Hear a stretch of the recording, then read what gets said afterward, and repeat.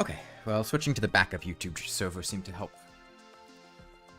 Because there was really bad frame drops at first there.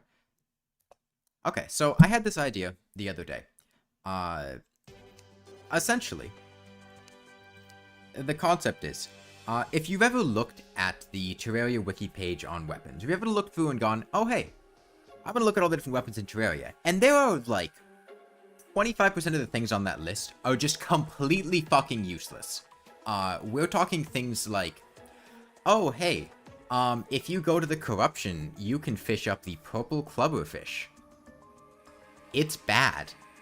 Yeah, the sleepy octopod that you get from the ogre in the old one's army. The tragic umbrella that the clothier drops. Just weapons that have no reason to exist. They are completely outclassed by everything, and they just suck. They're not noteworthy enough to be memorable, like the lawnmower or the copper short sword or paper airplanes. They're just bad. Basically, when you see a weapon, you go, that's a thing that exists? I guess it makes sense to exist, but like, why? That's the inventory clutter weapons, yeah. And it's pretty arbitrary. I originally had the idea of doing like a Terraria making only the worst decisions, but then I realized that would very quickly become unplayable because the worst decision is just throwing everything in the trash and you never do anything. So I figured this would be a more fun way to implement that. I mean, the thing is, the staff we go with is notable. It's like, sure, it's not a great weapon itself, but it is a really useful utility thing, and people know about it. This is more using things like this storm spear in the bottom part of the underground desert that you would never get on time at a point when it's actually like relevant. Or the mithril halberd, or things like that.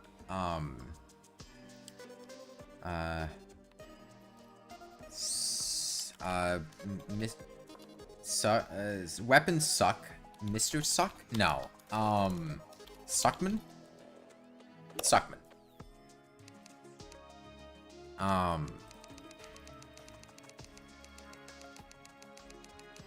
have a list of these weapons? No. It's basically going to be, what do I feel like using at, yeah, sure. At any given point in time. It's very just like, whatever goes, goes. I do want to be on corruption so we can fish up a purple clubberfish. We can do it on master. Why not? Medium should be fine. The goblin picture of ogres. Goblin picture of ogres. Goblin picture of ogres. But yeah, this isn't going to be like only using weapons that are like super awful and below tier. Like, yeah, we're not gonna. When was the last time you used spike balls? I mean, fairly frequently. They're actually quite good. For a weapon that's obtainable very consistently, they're purchasable and they're dropped in large numbers by the goblin invasion. They're good. I mean, I will typically use them against the goblins themselves. They put in work. Pearlwood? What was that pronunciation I just gave? Yeah, potentially. More like Pearlwood bow than Pearlwood sword. The Pearlwood sword's actually kind of good. Phase sabers, probably. We'll see. What was the name? Goblin Pic. That's right, Goblin Picture of Ogres. It's still Christmas. Okay, well, Copper Short Sword, get out of here. I can't do anything until I find a useless weapon. What do I go for first? Hold on, I have an idea. Where's the... Let me pull up the Terraria wiki page on weapons. Terraria wiki weapons. Chain knife? I used to love the chain knife. Back in, I think it was 1.3. I would love getting it. Let's see. Breathing reed? Umbrella? I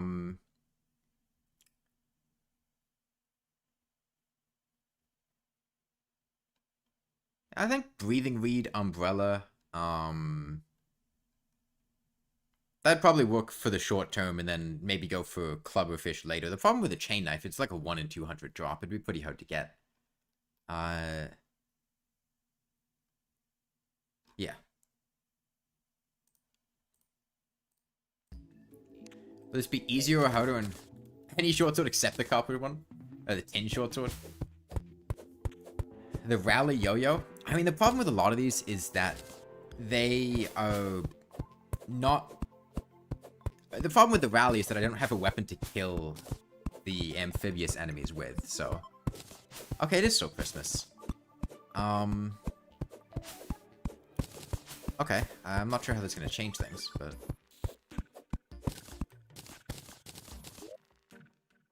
We are on Master Mode. Platforms. Guide, I kind of need some torches here. You want a sand gun? I mean, the Red Rider is notable, is the thing. Like, oh, that was a deep fall. Oh, you know what? I know. I know what to do. Poison throwing knives. Poison throwing knives. Poison throwing knives is like the quintessential example of a weapon for this challenge. I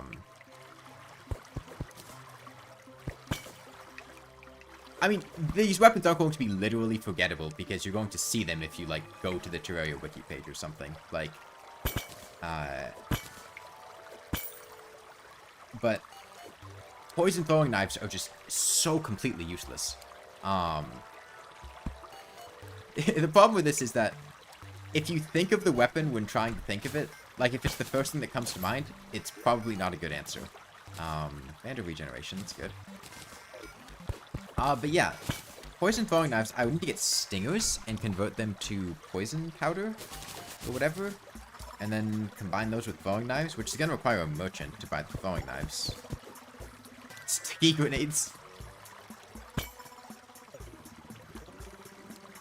Well, I am very on board the sticky grenade hate train.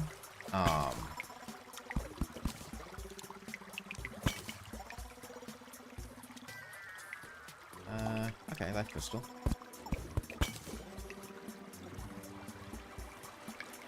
That could be a breathing weed, if we're lucky. I need to get rid of you, though. How do I do this?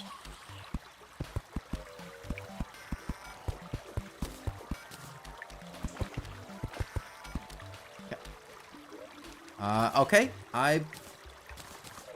the breathing weed isn't exactly forgettable, but it is very bad. No, you make them with stingers from hornets. If you made them with evil powder, they might actually be kind of useful, but to make them, you need to kill hornets, or just like jungle slimes. I'm content using the breathing weed for now. It's useless, Oh, the flying dragon? No, the flying dragon is like the best melee weapon pre-Moonlord. Definitely pre-Pillars. It gets debatable with Daybreak and Solar Eruption, but I really love the flying dragon. You're so sick right now? Oh, I'm sorry to hear that. I was planning to, yeah, the only not notable one is the, Sky Dragon's Fury. Well, that's a dead man's chest. Okay. Let me drink this Guild's potion. I have a breathing weed. I don't really need to do that. Mechanic drop. The combat wrench. Yeah. Combat wrench is pretty bad. We got any more of these? Off the right. Yeah, I was planning to, Sleepy Octopod is dropped from the Ogre, not from Betsy. It is very bad and forgettable. And we might use it, but... Okay, Tommy's boots. Paintball gun, banana ring? No, banana rings are incredible. They are one of, particularly after they were buffed in 1.4.4. Okay,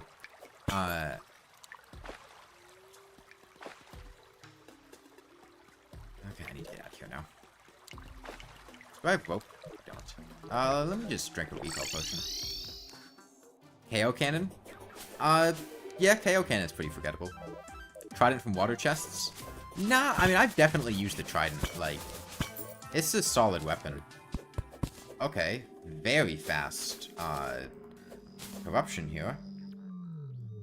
Let's try to go to the jungle. At least see the side of the world it's on. We can get past the corruption super easily now that we have boots. Christmas tree sword? Christmas tree sword is pretty forgettable. Oh. Oops. Thought I would jump that. Hey, stop it. Stop it. Bad Eater of Souls. Tentacle Spike? Nah, I've definitely used Tentacle Spike before. Maybe Vilethorn? No, Vilethorn. These are very noteworthy weapons.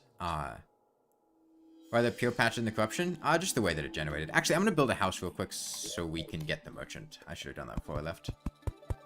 Stars Anise? Yeah, I mean, they're pretty forgettable just because of, okay.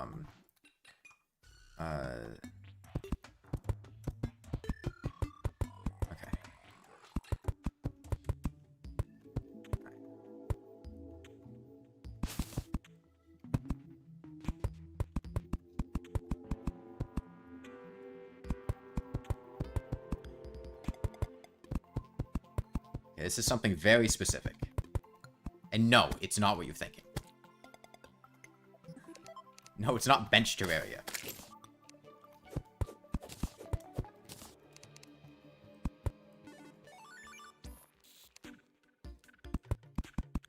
This should work.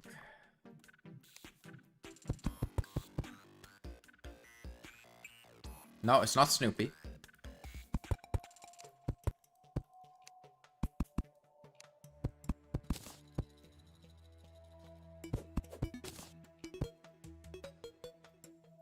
It's a toilet bird? No.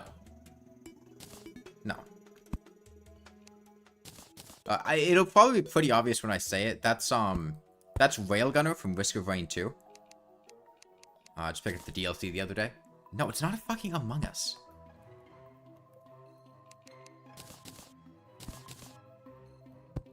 No, that's... So, like, Railgunner's got, like, that power pack on the back. And, like, the railgun.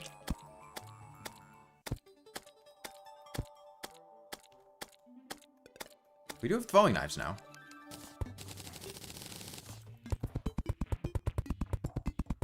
Leather whip? No, these are not weapons that fit the idea. I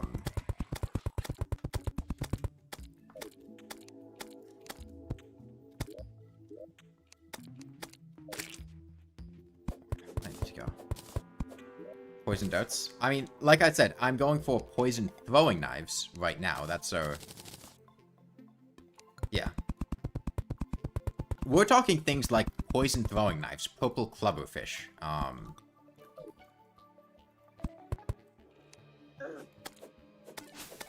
We're not just talking things that are, you know, underwhelming or...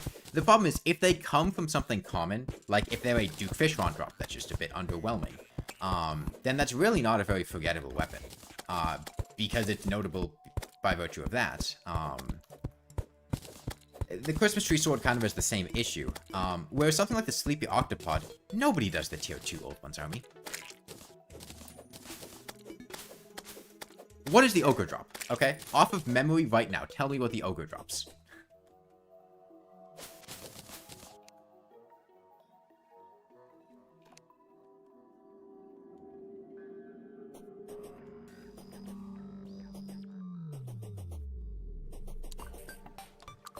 Yeah, the Tome of Wisdom. And the other things? He also drops the Phantom Phoenix, which is a bow. And the Sleepy Octopod. And hell, he might drop a fourth thing. Honestly, I don't know. It's completely possible. Ghastly Glaive? Yeah, what the fuck's the Ghastly Glaive? What is that? I don't know what that is. Why'd you have to bounce there? That's very annoying. I don't want my money back, so...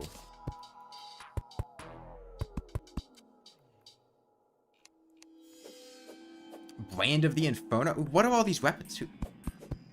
The Brand of the Inferno is notable because it is a weapon that can parry, which is a very unique feature. And so it's notable by on the basis of that. Stylish scissors, yeah.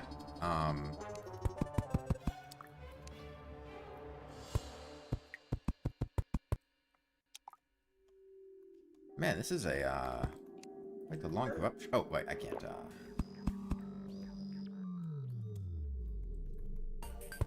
can't jump a tree with that.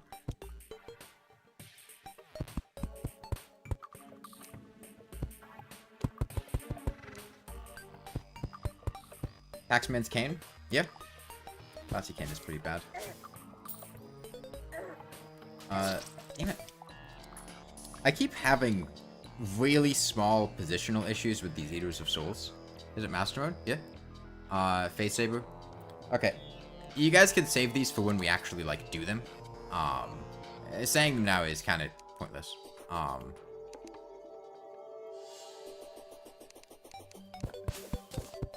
Like, I know what I'm doing now. It's going for the, slightly more space here.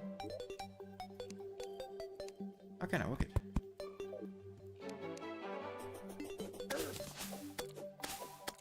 No, the lawnmower is not... The thing is, the lawnmower is not remotely, like, not forgettable or unnotable. It's an extremely noteworthy weapon. Because of how bad it is. Because we're not looking for things that are bad. We're looking for things that are... so mediocre or outclassed that they're just completely not noteworthy. Blade Tongue? I mean, I definitely see people use the Blade Tongue on a not, like, super infrequent basis. It's not, like, an excessively... Something like the Purple Clubberfish, I think, fits the categorization better, because it, the usefulness of the Blade Tongue is, like, as an a fishable early hard mode melee weapon, which is pretty useful. Stop it. Okay, I'm gonna have to deal with this.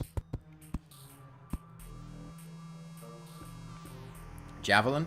No, I mean, the forgettable aspect of it is pretty important. Something just being bad. Because, like, let's be real, you get javelins all the time. It's not like... If you've ever killed a hoplite, you've gotten a javelin. And they're not even bad. Like, the explosive bunnies? No, For the Worthy makes them quite noteworthy. Yeah, no, the Medusa head is a good example. Medusa head is awful. Awful, awful, awful. Bad, bad, awful. Suck.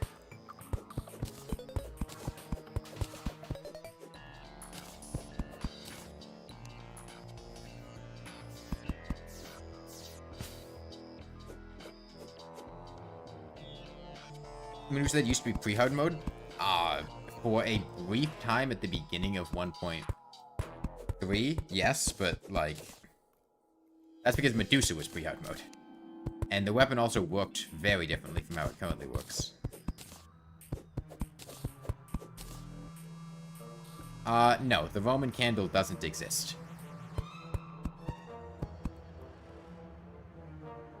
You don't use the trident? I use the trident. It has a nice speed buff when you're holding it when you're underwater. It's pretty helpful. It's from the 3DS. I'm not on the 3DS, so bit of a flaw there.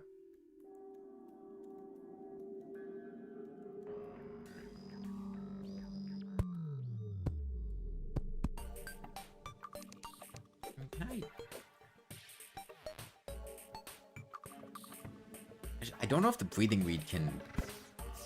I could try it. What's the worst that happens? You just die.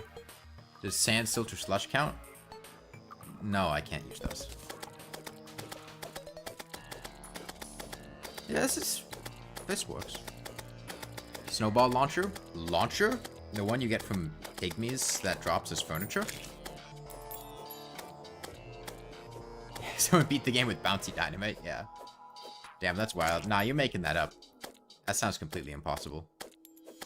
Actually, honestly, the breathing reed kind of kicks ass. Okay, don't knock me back in that direction, though.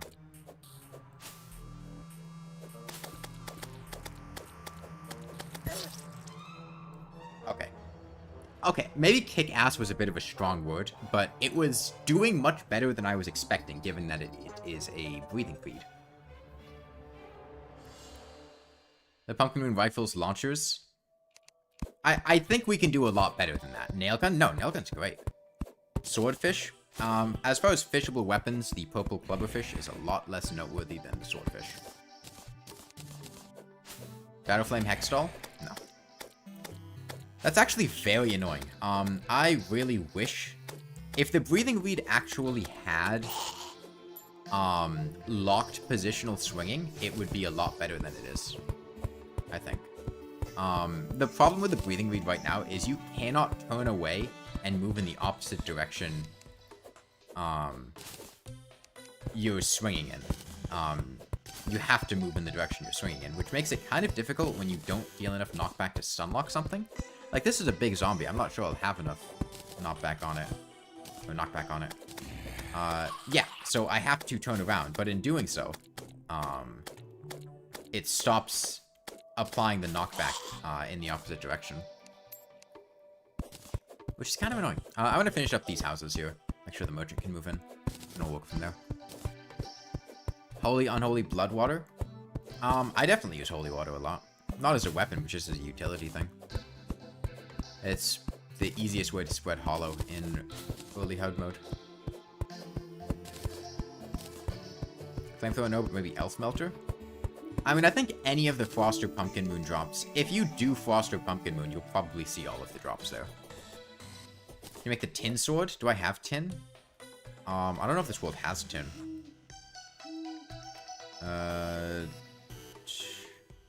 Oh, we do have tin. Yeah, we could.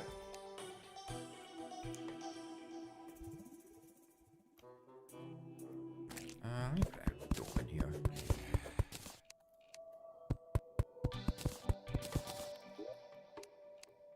You can tell how little I have played Corruption recently by how much I was struggling with dodging those eaters. There was a point where I was very good at it, but that point was not anytime recently. What is the Tragic Umbrella? It is dropped by the Clothier.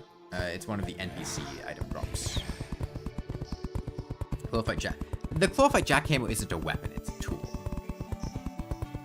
My favorite boss? Oh, I'm bad at picking favorites.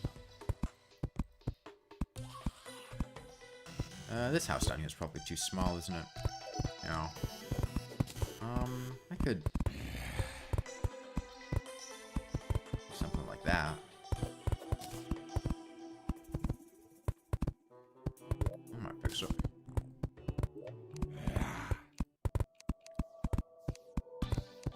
Okay, yep, that fixes it. Thank you, guide. I appreciate it. I really do.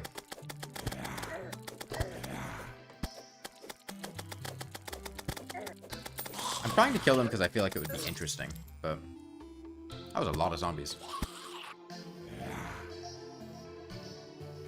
Ale tosser? Confetti bombs? Confetti bombs aren't a weapon. In that category, you're looking for things. Anything from the Old One's Army? No, the Old One's Army has quite a few very good weapons.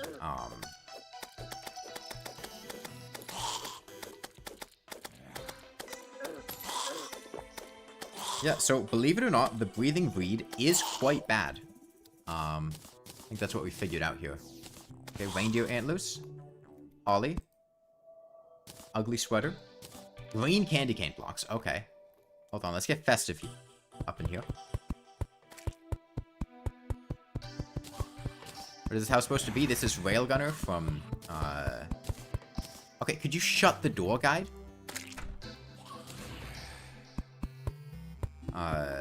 Risk of Rain 2.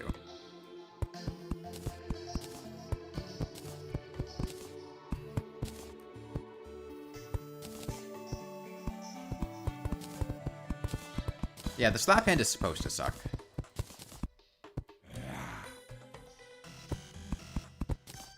Would have said Stinger? No, I mean, Stinger's fine.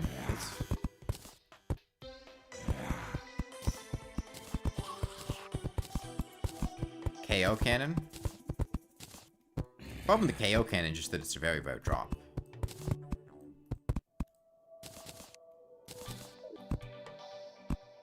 Blood Rainbow.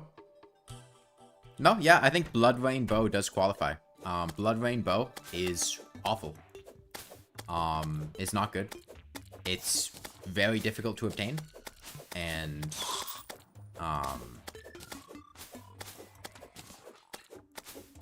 it's not good.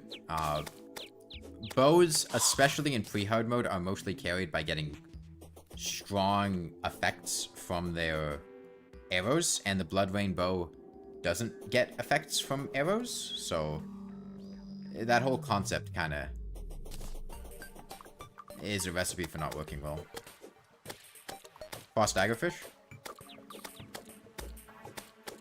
Okay, so yeah, it is completely not worth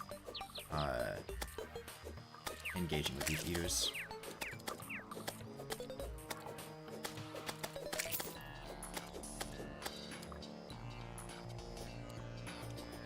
Exotic Scimitar.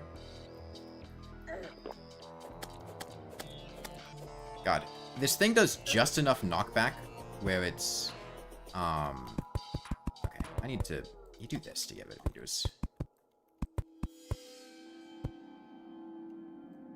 That should work. It does just enough knockback to interrupt their momentum, but not enough to actually knock them back at all. Okay, we have a friend out. This is fine. I need to get past this friend. Ever seen a single soul use the Ruby Staff? I've used the Ruby Staff before. I mean, it's an early game gem weapon.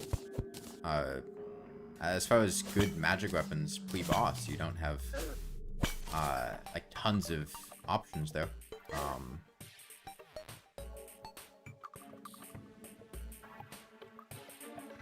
Socrates overweights a lot of things. God,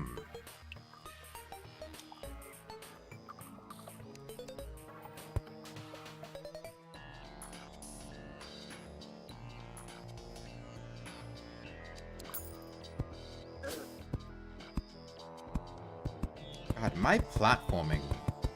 Placing platforms on tree. My reflexes for that are really bad right now. I guess it's just been too long since I've done it. Let's see. I am totally gonna have to block off these eaters. Okay. Well, get over here.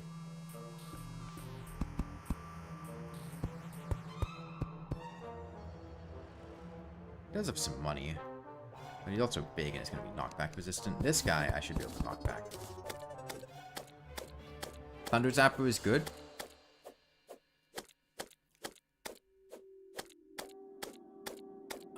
Thunder Zapper is substantially better than the Storm Spear.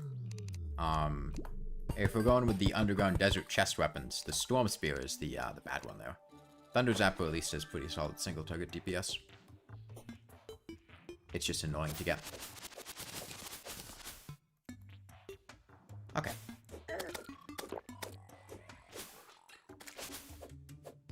Is the current objective?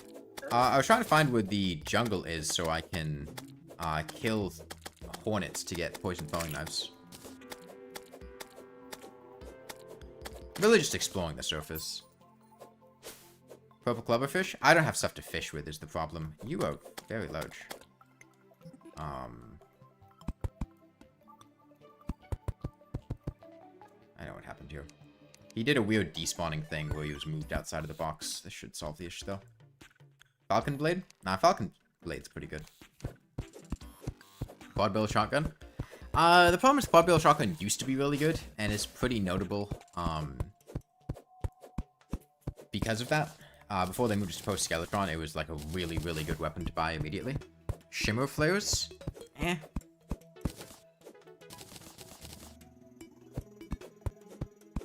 I know it got nerfed, but it doesn't really fit the not noteworthy qualifier because it is memorable.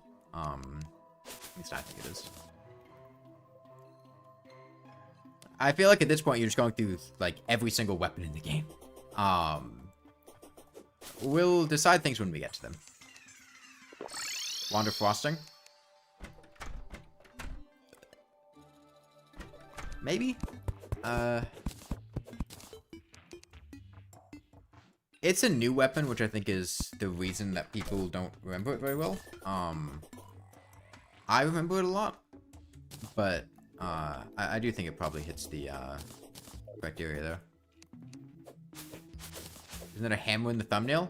No, that is the purple clubberfish. The purple clubberfish is not a hammer.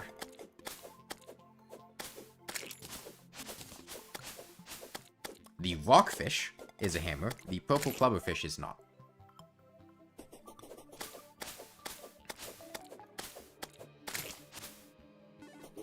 Ooh, a giant bow.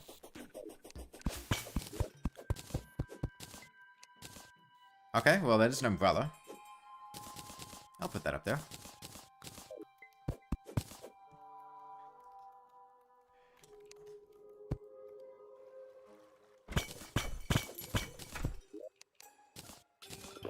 That old potion's nice. You out of here.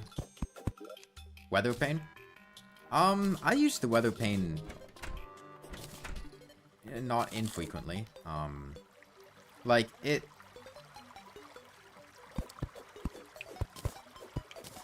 I've definitely used the weather pane more than the Houndius in terms of actually expecting it to get results.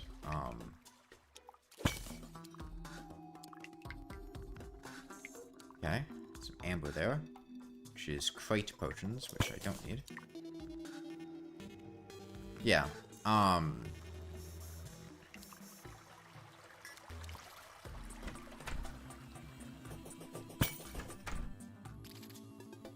the only forgettable drops that I think Deerclops has is Deerclops has one drop that's like a rare version of a Chester that I think is a reference to some live streamer or something that I have never gotten before, and I just always forget that it exists. I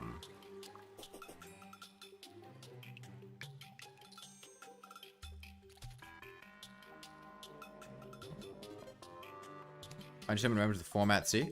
That's the one that the...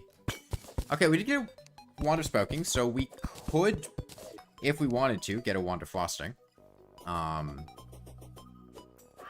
the thing is, I feel like the Wand of Frosting is a good weapon. Like... I mean, the Wand of Smoking is a good weapon, and the Wand of Frosting is just a better version. Like, if I got the Wand of Frosting, it would far and away outclass every other weapon that I have right now.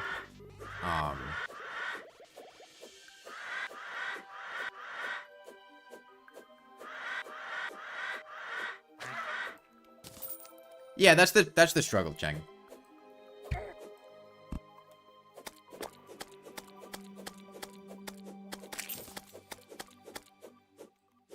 Okay, another giant bow. Sticky / bouncy grenades. I'm biased because I talked about them recently and brought attention to their uselessness, which kind of, I feel like, disqualifies them. One frosting is crazy? Yeah. I guess good. How do you shoot this as a turret? Well, that's a pretty good weapon. You've killed Master King Slime with it. What? I mean, Phase Blade and Phase Saber? Yeah, potentially. I mean, I think Phase...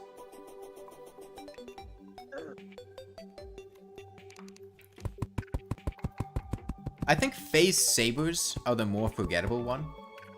Phase Blades are the ones you make with Meteor outright, right? And Phase Sabers are the hard mode upgrade. I feel like by virtue of that, the upgrade one, especially because when you're in hard mode, you know, true melee weapons are really not ideal.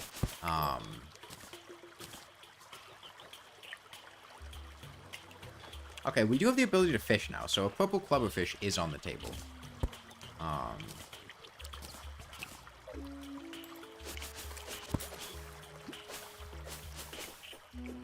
if I wanted to do this, I would need to get my way on some wild wool gen. Okay. Hello. Ooh, that is juicy. That is juicy. There's one hell of a steak. Okay. This is incredible. Okay. Sharpening station immediately, which is great. And a red pressure plate hooked up to a hornet statue, it looks like.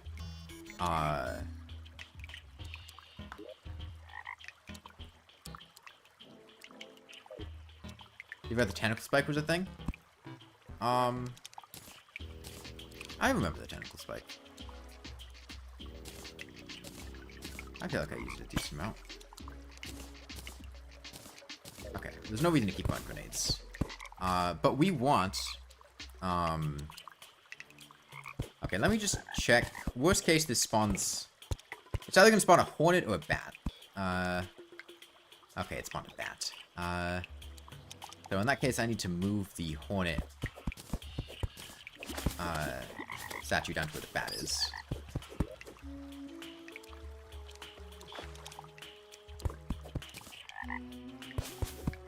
Check this. Bandit regen.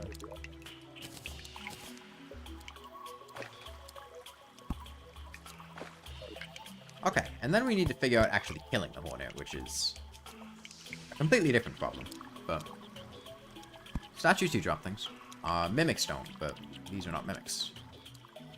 Yeah, so how do I actually kill these? Follow-up question. Once I kill one, I can start making poison throwing knives to kill the others. Or like once I get a stinger. Problem is they shoot me.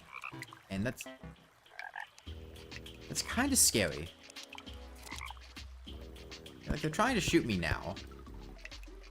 But it doesn't look like they can go down through water, and I can probably use that to my advantage.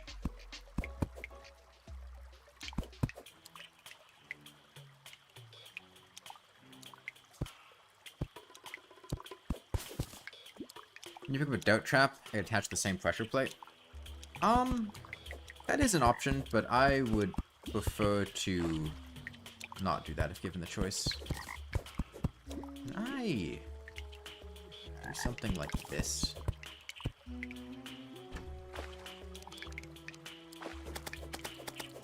Okay. We've got our hornet trap.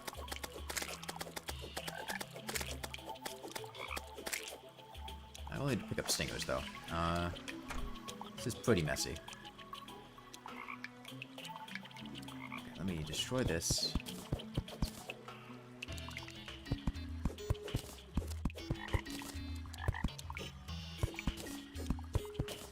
These Malays? That's the yo-yo, right?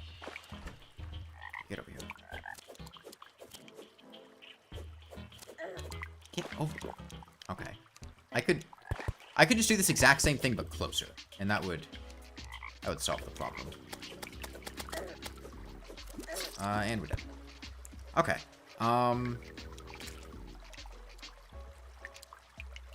If I rethink this slightly, it should work. Still doing that legendary mode Calamity playthrough. Have any tips for Exomex? I don't know.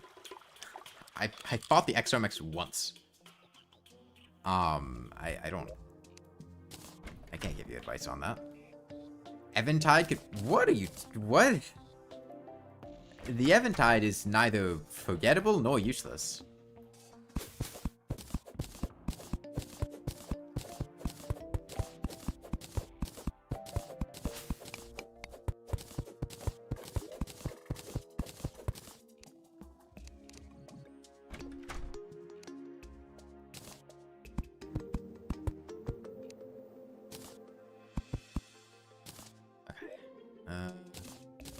We do have quite a lot of stuff.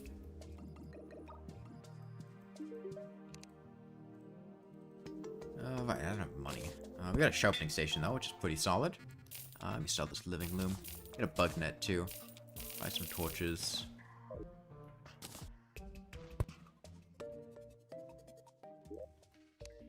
Get a better pickaxe. I guess I'll make tungsten. No, heavy tungsten pickaxe. No, thank you. Light tungsten pickaxe, though. A bit better. Hey, Ivy. How you doing? Would Molotov cocktail be forgettable? Molotov cocktails were like the most busted weapon in existence back in 1.2.4. I think more just 1.2 in general. I will never forget the Molotov cocktail. What about the whip from the zoologist? The whip from the zoologist is pretty bad, but given that it's a purchasable weapon from an NPC, I feel like that kind of has some disqualifying factors there. Okay, so once I start getting some stingers, we can then roll that into getting more and more stingers. Because we can start making poison throwing knives. Oh, the merchant doesn't sell throwing knives until a blood moon.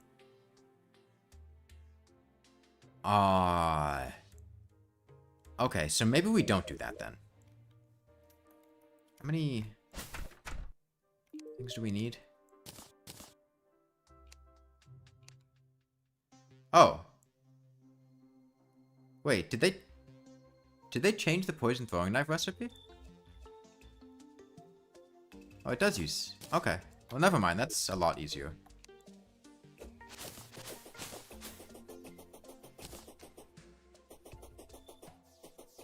They used to use stingers, right? Like that... That's the thing, right?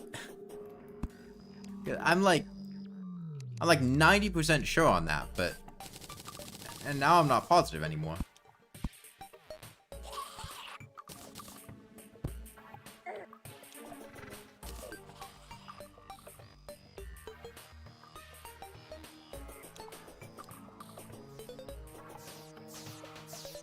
Yeah, poison stuff used to use stingers. When did they change that?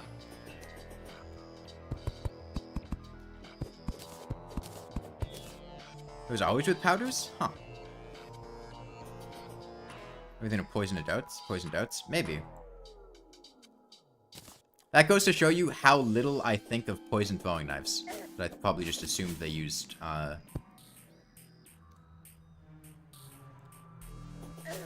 the same thing as the poisoned oats.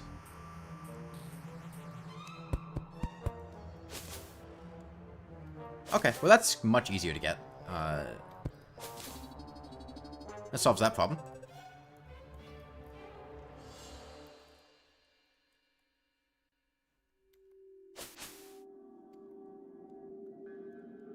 Would poisoned oats count as a useful weapon?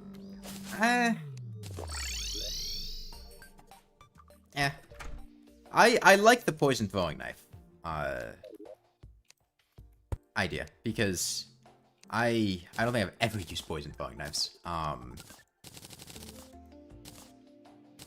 Okay, well, let's keep our weapons in here. I feel with the term :3. A girl keeps texting you that and you're not sure if she likes you or not. I mean, I'll be real, I can't read minds and I can't tell you whether the girl texting you :3 likes you or not. My suggestion would just be asking her, do you like me? And that would probably get you the answer. Landmine? Yeah, landmines are forgettable. Let's make a Christmas tree. Proximity mine launcher? I remember the proximity mine launcher quite a lot. Because of, Okay, if we want to fish up a purple clubberfish, we need to fish. And there's a bunch of fireflies here. And we have enough stuff to make a, fishing pole. So, we could get the clubberfish. Gotta use Icemorn. Icemorn is not in the game. If you're talking about the Frost brand, that's different. But the Icemorn was... it's never existed.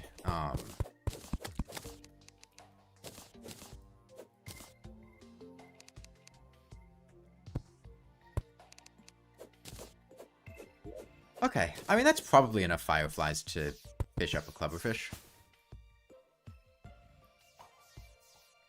Yeah, I think the Shadow Flame bow is pretty good. That counts as corruption. If we go over there with a fishing rod, we could fish up the clubberfish.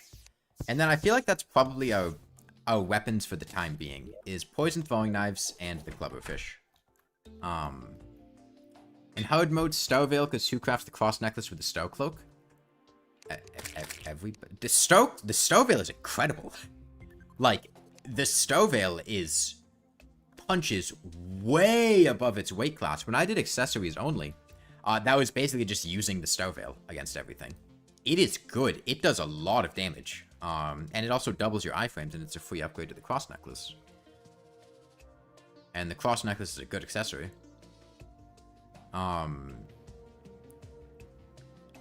Fishing rod? Fishing rod. Alright, well, let's go fishing. Building a huge arena for the XMX, and you found 2 glow tulips.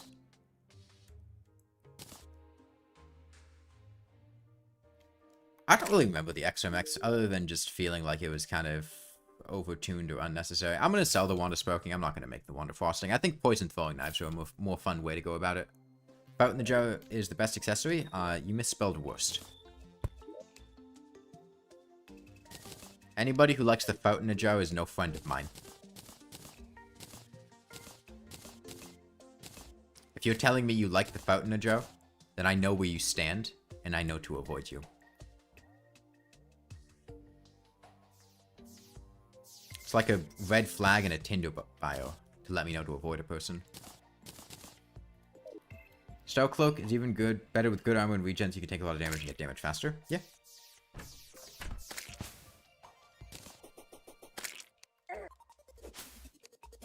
God. The umbrella is so bad. The breathing reed is usable.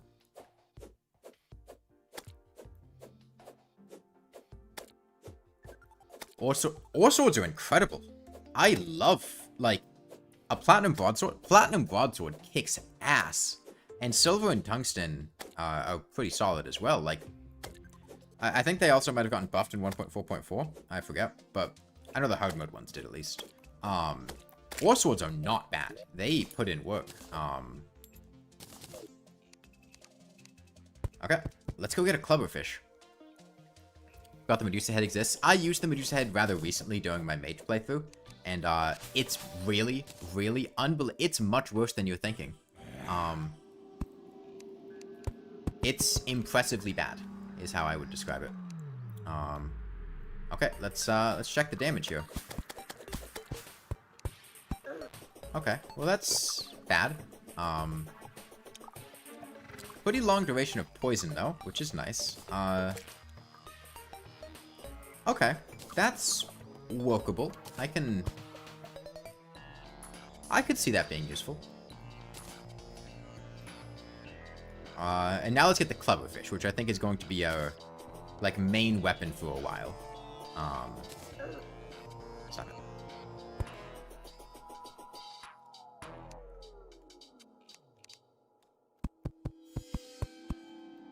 Get over here.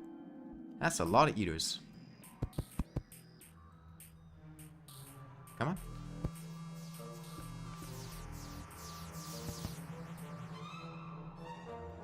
Drama 2 you didn't know it existed until recently? I feel like, honestly, part of that is just by virtue of it being a newer weapon.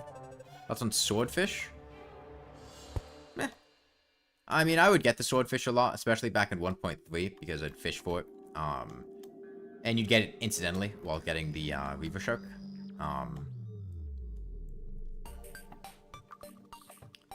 It puts in work early game and falls off pretty quickly. If you don't get it early game, it's pretty underwhelming. If you do get it, it is fine. This corruption is annoying to navigate, but we almost made it to the pool of water.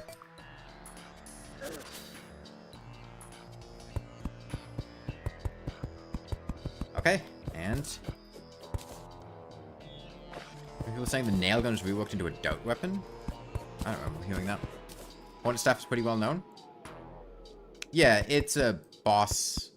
Things that come from bosses are generally pretty well known.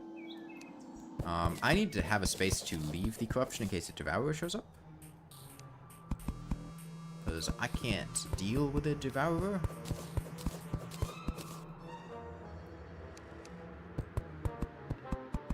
If there was a summon weapon that would be on limits, that would be allowed. On limit, what the fuck did I just say? It would be the Pirate Staff. Oh, safe walls block Terraria spawns? Okay, good to know. Throw some of those down.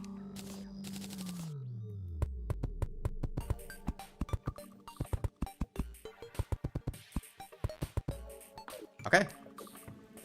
And let's hit a clubberfish. High five is new. The high five is good, though. It's kind of the fatal flaw there. Okay, that is... Clubberfish it is. 35 base damage, 4% crit chance, slow speed, very strong knockback.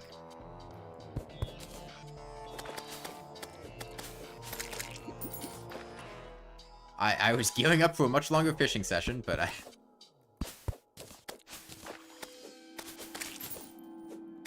Okay. So.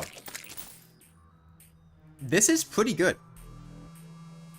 I mean, this is tearing through these eaters. We're on master mode, remember. This is not a Red Rider Gun from Presence. The Red Rider Gun is notable. Like, there have definitely been times when,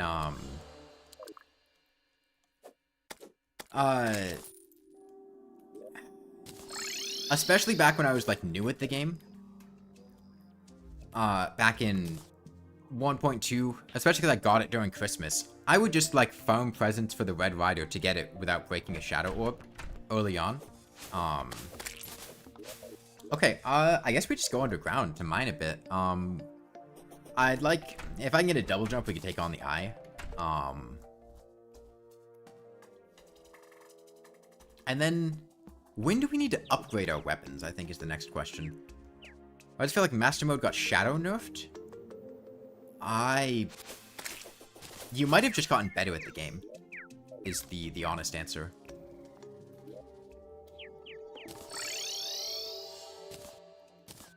Like,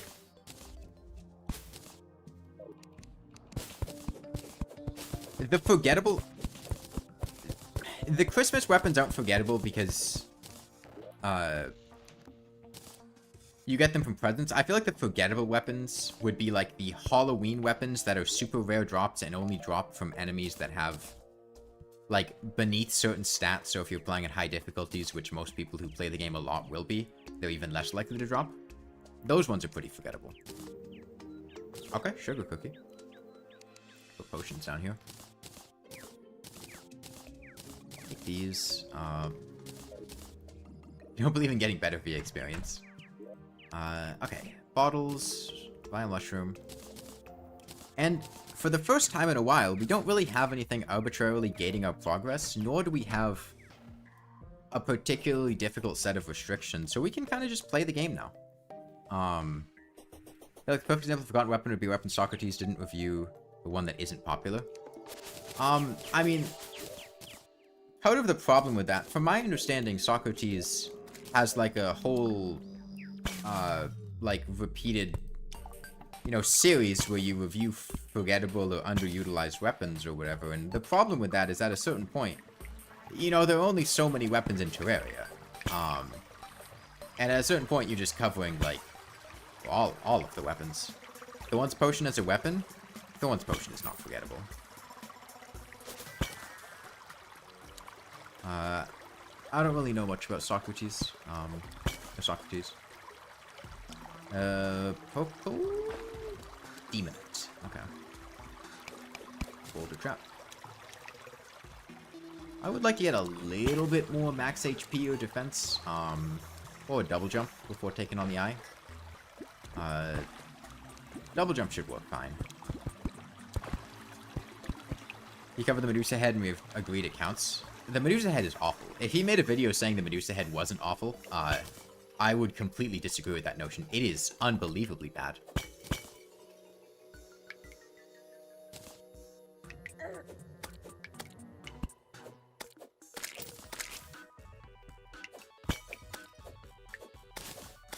You said it was horrible?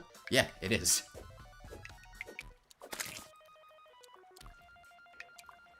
Okay, Hout Statue. Should have plenty of Houts in it. We can actually fight things. I mean, that was... Honestly? This is kind of changing my opinion on the Purple Clubberfish. Because this is... like, decent. It's... Consider that I got this. I didn't even rush it immediately. I was trying to get, the poison throwing knives first. We could have gotten this on the second day. Yeah, it's a Medusa statue. I really don't want to foam... I will remember that is there.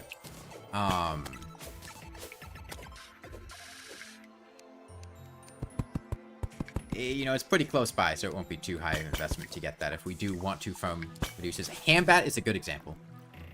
Handbat is a weapon that honestly... Or not even honestly, like, it is, like, on par, if not better than the titanium titanium broadsword. Or whatever it's called. Okay. Problem is, jellyfish reflect melee damage. Okay, we can go in now. Fuck. I missed. Okay. Just kill him with throwing knives. Why am I...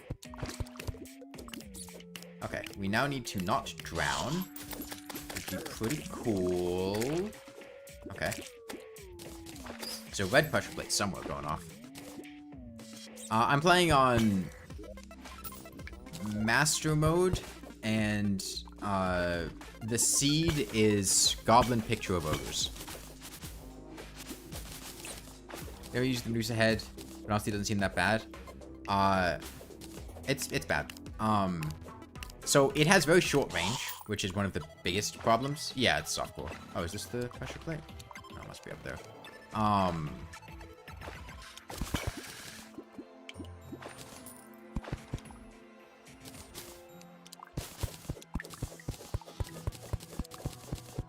Yeah, the handbat is like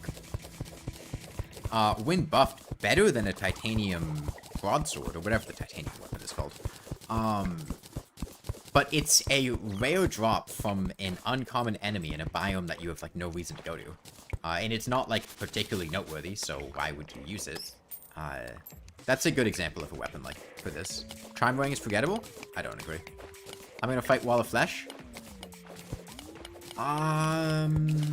Good question. We'll figure that out when we get there. We need something that's good enough to kill the Wall of Flesh on Master Mode, which isn't a meaningless statement.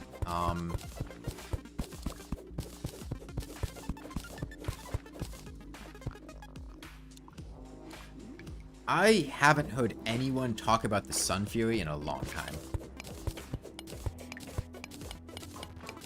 Is War Child Command forgettable? No. It's also not a weapon. We have mining potions.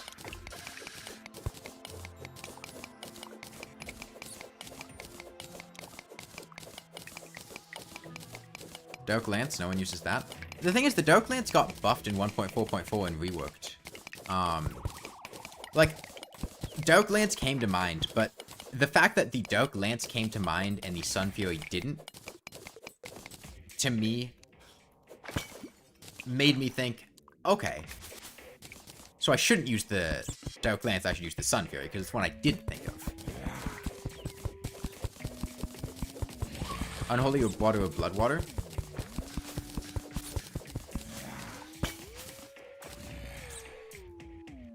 I think the Handbat is more forgettable, personally. Gravitation Potion, huh?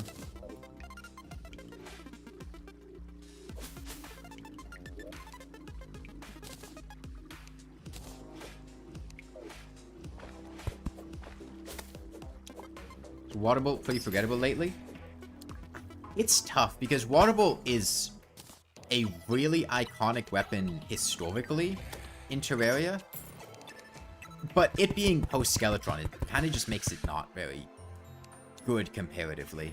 Like, the thing that made it great was how early it was available, tiering-wise. Magnet Sphere? I don't think the Magnet Sphere is forgettable.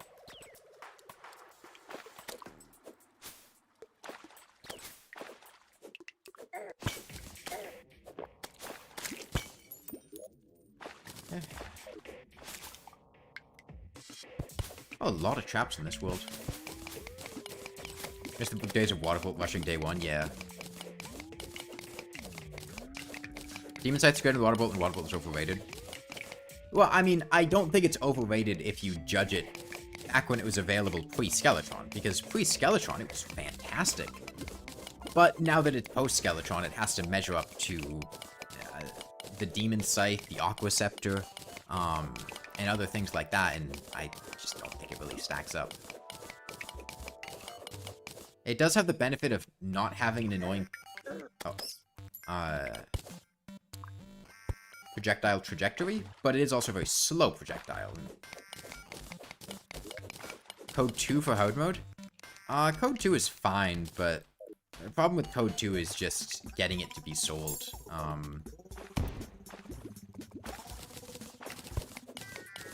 Nettle Burst? Nettle Burst is pretty forgettable, but it's also... The reason I feel like Nettle Burst is forgettable is because Plantera is a very annoying boss to farm, and so you don't see a lot of her drops typically, because you don't typically fight her a lot unless you're going for a particular weapon. Roll good for wall flash if you shoot it vertical.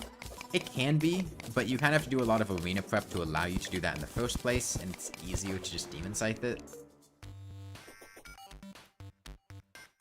I also don't really use mage weapons very much, so I do have some bias there. I would not have considered using the Water Bolt for when I did Legendary Mage. Well, I didn't consider it. Or either, I might have considered it and then went, no, it's a bad idea, and then didn't use it.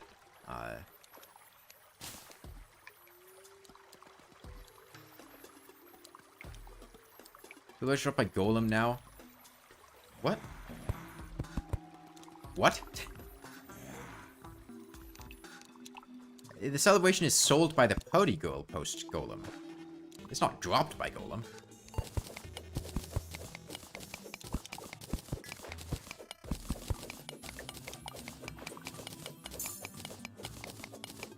Unless there was, like, a change in 1.4.4 that I didn't realize, but I'm fairly certain it's sold by the party girl. Yeah, so Legendary, beating the Wall of Flesh, you have three options. The first and easiest option, I would highly recommend this one, is to use Imp banners. Get yourself an Imp statue, kill a bunch of Imps, and put the banners down, and especially if you have a warding build with a high amount of defense, those Imps, and if you drink an Obsidian Skin Potion on top of it, those Imps might as well not even exist. They will be a non-issue. The second option, which, if you don't have an Imp statue, or there's some other disqualifying factor that you're having trouble with, or just want to try it because you think it's fun, would be... God, blue jellyfish with a clubberfish is not a fun time. I'm pretty sure the damage reflection is based on how much damage you would deal.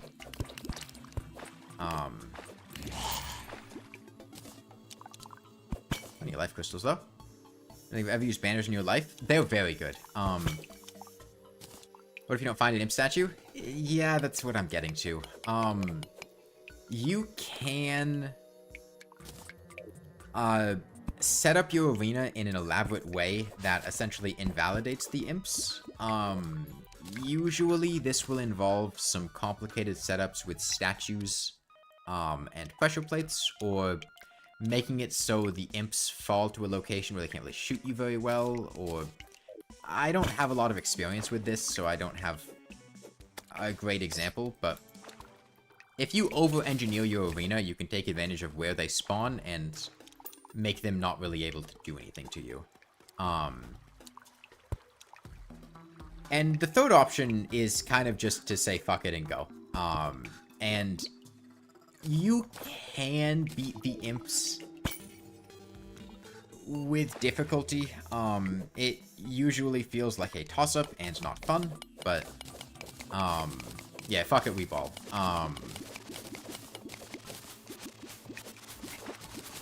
I remember when I was first doing Get Fixed Boy,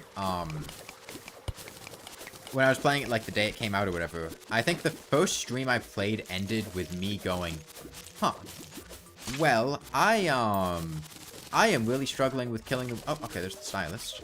Scissors are an option, but I don't think the scissors are going to be better than the Clubberfish. I'm not sure if that's something we'll actually do. And going, I can't really find a way to deal with the Wall of Flesh here. I'm going to stop for the day and think about it and come up with a new plan. And that plan was just getting a bunch of imp banners, and that made it very easy. Yeah. The reason statues are particularly effective, imagine if you use the classic Candy Kill Destroyer. I have killed the Destroyer with a copper short sword, a flare gun, and a lawnmower. Compared to any of those, classic Cane sounds pretty nice. Cutlass? I think the Hambat is a better option for, you know, early hard mode. Forgettable weapon.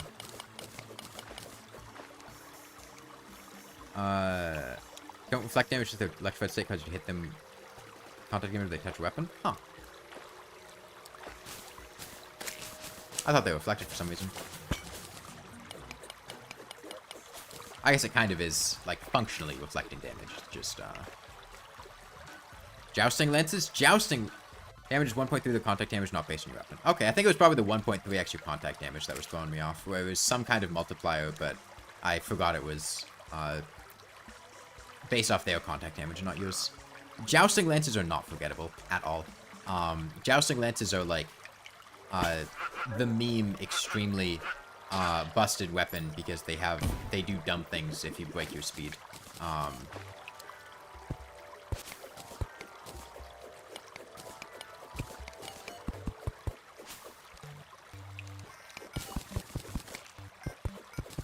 Okay, I would really like a cloud in a bottle before doing the eye. We don't need one. Either a cloud in a bottle or a grappling hook I'd be happy with. We've been getting some gemstones. That's fine. The only reason jousting lances are unforgettable is because of the max damage. Yeah. But, I mean, that's a pretty noteworthy thing.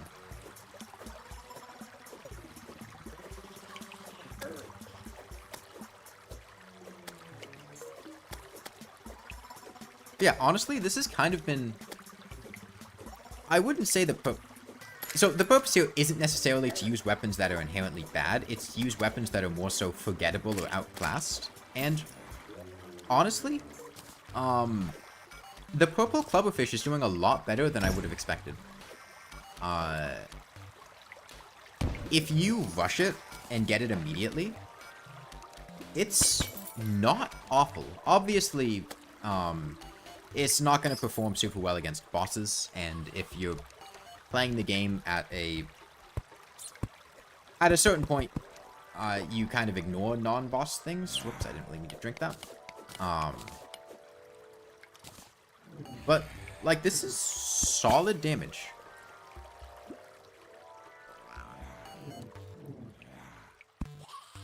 Yeah, we'll see how things go. Is this enough for a grappling hook? I think it is.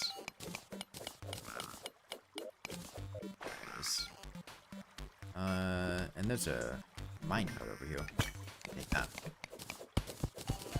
If you were to rush this day one, yeah, I know how many gemstones it is for a grappling hook. Yeah, if you were to rush the purple clubberfish day one, it would do pretty well.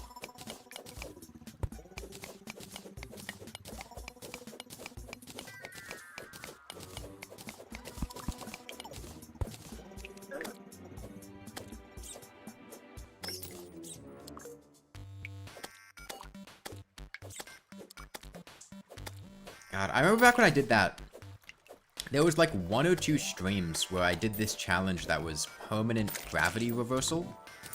It was right when 1.4.4 came out. Oh, wait, was it 1.4.4 that did the Don't Dig Up seed?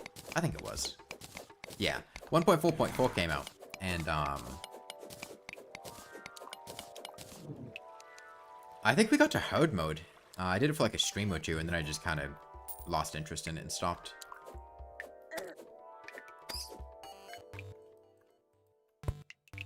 Okay, Emerald Gem Cave. It's a much better grappling hook. Sunfury is viable against Destroyer.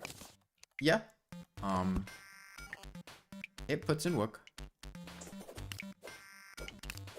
Okay, this is a grappling hook, which was one of the things that I said I was fine with fighting the eye with, so... I'll blow some of this up, grab this last life crystal here. Get those emeralds, and then we'll just go fight the eye. Skeleton merchant.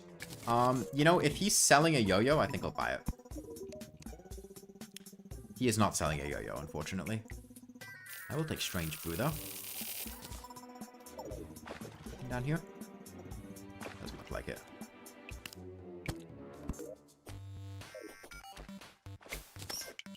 Yeah, no bread either. Get sand gun. The thing is, the sand gun's memorable for meme potential.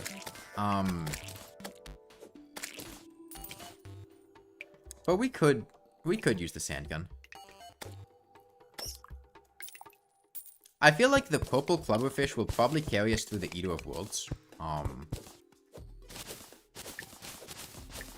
Yeah, the sand gun is also, like, not bad. We don't have to have bad weapons necessarily, but...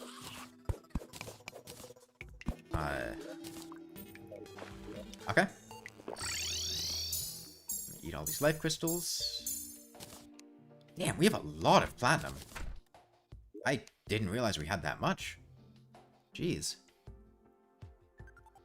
I guess that one, oh, I need a furnace. Can I make a furnace? Do I have stone? Do I have stone? Forgettable strong weapons are out of the picture? Not necessarily. It's just, I feel like it's more interesting using weaker weapons, or weapons that, you don't know are, like, kind of okay. Like the,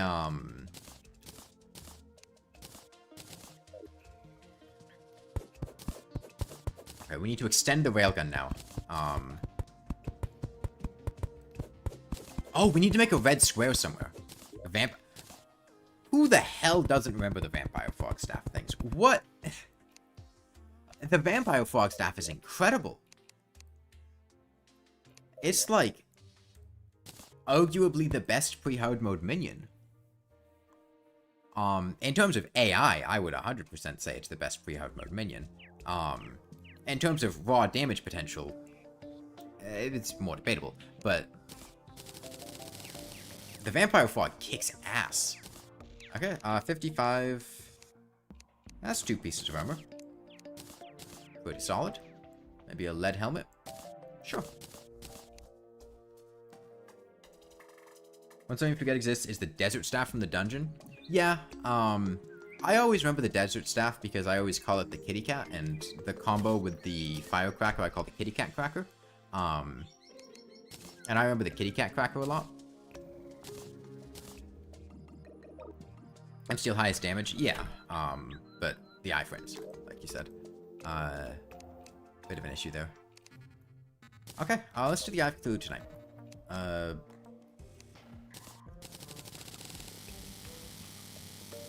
Super easy to get an early Blood Moon fish, but dozen or so Blood Moon enemies to get all the drops in a single night. I take issue with that. I certainly remember when we did the Summoner playthrough, and we went the entire game, and not a single Blood Moon happened. The entire game. I need to move this Christmas tree.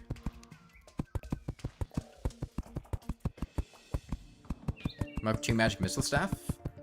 The Sky Factor? Sky Factor is pretty memorable. It's like most of the biome chests are pretty forgettable except Vamp Knives. They're notable because of their uniqueness. I wasn't like farming for a Blood Moon, but the whole thing went by and we didn't get one. I went too fast. We went pretty slow. Sky Factor is bad against Prime. Prime is a high defense enemy with a lot of things to block it, but it's quite good against the twins, and if you use it against the twins, you can then get the Rainbow Rod for Prime, which is pretty solid. Piranha Gun. So the key to the Piranha Gun, and this is very much so not intuitive if you're not familiar with it. The Piranha Gun is basically the only ranger weapon in the game that can take advantage of Shroomites' stealth bonus, because the stealth bonus is calculated when the gun is fired, and not continuously. So if you enter Shroomites' stealth, and then move after firing the Piranha Gun, it'll keep that 60% damage bonus.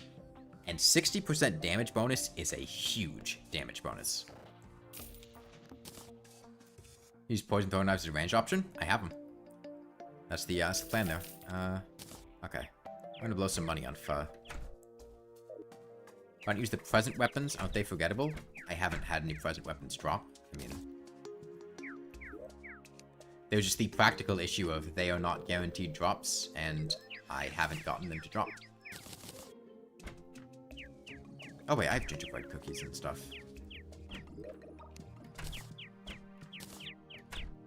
I'll put statues in here. Okay, I'm gonna retire the umbrella and the breathing reed. They're pretty outclassed by the blubberfish at this point.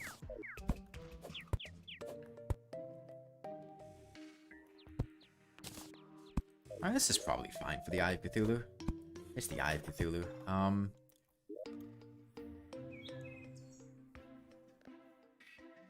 Is this enough poison throwing knives for the eye?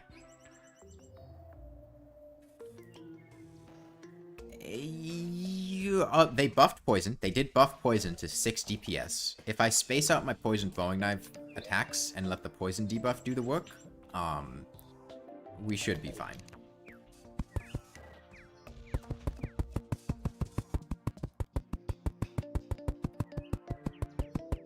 I don't really want to get down and dirty with the Eye of Cthulhu with the Clubberfish because he's gonna hit me pretty hard. Repeaters, people you've used repeaters? Yeah, repeaters are great. I use repeaters quite frequently during like multiplayer runs. Hollowed repeater is a consistently obtainable weapon that's very well, consistent. You're pretty much guaranteed to get it after one mech boss, and it's quite strong. Get a Thunder Zapper? We could get a Thunder Zapper.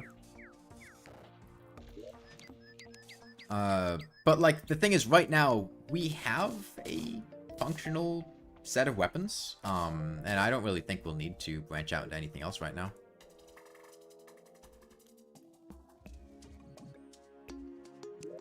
Daedalus, what year is it? I mean, the Daedalus bow is fine for the mech bosses. I've certainly used it after its various nerfs. I think I used it during the whatever that challenge run was, brain suckler blindness, where I was constantly getting like my brain sucked and couldn't see anything. I think I used the Daedalus bow there just because I got it.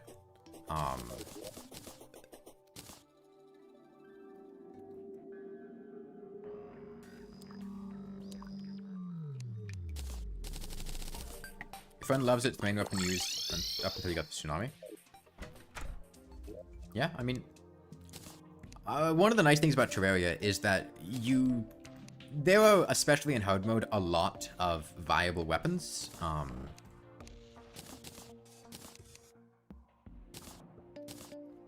And like the Daedalus bow works fine.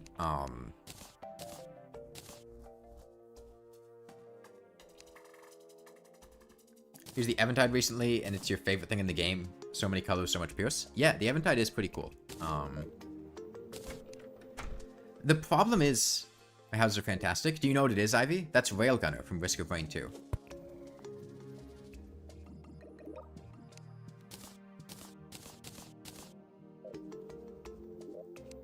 Okay, I need to retire this umbrella.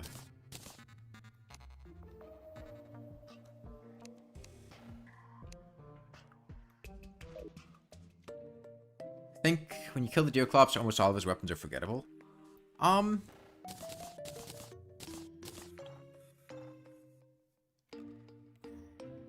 It's difficult because, how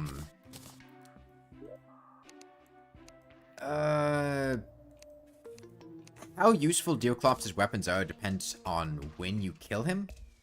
And the problem is Deerclops is frequently tiered at, like, post-Skeletron or something, and Deerclops post-Skeletron is just all of his stuff is bad by then. He's more on the level of like Queen Bee, but can also be consistently killed earlier due to his lack of her lack of despawning.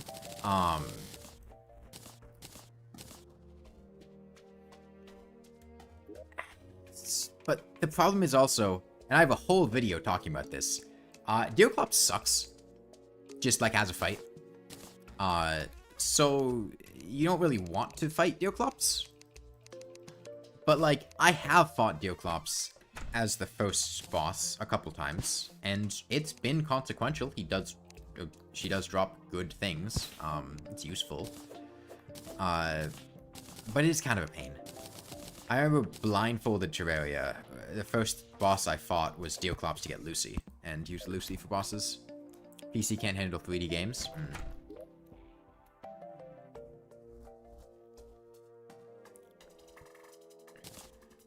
I mean,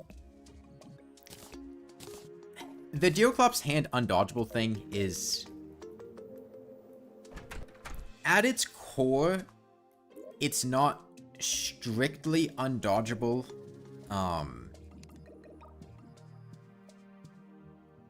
I forget who it was. Somebody had sent me a like in-depth thing with like the hitboxes of where they could spawn on Discord. It's more that if you are moving, the timing between their selection of where they spawn and when they spawn and the direction they're spawning in can very easily lead to a situation where it is undodgeable.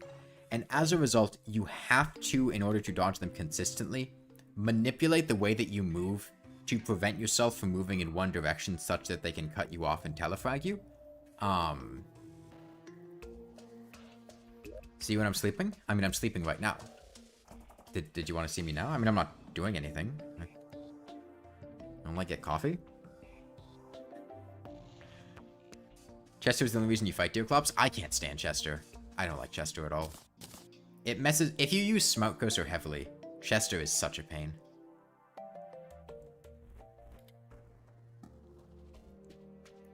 From javelins in the marble biome, I have poison throwing knives. I am content with poison throwing knives.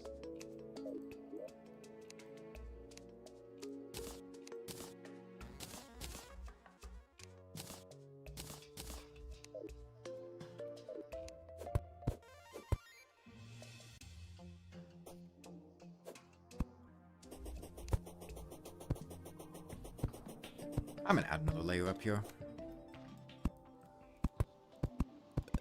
You know, oh, you have integrated graphics?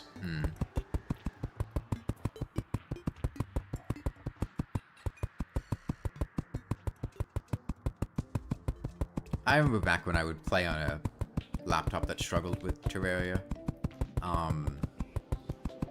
was also back when, I remember I bought Stardew Valley at one point because I wanted to play it. And my laptop at the time just could not run Stardew Valley. Like, it didn't have, like, the drivers or something, and the hardware wasn't capable of supporting it. I forget exactly what it was, but there was some pop-up message that would always show when you tried to launch the game. The Binding of Isaac Rebirth also wasn't playable. But what I would do is I would move my entire Steam folder to a flash drive and plug it into my mom's laptop. And just take her laptop and play Stardew Valley on that.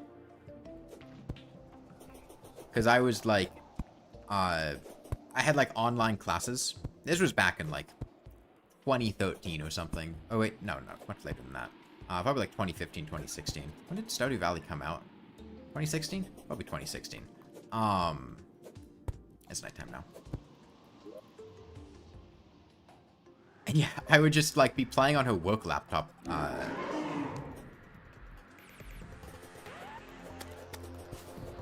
Oh, that is not a very high chance to trigger, huh?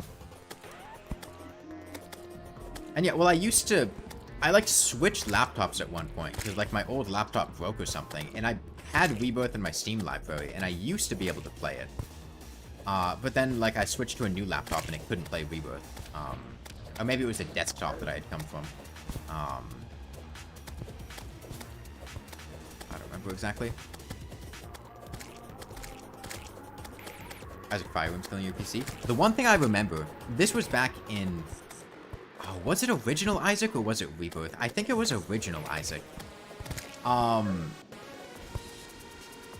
Any time that I would use a pill, the game would just, like, slow down immensely.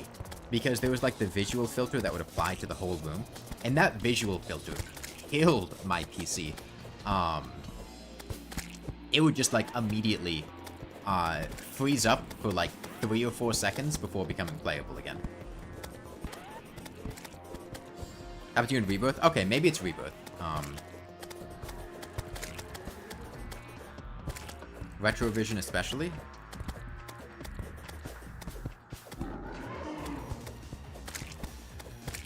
Let me get rid of these eyes. We're not in for the worthy, so he's not going to spawn more.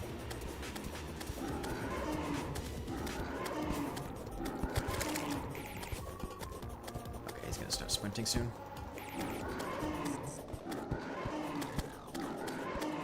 Thankfully, with Homie's boots, we should be fairly set.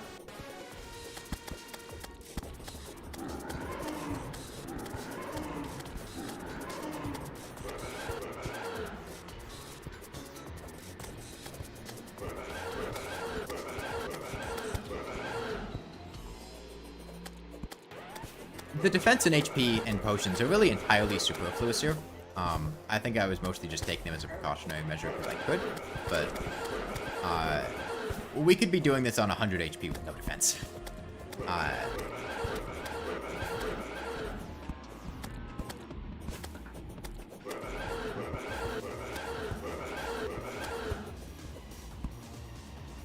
Oops.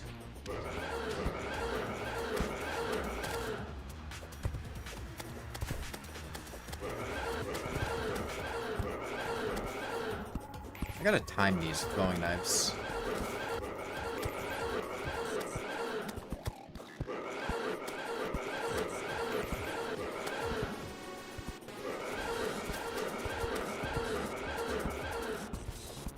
Come on.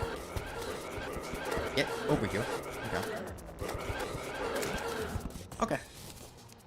You want an infinite combo with pills and endless nameless to get infinite luck. Terraria is 1.8x surface gravity, and assuming Earth density is a radius of 1.52 Earths and a mass of 4.87 Earths. Okay, I mean, that fits with the forgettable theme. It's on brand, I guess.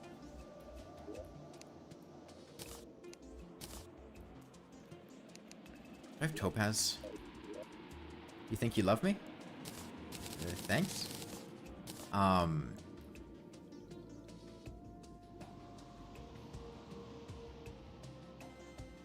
What do we do now? What is that? Binoculars are a holdable item. In my multi-class, I am the bad class.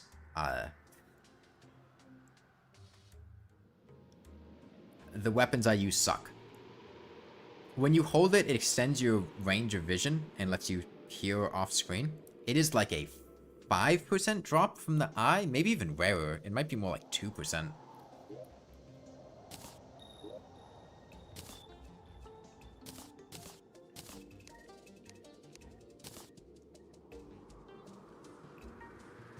I should go kill Deerclops?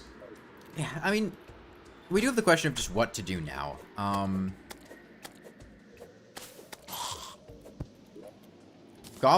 Doing Joblins will give us access to the Goblin Tinkerer, which is solid.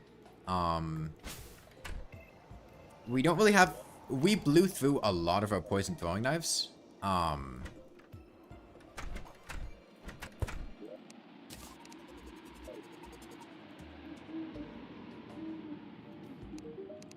And getting more is not particularly easy. At least not until we get a Blood Moon. Let me look at the list of Terraria weapons again and set our goals from that. So let's see. I'm gonna look through for whatever, like, a weapon that is feasible to obtain that is also just completely forgettable. We're not quite at Phase Blade, and honestly, I don't think I'm going to use Phase Blade. I think I'm going to use Phase Saber, the hard mode one.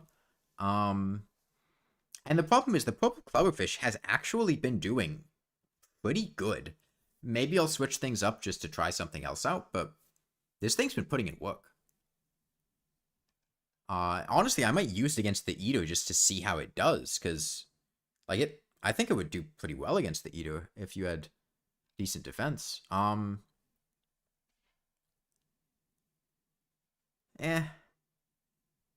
could make the Malaise, but the thing is the Malaise is also a consistently craftable weapon with Demonite. We could go get the, what is the weapon called? The magic version of the Storm Spear. Underground Desert's a fun goal. There's good loot there. Maybe we'll do that.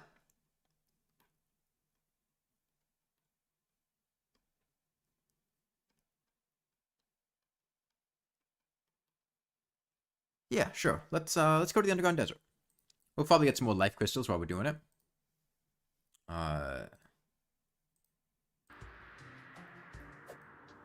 Alright, see ya, things. I should get a piggy bank. So yeah, Underground Desert's the goal. And I'm actually going to want, mana. Desert's quite annoying. I don't think it's terribly annoying in pre-hard mode. It's quite a bit worse in hard mode, though. Make some night owls and shines. And it should be off to the right.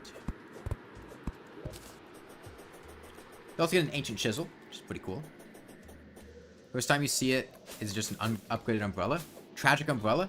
Yes, that is dropped from the clothier. Honestly, I don't think I've ever actually gotten the tragic umbrella, but I think it is just an upgraded umbrella. Do a little mining. Casual deforestation. Not dropped, sold in a graveyard. Okay, yeah. Thing is, it's post-Skeletron. What are its stats? We could definitely use it.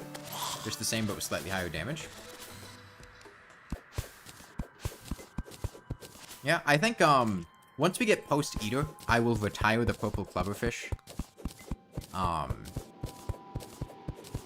Yeah, that's quite bad. But I do kind of want to see how it is against the Eater. Because that could actually be, like, a decent option.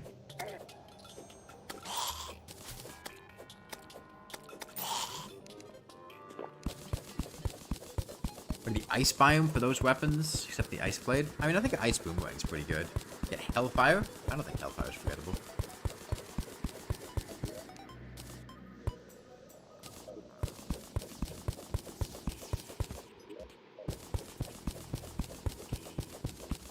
So, Snowball Gun is okay too? Yeah. The thing with the Underground Desert is that the loot that you see, it's tricky, because the loot that I want only generates in the bottom part of the Underground Desert. That is the Storm Spear and the Thunder Zapper. Yeah, it's like the bottom 3/7 of the Underground Desert have a different loot pool than the top 4/7 or something. I forget the exact numbers. So we need to go deep to get these weapons. But the top half of the Underground Desert has just really good loot. It's pretty incredible. You got Dune Riders, you got the Ancient Chisel, you got the Magic Conch. Oh, there's gold here. Check that up. And they're all really good. So I'm going to make my way down, but I'm not going to just do a straight beeline. I believe the desert weapons should be found a bit higher. Yeah, I agree, Ivy. I think the problem is the desert weapons, in order to get them, you have to go really deep into the desert. And in doing so, you basically ensure that they're only going to be obtained pretty late into pre-hard mode, because getting deep in the desert with early hard mode stuff is just not plausible. For most players. I should use spelunkers. I don't have the things to craft spelunker potions. If I had them, I would, but, like, I can't.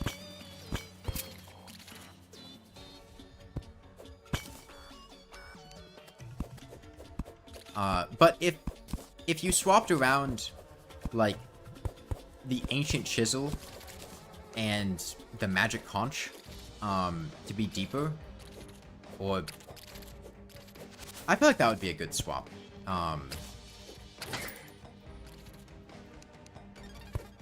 Or just kind of restructure the thing. Then it would mean that the weapons can actually be found when they're relevant, and it would also mean that going deep in the desert is still useful, because not every good piece of loot is exclusive to the top part, and everything in the bottom part is bad. It lets you mix up the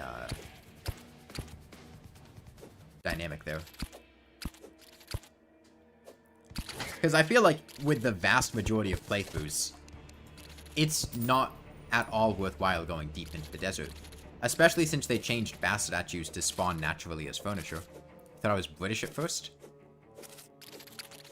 Sorry to disappoint you. Found meteorite bows in a chest red with hell wasn't locked. Yep, that's a thing that happens. By virtue of that, the star cannon, phase blade, space gun, and similar things are technically pre-boss, because chests that spawn close to the underworld and just barely above it will have the secondary items that underworld chests have, while being regular gold chests. Which means things like the exclusive potions, life force potions, and meteorite bows, which can sometimes spawn, can be obtained in those chests without killing any bosses.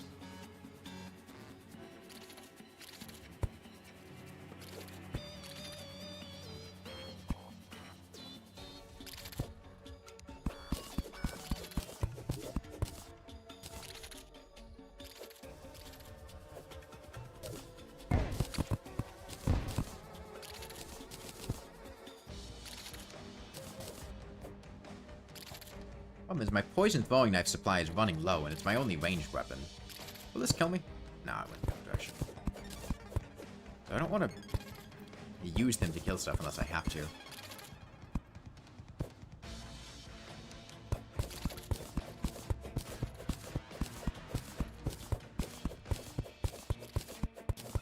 Can I walk in high heels? I've never tried to. I don't own high heels.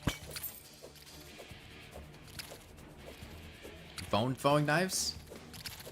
Eh.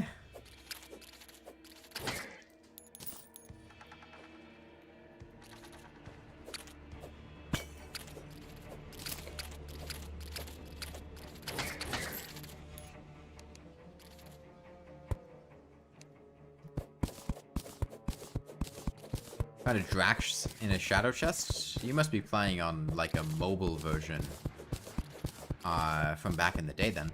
I think that was an old thing that happened because, like, hard mode wasn't properly implemented, but they wanted the Drax to be obtainable, so they... That hit me. Huh. Oh no, low heels getting invented? I thought it was just flip-flops.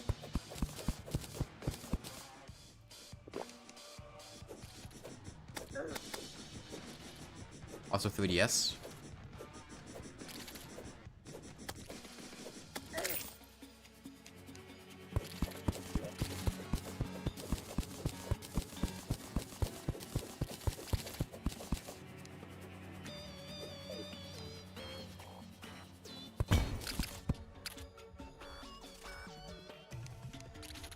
Deal with all these. The controls on mobile are a pain in your opinion.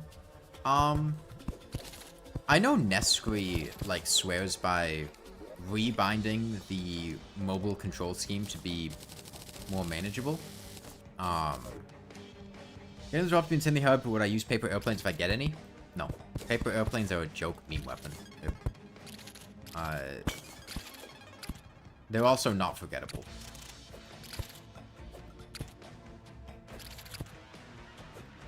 There's no point in time in which it would make sense to try to use paper airplanes. Like, they're just a functionally unusable weapon that only exists as a meme. as a joke. To go, haha, there's a funny weapon. Let me throw a paper airplane. But there's just no situation in which I would go, yeah, let me bust out the paper airplane for this one. Didn't know they existed. They're very frequently brought up as, like, doing things with bad weapon. Similar to, like, lawnmower, flare gun, copper short sword, stuff like that.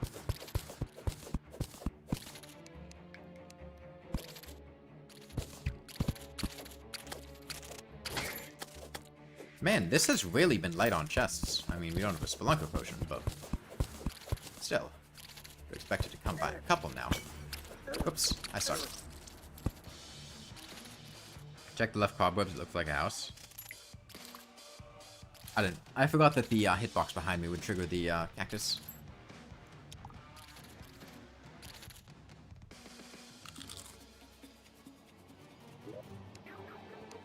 Stupid cactus orbs, you hate those? Yeah, I mean, that was entirely my fault. It's not like the cactus did anything wrong.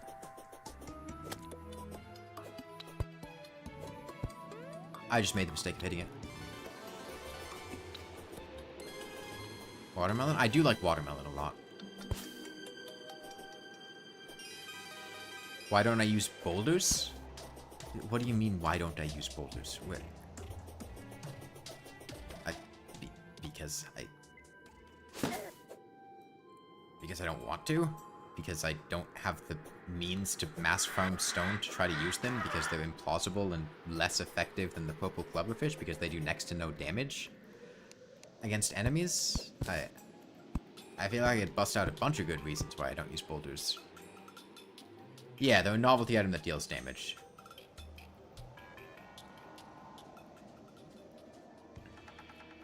Bouncy exploding cactus boulders win. You can hoik bouncy boulders. They are more usable than regular boulders, which is an interesting thing. It would be possible to do bouncy boulder only and not have it be, like, completely pulling your teeth out if you hoiked the boulder.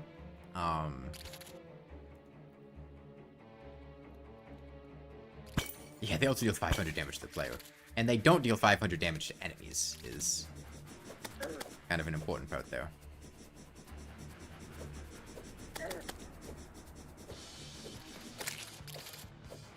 They only deal, like, 80 damage to enemies or something? It's not high.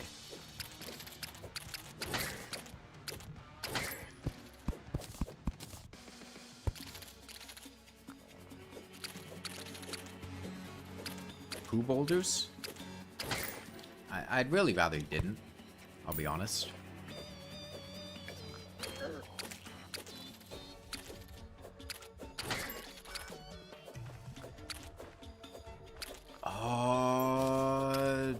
Sure. No! Damn you, antlion. Losing my lost girl. Would I mind sharing my sexuality? That is a very specific question. But I'm bisexual. You really love femboys? You're welcome? Am I in the...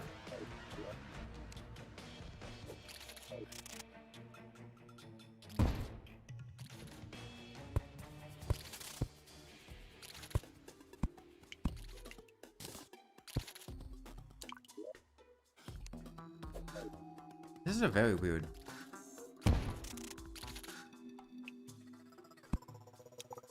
Not something you ask someone you meet.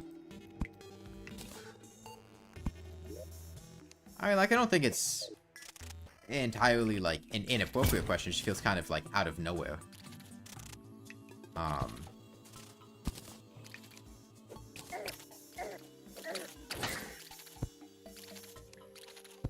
Yeah, fun fact for you.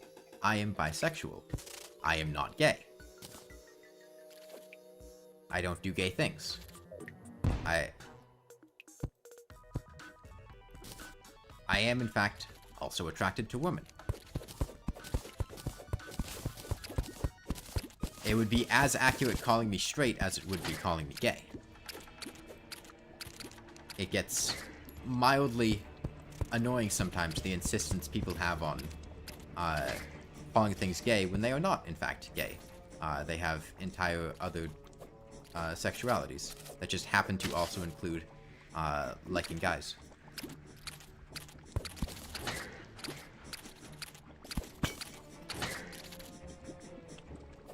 It was a gay thing. Well, I remember there was a comment that was like, on like one of the dance pad Terraria videos that was, oh yeah, this is the gayest thing I've ever seen. And I'm like, there's nothing gay about this.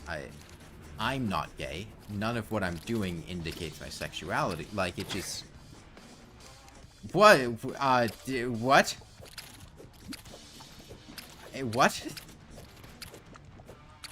Am I hallucinating? I, like, looked away for a second, and I looked back, and it looked like that thing just flew at, like, an incredibly high speed. Some people use gay as short for queer in general. I would think that is, a bad thing. That is, like... erasure for non-gay sexualities? Like... No. No, I'm not gay. I don't identify as gay. I don't call myself gay. I don't particularly enjoy people referring to me as something I'm not.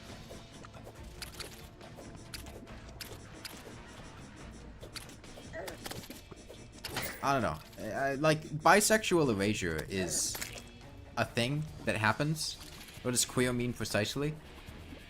Having a gender or sexual identity that is not,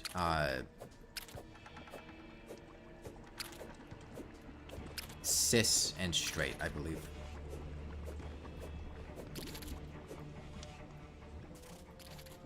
That's a big thing with, like, a lot of artists and musicians and just people in general, where bisexual people will just get called gay. And, like, they're not. They're just not. I get the mandible blade here. It's a broad umbrella term. Yes, it was, essentially a reclaimed insult, because it used to just be an insult term. And is now just kind of used as an umbrella category for people who are either not gender conforming or not sexuality conforming to the norm of, what's the norm?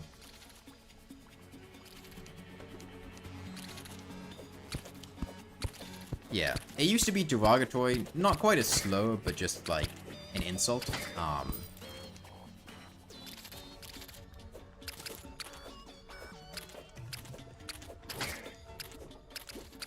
You'll see it used not... Okay, there's a Thunder Zapper. That was what we came here for.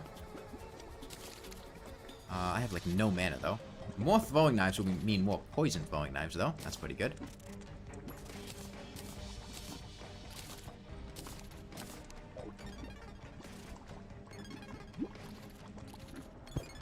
Evidence shows that most species on Earth are highly bisexual, especially humans. Define most. That would imply that, like, insects are predominantly bisexual, which doesn't sound right. Because I'm pretty sure the majority of species on Earth are insects. Giga Chat by ant? You mean larger species? Like larger mammals? Larger amphibians? Like, are we extending this to... is there more qualifications there? You would have thought bacteria. There are an insane number of insects. Maybe... I don't... The problem is, I think most species of bacteria and insects aren't discovered, so it's hard to conclusively say which one has more or fewer. But yeah, they both, like, grossly outclass every other, species.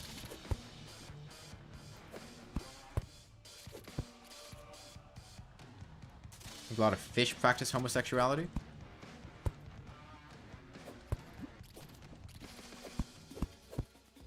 I feel like homosexuality implies exclusivity, like, as opposed to bisexuality or heterosexuality.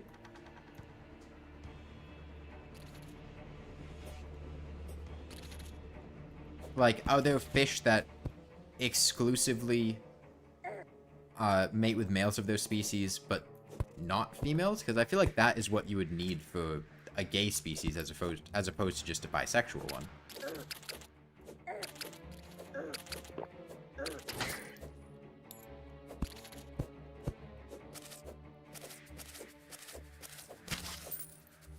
Probably serve some evolutionary advantage. Yeah, or it's an evolutionary maladaptation. Not in the sense that it's bad, but in the sense that it's a not... it arises due to without being selected for, as a byproduct of another advantageous behavior. Whoops. Thinking about Blahaj, I think it's pretty underwhelming.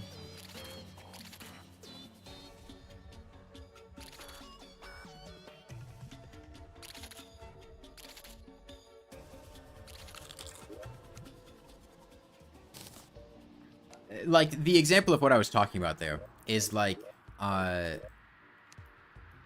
sexual acts feeling good is a beneficial adaptation because it encourages reproduction, which evolutionarily is your goal. However, as a counterpart to that, you could also just have males in a species having sex with each other, which, while not being the intention of, well, I say intention, but while not being the outcome that was selected for evolutionarily, is an outcome that occurs in tandem with it.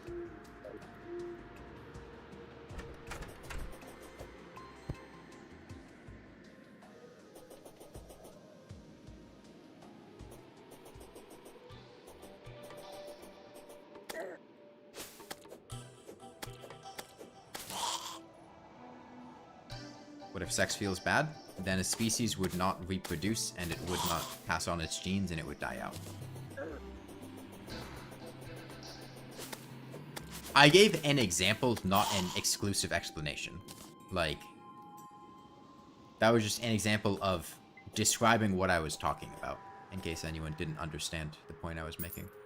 It's not saying the end-all be-all of every single one of these behaviors is because of this particular trait. It's just, this is a potential explanation for why something like that could occur.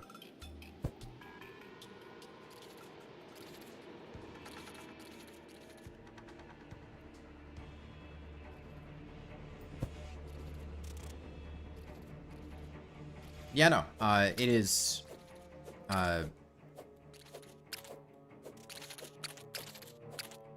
was not trying to make it sound like what I was saying is universally true.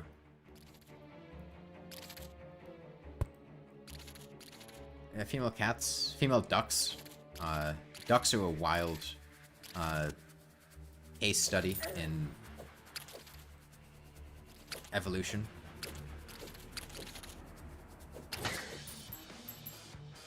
Where did my username come from? The two words rhyme. And that's pretty cool. I like things that rhyme. I don't feel like sticking around. I was thinking about sticking around for trying to get like an ancient chisel or something, but... Yeah, no. Alex Jones' rant about gay frogs wasn't even like... It's not like an entirely unfounded,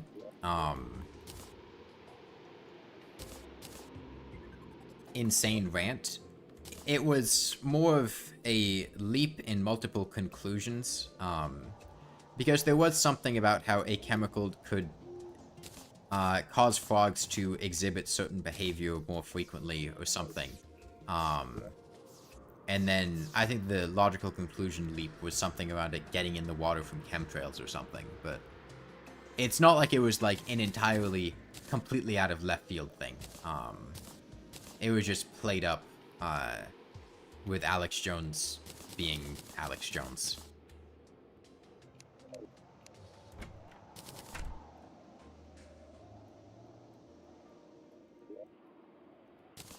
It's just political theater.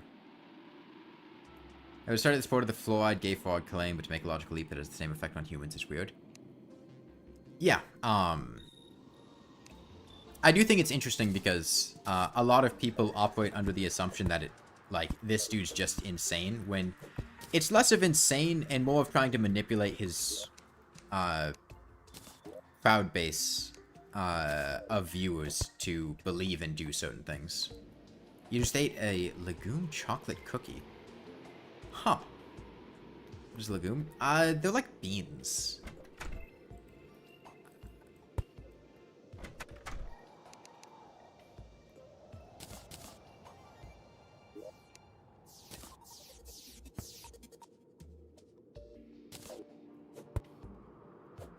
Conspiracy theories are fun. I mean,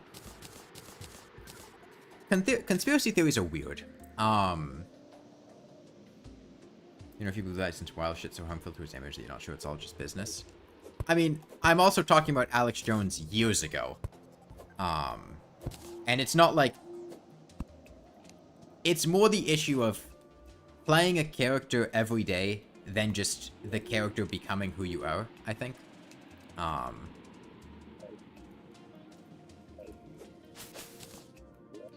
Because if you act in character every day and record things, that's going to influence who you are and what you believe. And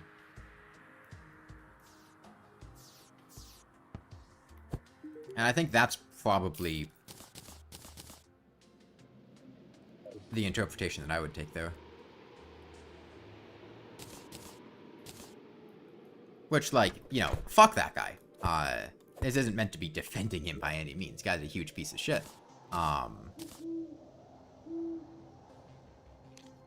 Have you ever played Overwatch? I don't seem the shooter type. No, I never played Overwatch. I mean, I used to be a lot more into shooters. If you pretend you become confident, you'll become confident. Yes, genuinely. Like, that's how I became confident, is I was just like, you know, I could just act confident. And that's basically the same thing as being confident. And then eventually you'll just become comfortable doing it, and you'll become more confident. Most don't make sense and are disproven by Google searches.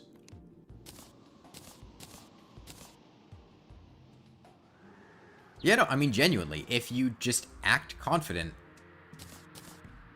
to somebody else, it is functionally identical, regardless of whether you actually feel confident, or whether you just seem to feel confident.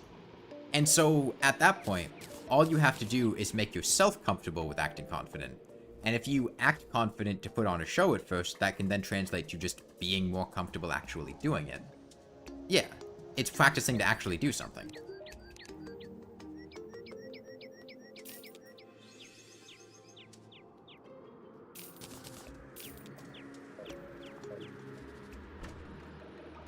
Thanks for the Sigma Mail tips. Yeah, let me switch over to just making inspirational content, and selling people my self-help books.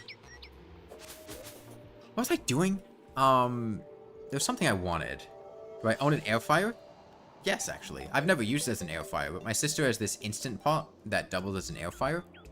But I've never actually used it. My mom used to have an air fryer. I've used them before.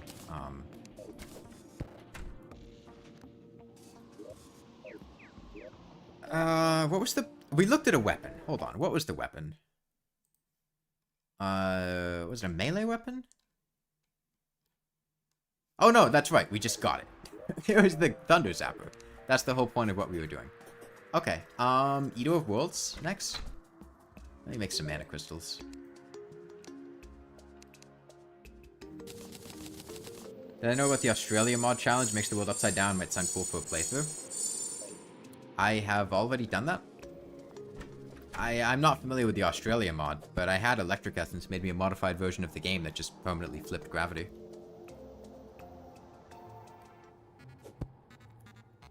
Cross-dressing as a woman is something only a man can do, therefore it's the most masculine activity of them all. That seems like a low standard, because there are plenty of other things that only a man could do.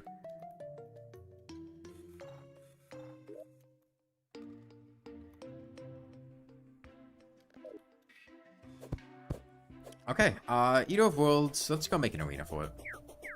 Go check out our corruption, see what's up. Maybe I, do a goblin invasion, too. Probably summon one at least.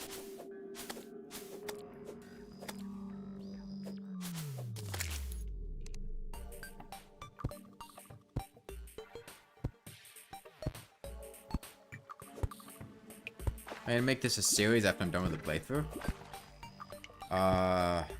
What a pathetic corruption. What a pathetic corruption. What is this? Why? Why even exist?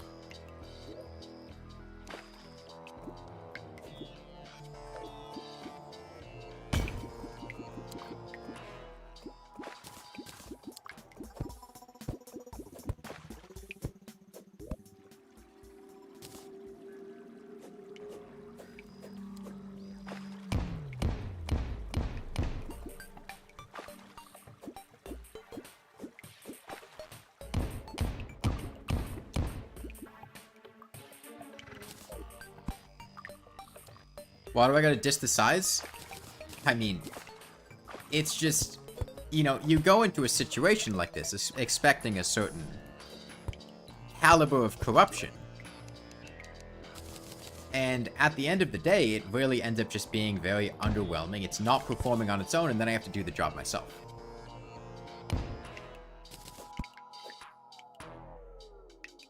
You know, my corruption, if I had a corruption, it would be much bigger than this. Isn't there more to the left? Probably. But then I can't keep making fun of this corruption, so.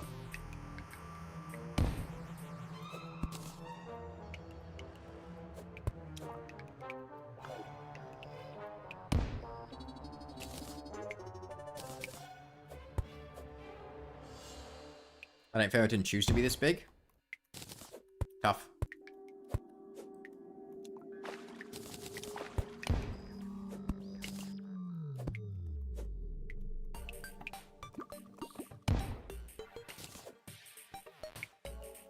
Okay, well, I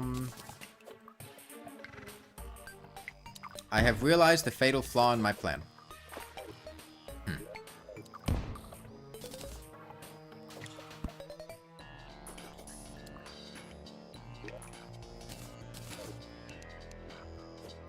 I cannot,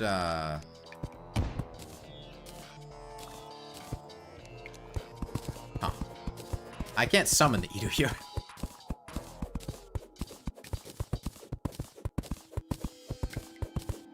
Because I don't have an orb to break.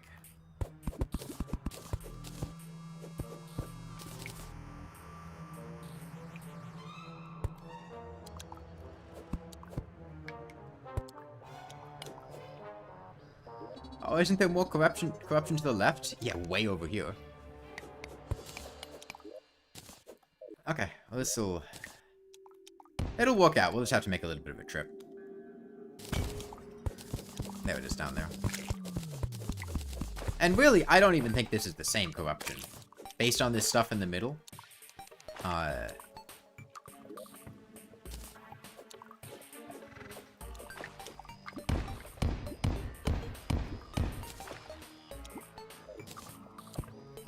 Yeah, okay, this is a much better corruption.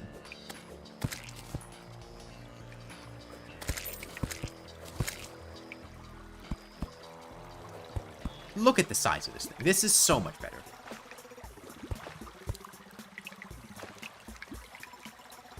Yeah, there's that stretch of forest on the surface. That is true. Okay, second muskie. Ooh, where are we going? Off the left, huh? Yeah, I'll bite.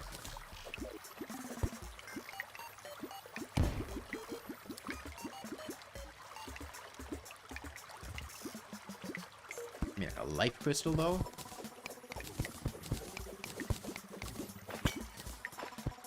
Not much wood. The wood is good, but yeah. Okay, life pistol. Let's take out the eater.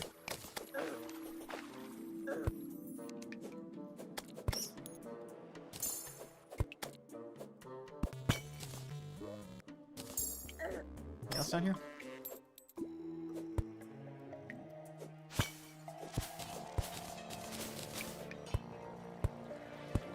Not really. Okay. Well, let's get our stuff. Check the traveling merchant, see what he has. Angel Halo, paint sprayer. Meh, pretty underwhelming. American Corruption is better at than Crimson is the amount of demon altars. Or is the Eater World called that? Did he really eat a world? You don't believe him? I mean, it doesn't say he's the eater of the world. He's just the eater of a world. Maybe he just had, like, a small, like, globe. That's a map on it, and he ate that. He tries to eat you because you are his world. No, he's not very good at it, then.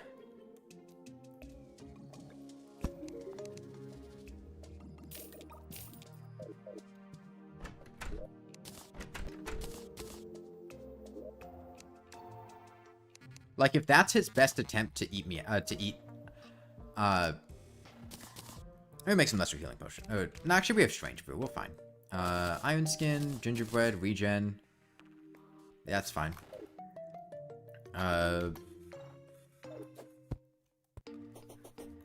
He's the eater of multiple worlds.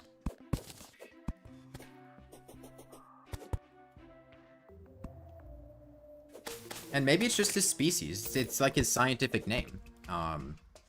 Because, like, you can summon multiple eaters of worlds. Maybe there was just some scientist who was having himself a little bit of a giggle and decided, you know what, I'm going to call these guys Eaters of Worlds. And then that's about it. That's how scientists name things, I mean. They just decide to do it. Did he eat a world? Yeah, it looks like he could. Draydon? That's the Calamity guy, right?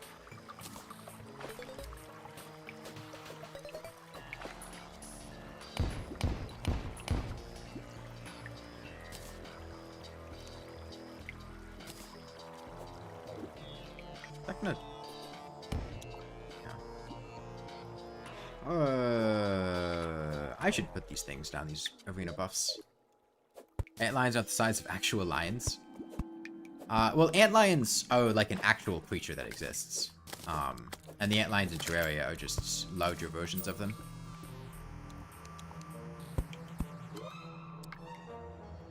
Similar to how, like,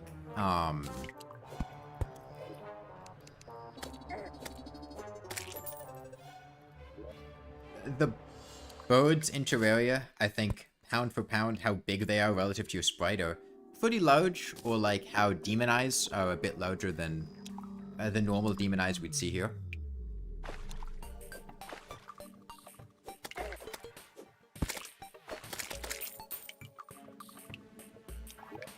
I'm still not over that fight I had earlier with that cockroach. That shit left me trembling for like genuinely hours. That was horrifying.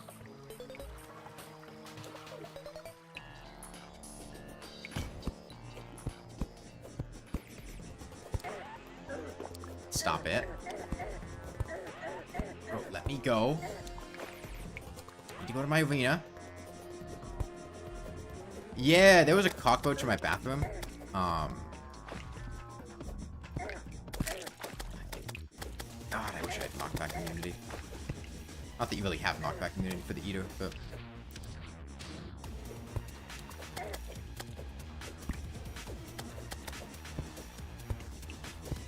Yeah, fun fact, the eater doesn't really spit underground.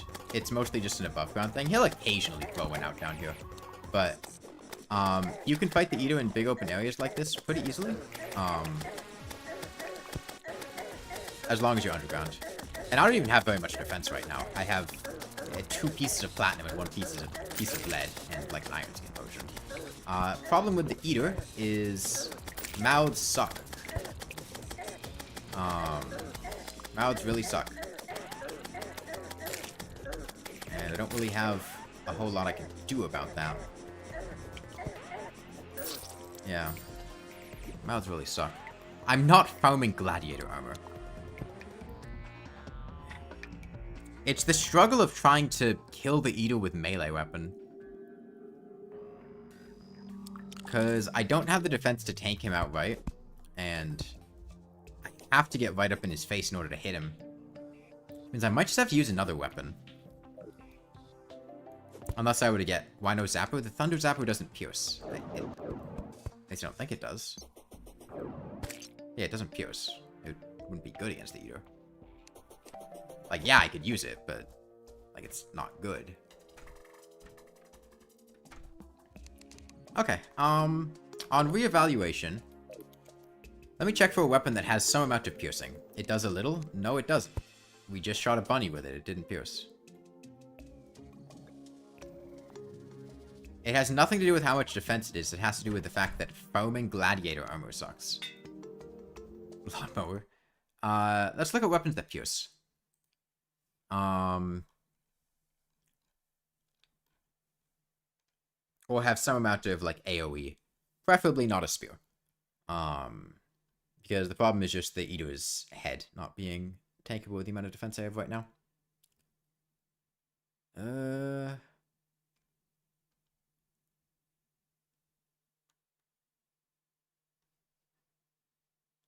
And none of these maces really fit. None of these bows really fit either. Guns don't pierce.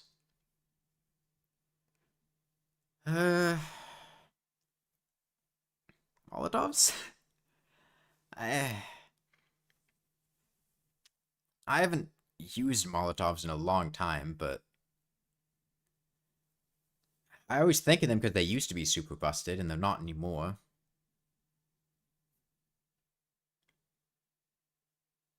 They're a not awful option, I feel like. We could also just take the long road and use the Thunder Zapper, which isn't ideal, but it will get the job done. I'll probably want to expand my arena a bit more. Looking at this here, it looks like the only weapon that has any amount of poison knives pierced twice. I don't have enough of them is the thing. They would be good if I had more, but I have 162, and unless I get a Blood Moon, I can't summon more. The first thing I'm going to do, I think, is just expand my arena space. If I give myself more space to work with when fighting the Eater. Doesn't Holy Water have Pierce? It does do AoE splash damage. Yeah.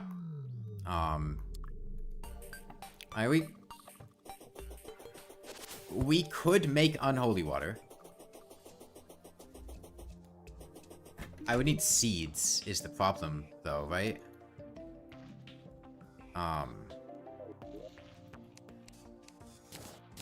Do they take seeds, or is that just the hollowed ones? Yeah. I mean, in order to get that, I would have to... I mean, it's the same Blood Moon issue. I also don't have a Dryad. And it, like... I don't get enough from the Eye of Cthulhu to make that worthwhile to try. Yeah, throwing knives don't count. They're not in the, obscure enough category. Make house. I'm going to expand this first and then make the house. We got some time.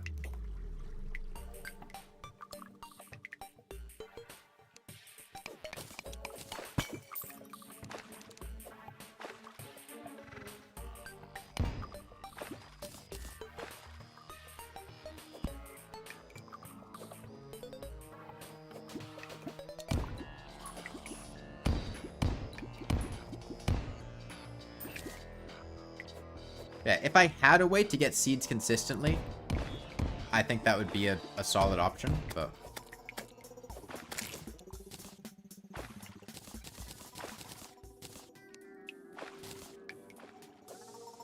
The lack of plausibility kind of shoots that one in the foot.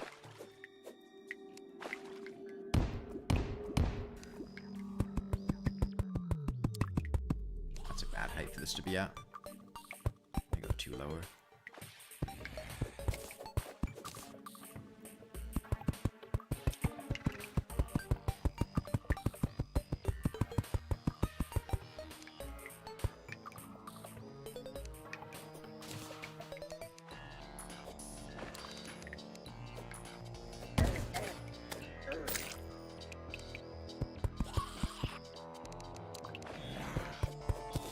I mean, honestly, I think...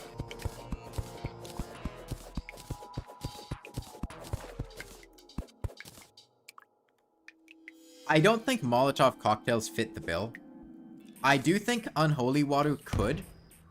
And I think it could be worth trying for Unholy Water. The problem is that I'll just have to sleep for a Blood Moon. And I don't know how long that'll take. But we can mass produce it. And it does have solid AoE from what I remember. 20 splash damage. I should probably put in work against the Eater.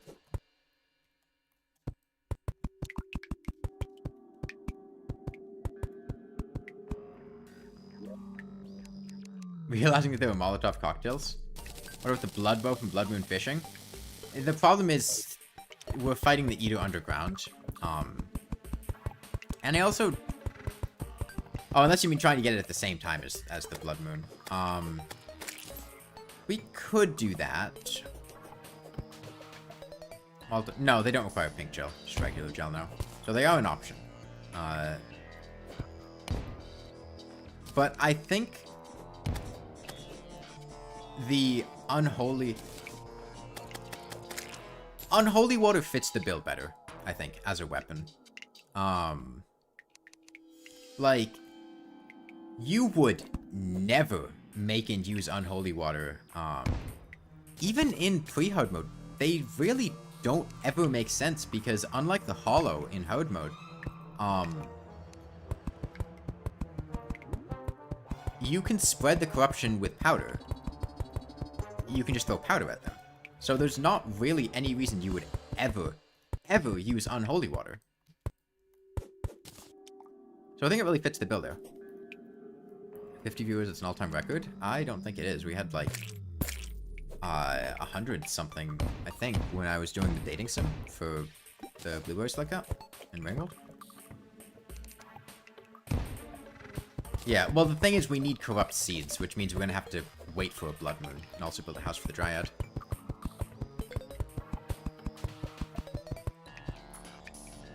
Contaminator? Contaminator is post-mechanical boss. Whereas corrupt seeds are just post-one boss. I prefer not to, Ivy, but it came up. Virgin sells poison knives during a Blood Moon too? Yeah. They sell poison knives or just regular throwing knives? I couldn't tell you.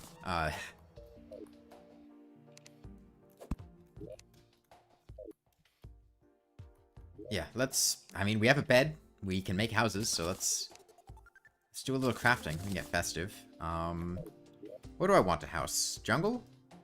We're getting a Dryad, so jungle house sounds nice. I'll take the bed with me, too. Oh, we might have to do a goblin invasion in the meantime, though, because we did just break an orb. Well, I mean, Spectre Boots would be nice. We don't have a double jump, so some vertical mobility would help out. Blowpipe with Ichor / Coast Stouts? Maybe? I mean...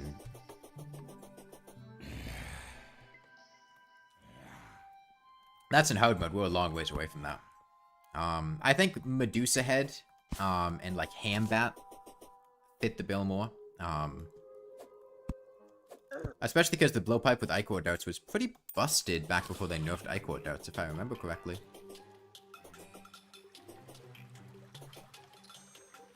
You never got why merchants sold healing potions in hard mode when greater are easily obtainable? I mean, greater healing potions...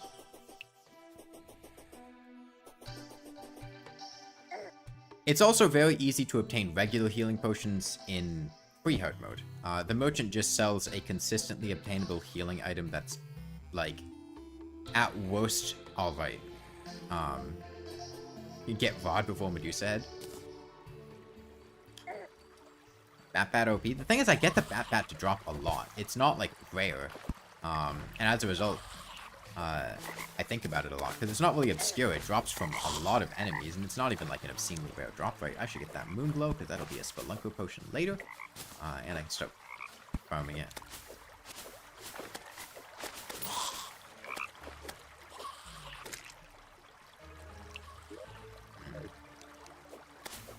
Okay, I have an idea. So we take this.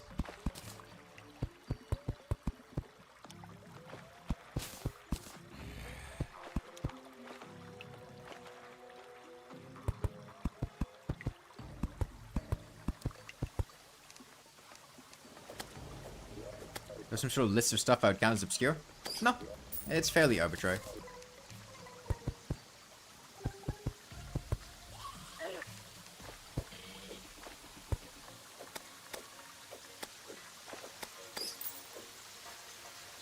Okay, I need to kill this Snatcher.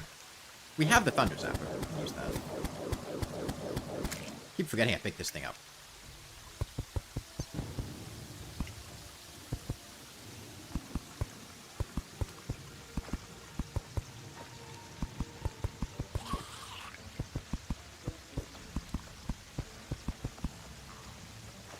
Okay. Come down here.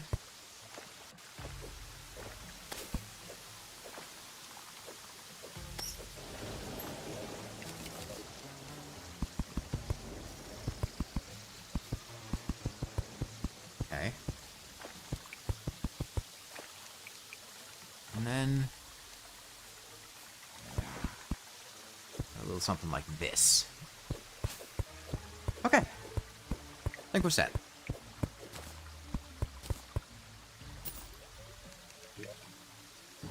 That's a poison throwing knife. Because, like, you have, like, the wood handle that you hold it from, and then you have the blade, and then at the top of it, it's poison. It's green.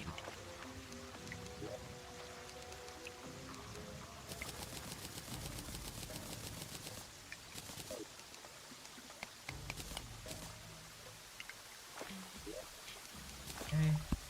And we need poison doors. The sticky grenades count as forgettable? I don't want to use sticky grenades. We used sticky grenades when I was doing Dance Pad Terraria. It's just so... Yeah, I think a goblin could come. Okay, well, we're going to take people for that, but I'm going to build this house first.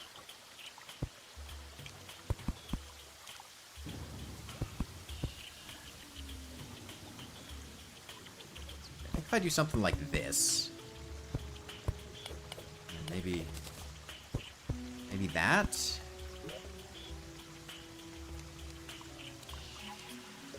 Actually, I don't need to, do this at all. Go away. Stop.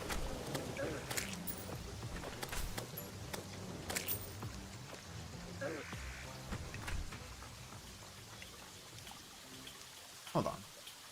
I could also...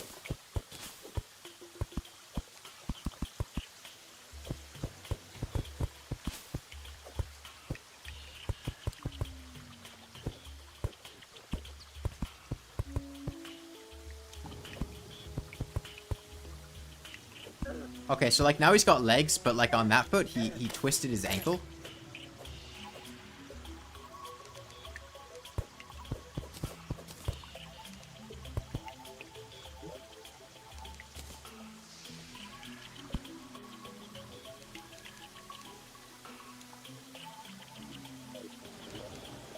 Okay. And then it's also Christmas, so this guy needs a tree.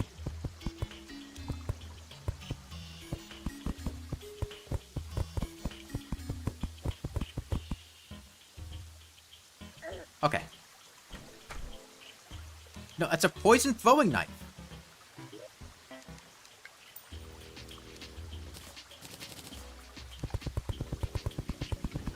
no longer Christmas? Terraria disagrees. The Christmas event is still ongoing. Like, why do you struggle seeing this as a poison throwing knife?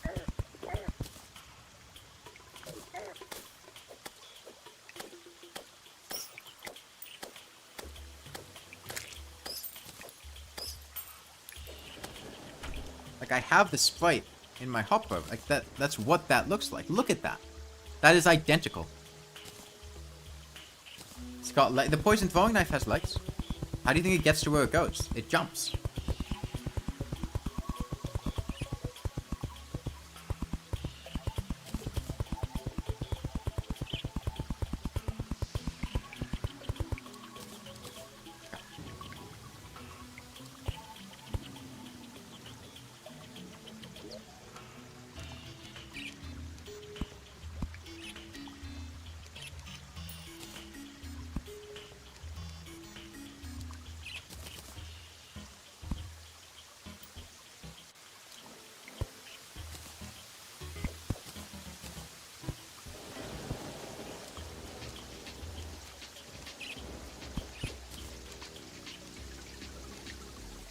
Okay.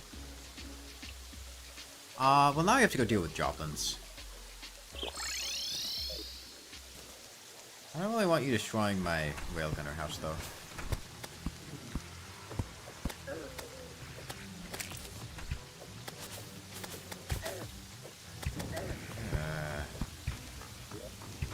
Why put down campfires? This is gonna be slow, for the same reason that the Eater was slow, which is we don't have good Pierce. I need these archers dead. They're the main problem. Because once the archers are dead, I can just melee the other guys, but I can't really handle archers.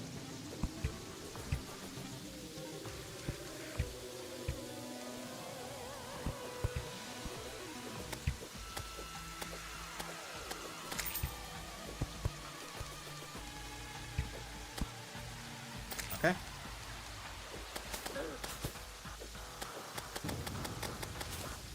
See, the clubberfish can do this. When I revealed what I was building, your mom heard you laughing across the house. What is funny about it? I thought it looked good.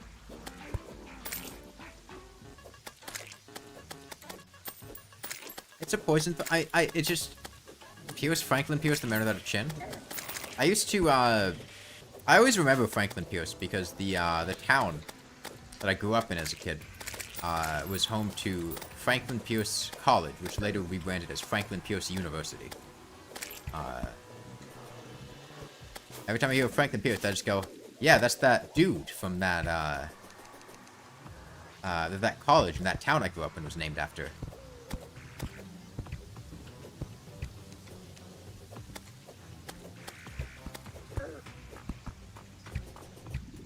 The rockfish is forgettable, a frost daggerfish too. You see, I like that implication, because that makes it seem like you think I'm using the rockfish. I'm not using the rockfish. This is the purple clubberfish, which is even more forgettable than the rockfish, because you thought it was the rockfish.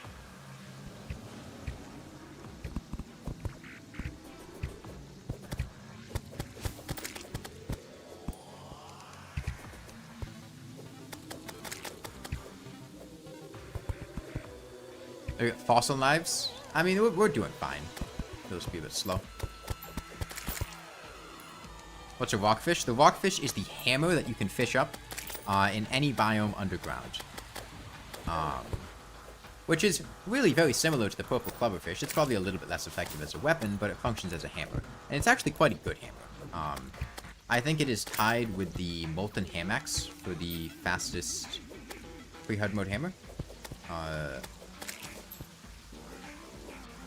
The purple clubfish was only available in hard mode? No. The Toxico is the hard mode fish weapon for the corruption.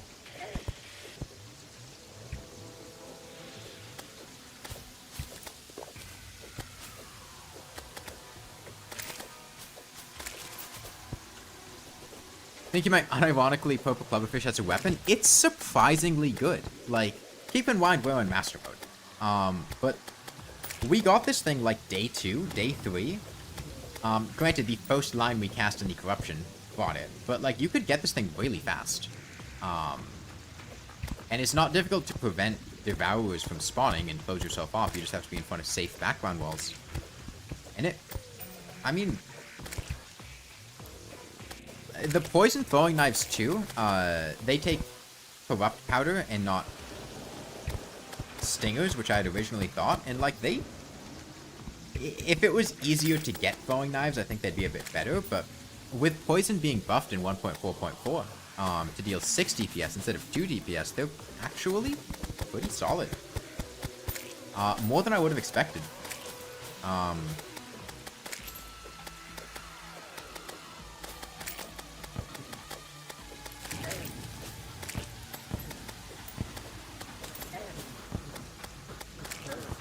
That's a lot of sorcerers. A lot of magic going on. I don't like that. Well, the zombie drops are forgettable, very fun. I don't think the tier 3 drops are forgettable. I think the tier 2 drops are, though. Toxicroak is very good for the starter hard. I mean, the hard mode fishing items are a lot better. I think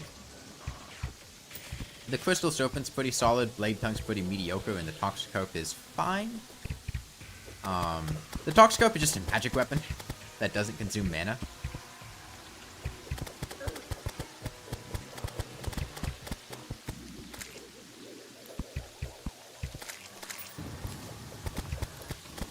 We're running out of throwing knives is the problem. This must be considerably more boring than the other challenges I've done.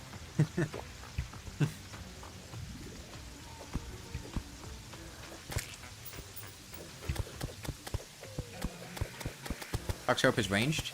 Yes, I know, but it functions like a magic weapon. Like, it doesn't consume ammo. The only thing that makes it ranged is the fact that it doesn't consume mana and says that it's ranged. Because it functions like a magic weapon. It's like me saying the harpoon is just a melee weapon that doesn't deal melee damage, because the harpoon functions like a melee weapon. Like, exactly like the anchor, from what I remember. It just says it deals range damage.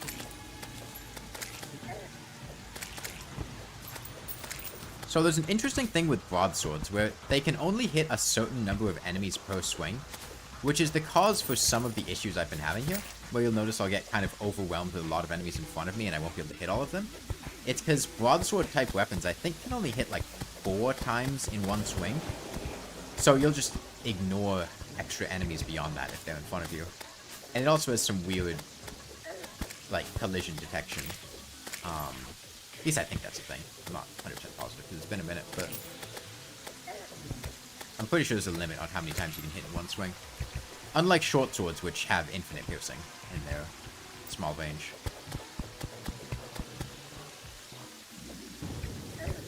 Okay, well, we gotta switch to the Thunder Zapper now.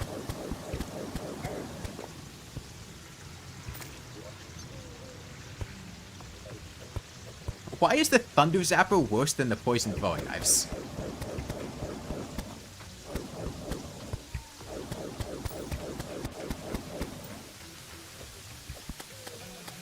I think what we're learning here is that the Poison Throwing Knives and the Purple Clubberfish are actually, like, good weapons. The Thunder Zapper's so bad. Why is this weapon so difficult to obtain? God, if it just had Pierce, it would be so much better. Because the high tier gem staves do Pierce. But the Thunder Zapper doesn't. We're over here hitting single targets for like 20 damage a hit.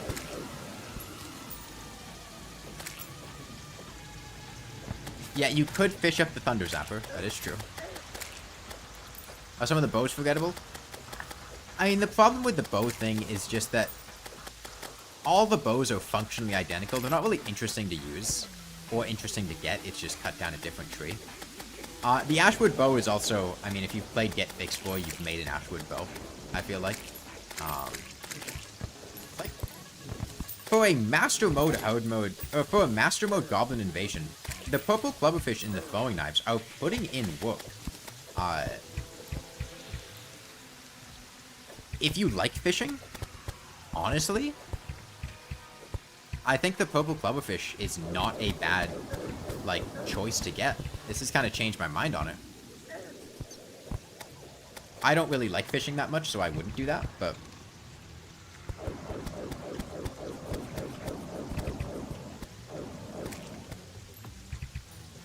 Can't really name poison throwing knives forgettable with all the videos made on them. I don't watch Terraria videos. I've never seen a video on poison throwing knives. I don't know what you're talking about.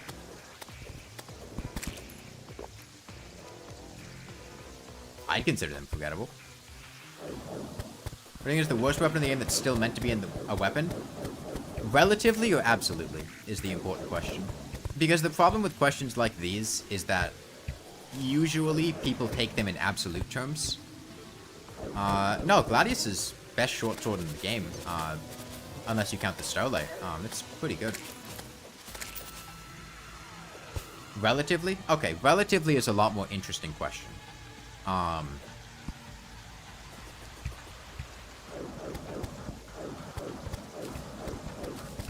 But fishing is not fun because the loot you can get is very good. You can completely ignore fishing, it's fine. If you don't like fishing, I would suggest just not doing it. All the stuff's totally optional. I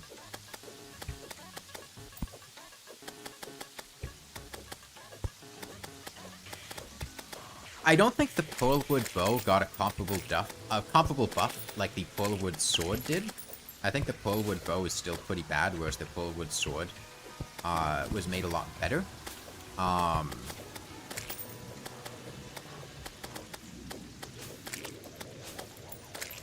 There's that. Okay, goblins are done now. Doesn't the Pearlwood bow do like 15 damage? It's quite bad, yeah. They buffed the Pearlwood sword, but I don't think they did the bow.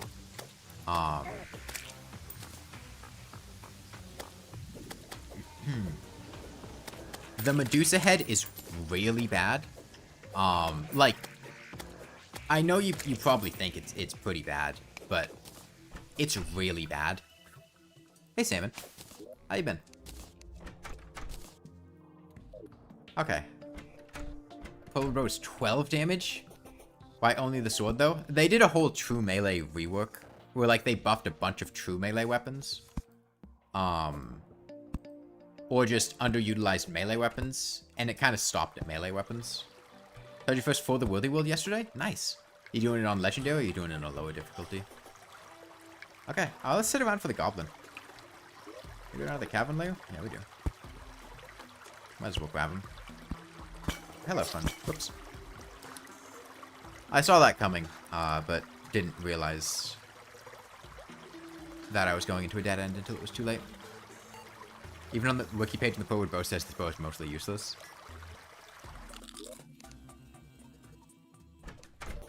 At least this isn't hardcore. I mean, if I was playing hardcore, I would be playing the same way. Is the thing.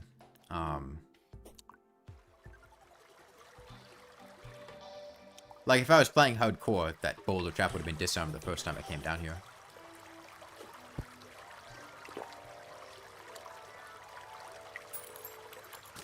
Okay, well, off to the Goblin. And then hopefully we can get the Dryad to spawn, and we can get our corrupt seeds to make that blood water, or unholy water, to kill the Eater. Okay, well, there's the Goblin. That was easy. And you know what? How much just, like, incidental platinum do we have around the place? Not a huge amount. I was gonna say we could maybe finish off a platinum armor set, but, meh. Okay, I want the Goblin in here. Why are you not... He's not valid housing. What changed? Oh, the wreath. I see.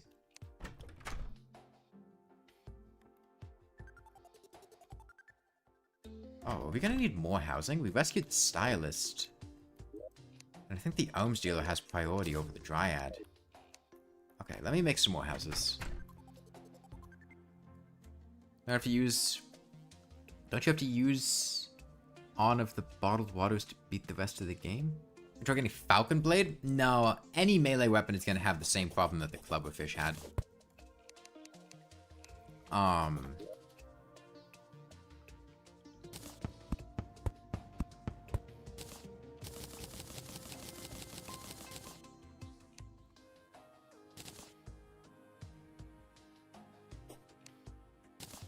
Okay, let's make the red square for Railgunner.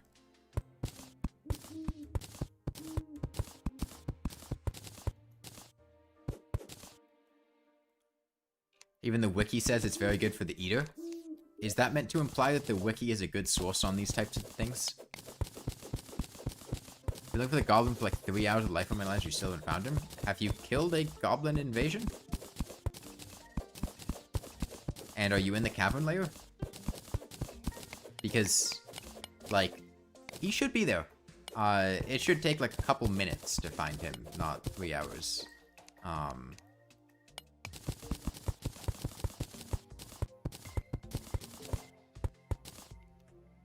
I mean, is he showing up on the lifeform analyzer? Or is he not showing up at all?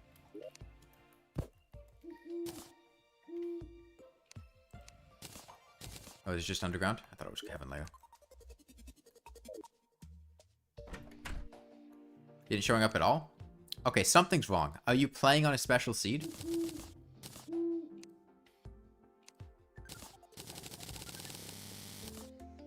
You're not playing on a special seed? Okay. Are you near, like, NPCs? Or something that would mess with your spawn rates? I see a team in WG.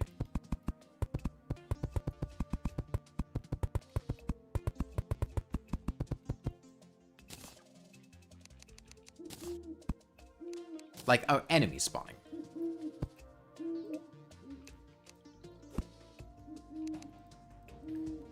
Okay, that's the red square for Railgunner.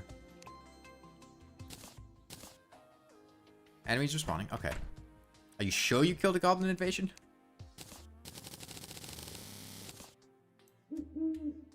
Let's say, don't you have to use one of the throw waters to beat the rest of the game?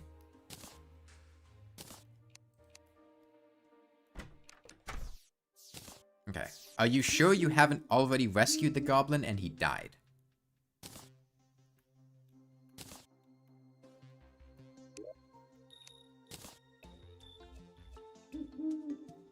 Like, are there valid houses for things to spawn in and you didn't... There's not the possibility that you haven't seen him at all?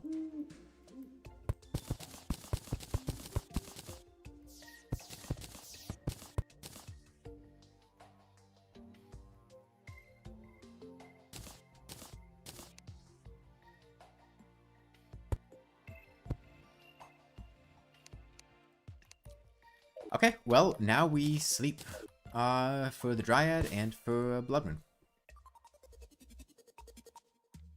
How much money do I have? 31 gold. Okay, Tinkler's Workshop.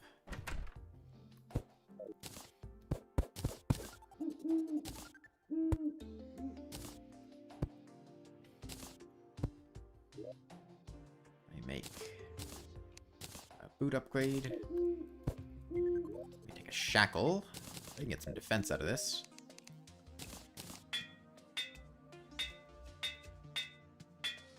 We got money and we don't have accessories, so we'll use the harpoon. I thought about it. I might later.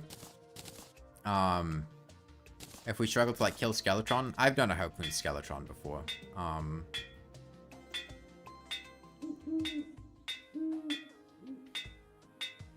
But for the time being, I don't plan to.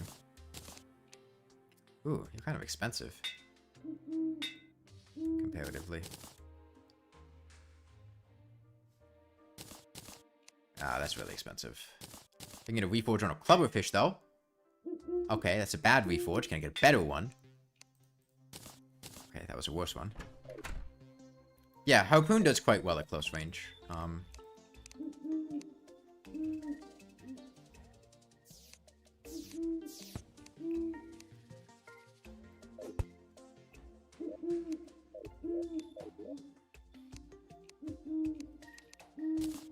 sell some of these gemstones. I'll need these.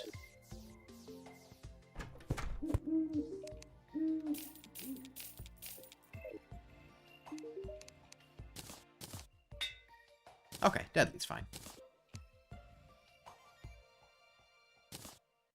You're kind of expensive. Okay.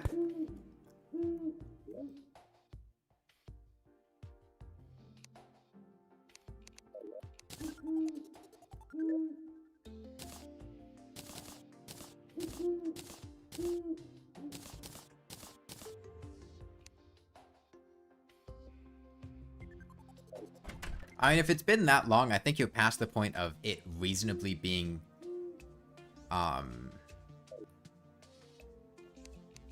because of some minor thing. It's going to be because of, some non-obvious thing, like not having done goblins, or having already rescued goblins, and then he died and didn't respawn, or, something like that.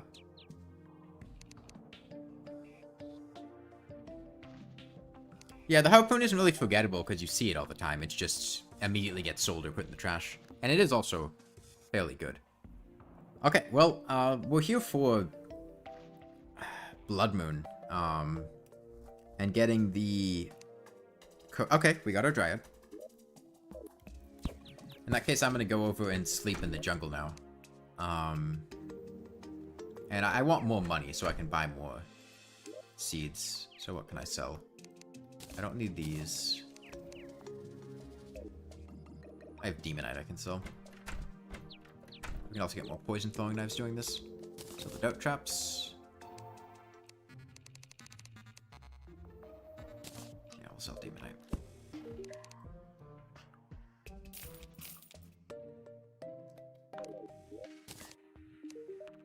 Harpoon is great until you miss, yeah. Wiki does say that Bound Goblin is Cavern. Yeah, it could be a layer issue if you're not deep enough.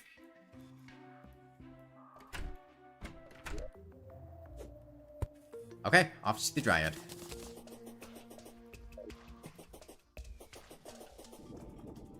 Which really means off to sleep until the Dryad gets annoyed enough to sell me unholy seeds. Or corrupt seeds.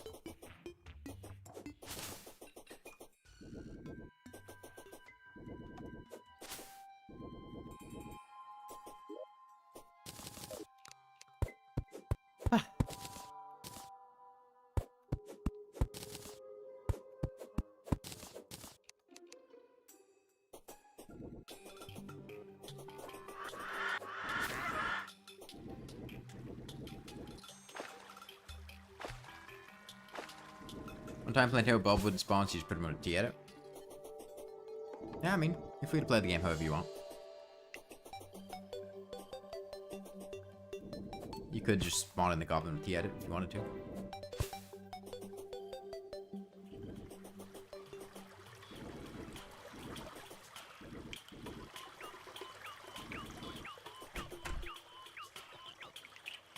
Okay, well, let me close these off so things can't walk in here. And...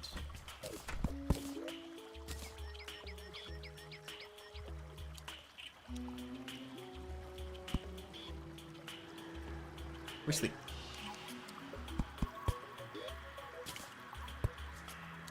That's still fine? Yeah.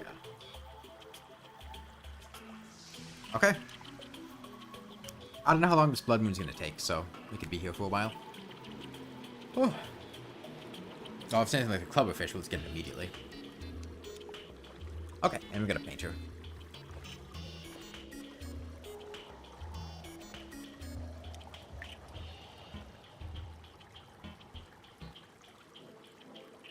I really appreciate the tree over there.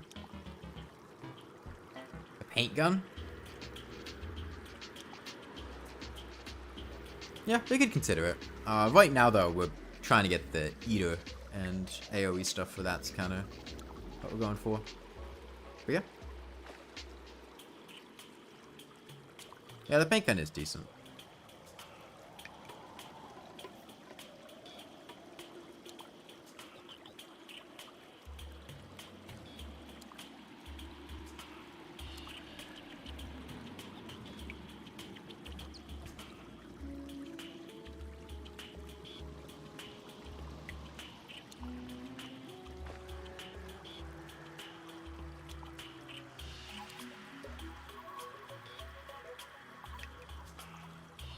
painter best NPC in the game.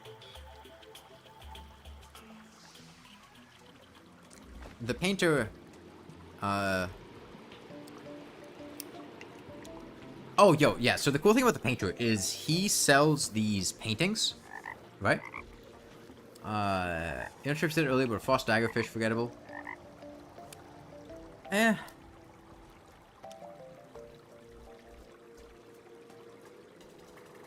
I just don't really feel like fishing, is the main thing.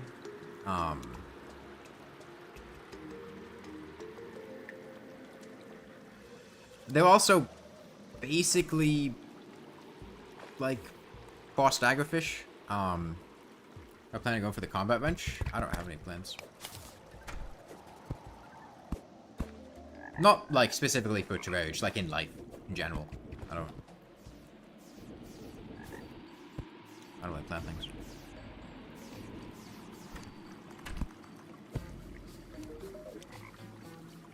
Okay. Well, we have what? A 1 in 9 chance every day. And was it 1 in 9 or 1 in 11? Whatever. It takes about 5 minutes to go through a full day cycle. Did the stylist not move in down there? That's the guide that lives there. It's a falling stone night. We should probably pick some of those up. I think it's a falling stone night at least. There are a lot of falling stones. 1 in 9 in hard mode? The rate changes in hard mode?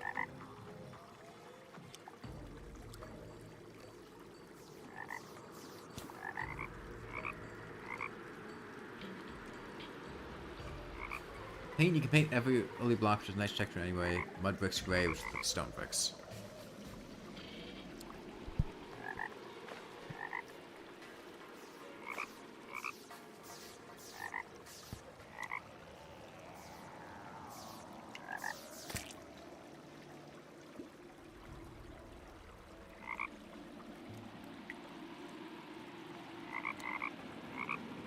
That's a lot of frogs. Oh, nearly.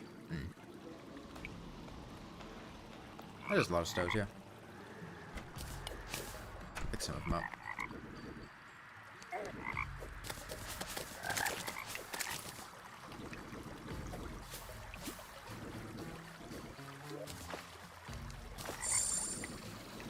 I think one more star and we'll be at max mana. Unless I have anything buffing my mana that I haven't realized.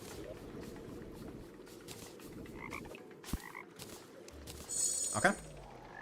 Question is, should the painter get to paint the dryad? Does the dryad want to be painted? I mean, it's really between the two of them.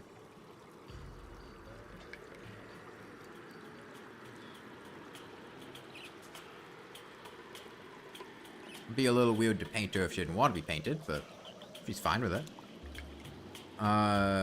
Would you use happy grenades if the party girl moves in? Sure. I don't think that situation would arise, but sure. If she moves in, I'll use party grenades. Or at least get them. I don't know if by the time she moves in they'll be useful.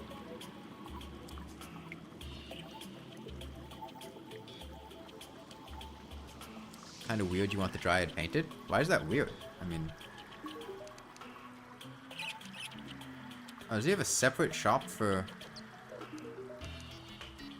Huh. How do you kill the cultist? So... The cultist's main gimmick revolves around the fact that he summons clones of himself during that attack phase where there's like 3 of them in a circle. And if you attack the wrong clone, he summons very powerful creatures to assist him. Whereas if you attack the right clone, he doesn't really have very many super threatening attacks. He's not terribly difficult to dodge, and he doesn't have a lot of HP. So identifying and attacking the right clone is kind of the key to the fight.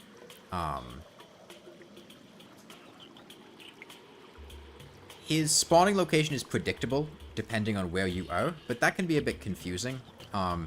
The most surefire way to identify the cultist is to turn auto pause on in the settings, which is down here. And then whenever he does the clone attack, pause the game and look at how much HP each of the cultists has.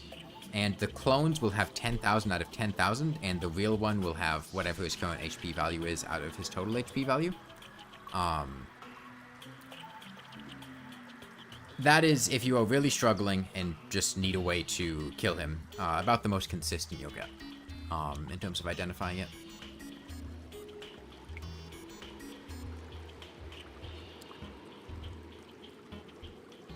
Yeah, the real cultist is a slightly different color, and also his clothes have a different design. I think he has a stripe on his hood, and also his pupils, whereas I don't think the clones have pupils.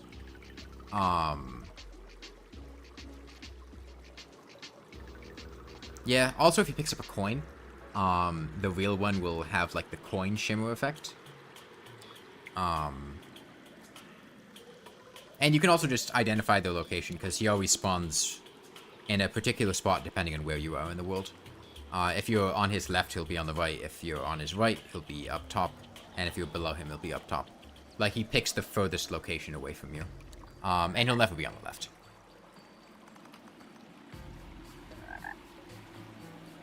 But yeah, correctly doing that phase will prevent the Phantasm Dragons and Ancient Visions from being summoned, which makes the fight drastically easier, because those are the dangerous things.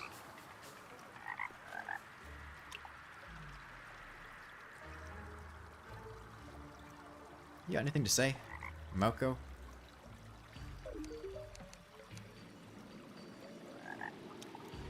We'd really love to paint Tatiana's Dryad because of the vivid colors.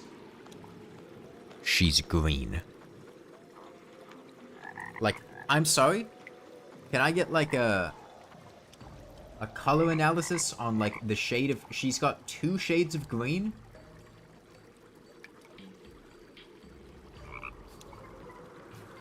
She's got, like, her hair color, and then, like, wrappings that are leaf-colored.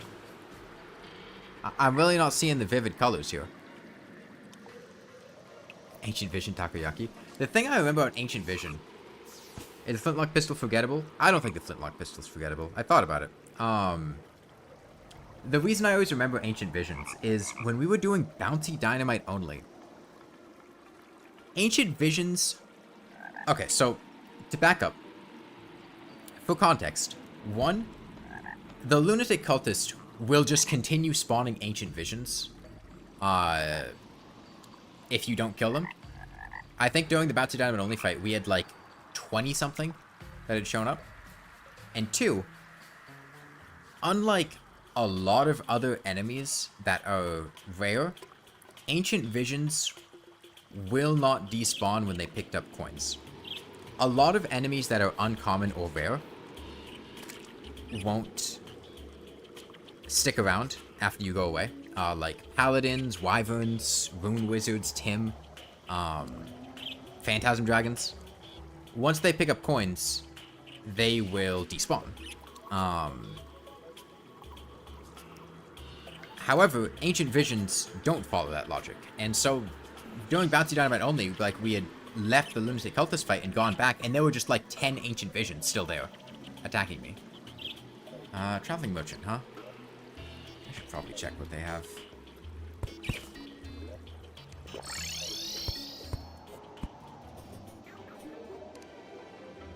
Bodhi Rattle, DPS meter, Kimono. Yeah. Yeah, I think it was during Pillars. What's with the Ancient Vision talk? Anyone's curious, the Dryad actually has 3 shades of green, 688913, OC3414, and 297C36.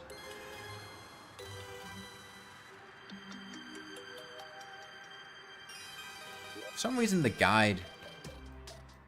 Oh, who was it that I was talking about that knew the reason for this? I think because there's a block directly above the chair, the guide can't teleport to his house. I forget the exact situation, but with specific housing layouts, NPCs will not move to their house when off-screen during the proper times. And I think it's because of the green block above the chair that's preventing him from teleporting. I'm not positive on that one. somebody, I think it was Mike Hall, had told me, like, there's some reason for it, but I forget what it is. It only really happens when you build weird houses.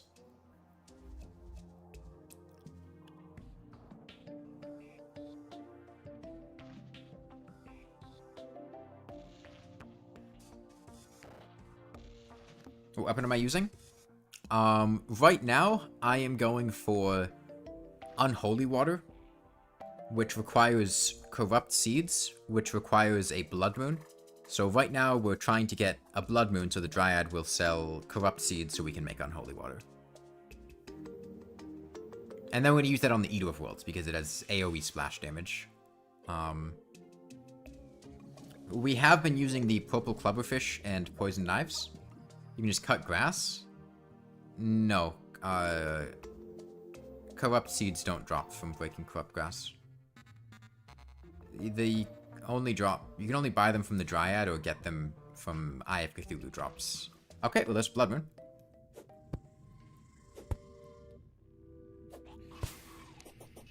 Oh, hold on, that's not my Clubberfish. We gotta make our way back to the Dryad now.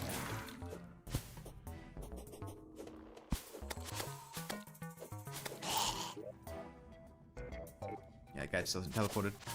I've been lucky in this playthrough? Yeah. We fished up the purple clubberfish in the first catch in the corruption.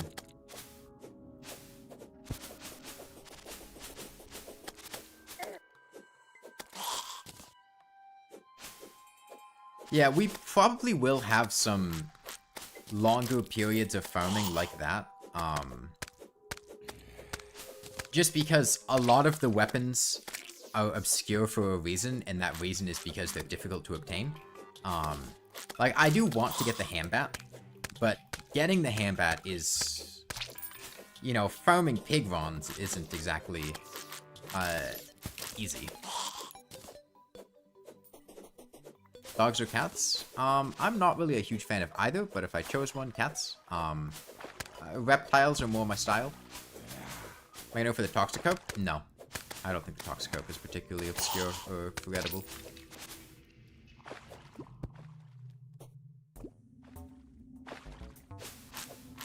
I think the Clubberfish is a lot more so. Do I have a Reptile? Yes. Can't wait for the KO cannon. It's more common on the Constant Seed. Yeah, why not on the Constant Seed, though? I feel like most fishing weapons are really forgettable. I don't think the hard mode fishing weapons are particularly forgettable. I think the blade... I think the purple clubberfish is... Because the main problem with the clubberfish is... getting it... Unless you go out of your way for it, odds are you are not going to get it for quite a while, and by the time you get it, it'll just be useless. But I've been surprised with how well it's functioned going forward immediately. Alright, let's just buy a bunch of these. Is that too many? Hold on. It's 20 per... Okay. I think we can tone it back a little bit. Give me some of my money back. Yeah, Crystal Serpent's pretty good. Okay, and now I am going to buy some more poison throwing knives. Yeah, no, he doesn't sell poison throwing knives. He just sells throwing knives. I can make poison throwing knives. If I go back to the Dryad, though. Or just move the Dryad over here. Or just move the Dryad over here.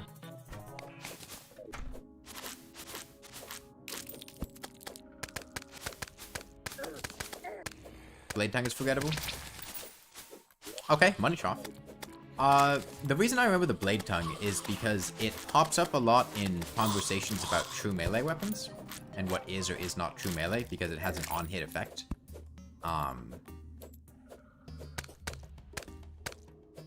What about Chain Knife? I love the Chain Knife. I used to get the Chain Knife all the time back in like 1.3 and use it in early expert mode.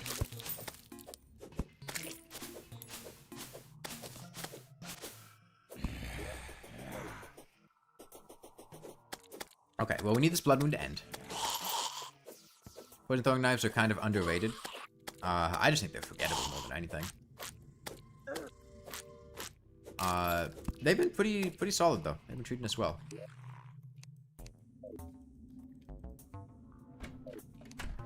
We really need money.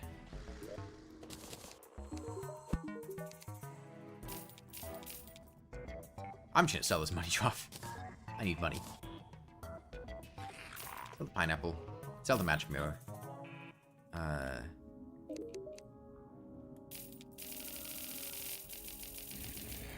Give me some powder. Give me some more throwing knives.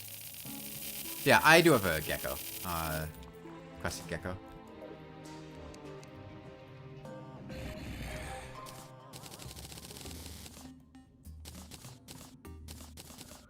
Okay.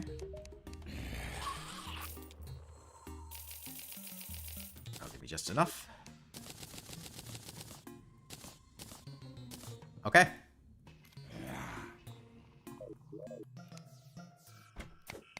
I think we are set for the eater now.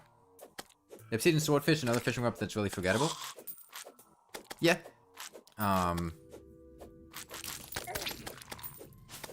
I don't want to just use fishing weapons, though. There are other weapons, like Unholy Water, that... Can't wait for the Kraken yo-yo. I don't think the Kraken's forgettable, just because, like, anything in the dungeon, you will get to drop, if you spend enough time there.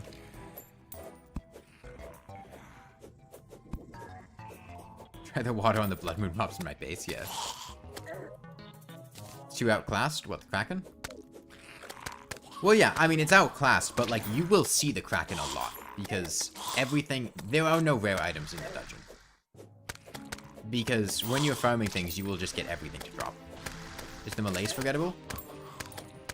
I don't think so. Like, if you want a yo-yo, and you are post-evil boss, what else are you gonna do? Like, you can craft it easily, it's not... Paladin's Hammer? No, I don't think the Paladin Hammer is forgettable. It's a bit rare, but... I used the Paladin's Hammer recently. Yeah, it was what we used for Dance Pad. Hardcore Dance Pad Expert Mode. Okay, Stylist putting in work, you go, girl. I couldn't get those scissors to drop if I wanted to. She kicks ass. Any opinions on the Xenopopper? I don't like it. Okay, Sharktooth Necklace. Red's Throw.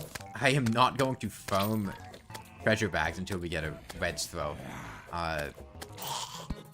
The Arcalis, or that other yo-yo, is in the same boat there. Isn't the Amazon just better than the Malaise? I don't know. I would remember the Malaise before the Amazon. Because I see the Malaise a lot more than the Amazon. I don't really make yo-yos, but every time I go to craft anything with Demonite, the Malaise shows up. Whereas the Amazon is only going to show up when I have all the materials to craft other things. And, like, I don't really use yo-yos anyway. I'm going to buy more things before the Blood Moon's over. I'm broke as shit. Can't buy things. I pawned off all of my possessions and used all my money. I mean, I guess I got a little gold from farming stuff here, but... we make 20 unholy water at a time. We have enough for 4,000 unholy water, and I really hope we don't need more than 4,000 unholy water for the duration of this run. Maybe I'll get some more throwing knives. Oh, it's 10 per?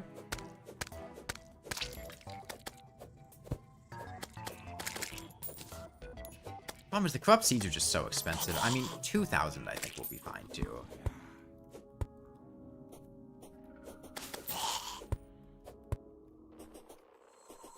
Yeah, I might pick up more knives.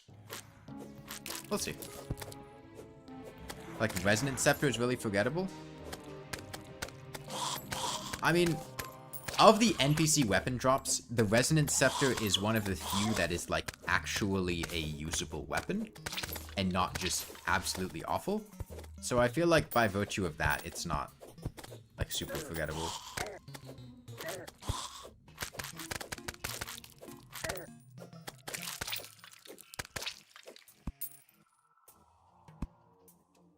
Oh, Blood Moon's over.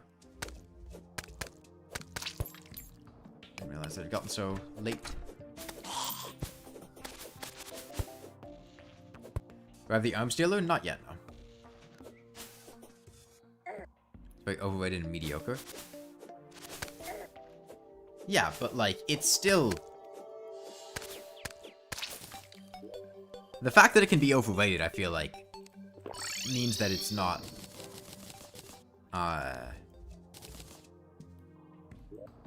forgettable. Any tips on not dying pre-boss? You have almost 4,000 hours in this game. You should always play quality of life mods. Don't bite off more than you can chew. Nah, Venom Staff's great. And they're also pretty high drop rates. If you farm for spiders, you'll get poison staffs.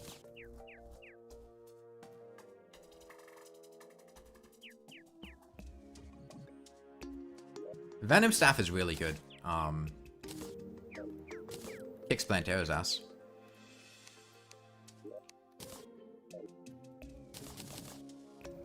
Okay. Well, I will see about...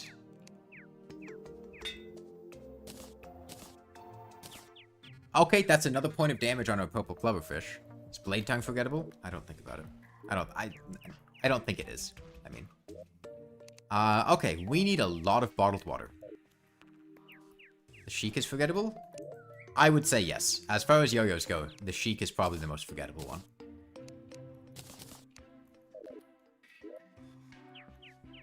Okay, I need a bottle of water for every single...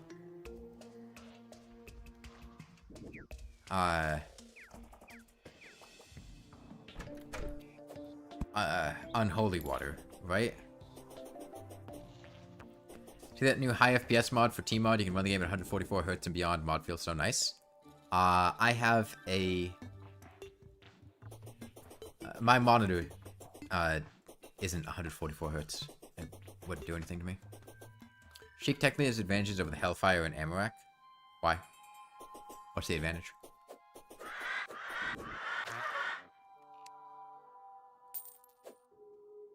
Thoughts on the Gatling gun? The Gatligator? I love the Gatligator. It just never shows up. Can boss drops be forgettable at all? I mean, boss drops can be forgettable. Like, Badger's Hat, I think, is super forgettable because the odds of you doing the conditions to spawn or to get it to drop are very low naturally. You have to kill the Eye of Cthulhu and the Wall of Flesh on the same night, which, you know, it's a speedrunning thing. Stellar Tune I don't think is forgettable. No, we're not hurt. Unholy Water needs Evan Sand? Yes. This isn't... I'm not getting this for Evan Sand. I'm getting this for the literal bottles of water that it takes, because you need bottles of water to make Unholy Water. But yeah, we have a corrupt desert, though, so we can get Evan Sand, no problem.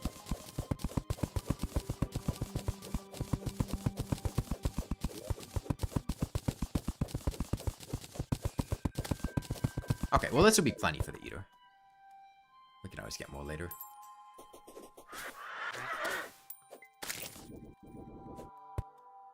What about Chlorophyte Saber?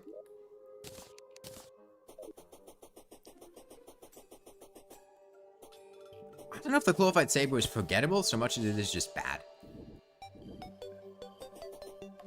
Fun fact about the Chlorophyte Saber, its projectile goes through blocks. Toxic Flask is forgettable? I disagree because if you do Eclipses, you will get it to drop. It's Snowball Launcher? I value my time more than that.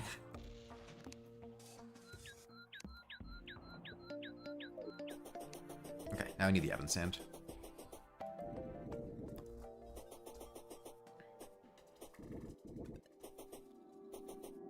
Will I use the flask? Look, I'm not really going to plan on what I will or won't use until we get there. Snowball Launcher? They're not talking about the Snowball Launcher, they're talking about the Snowball Cannon. The Snowball Cannon is a piece of furniture that drops from flinxes at like a 2 or 3% drop rate or something.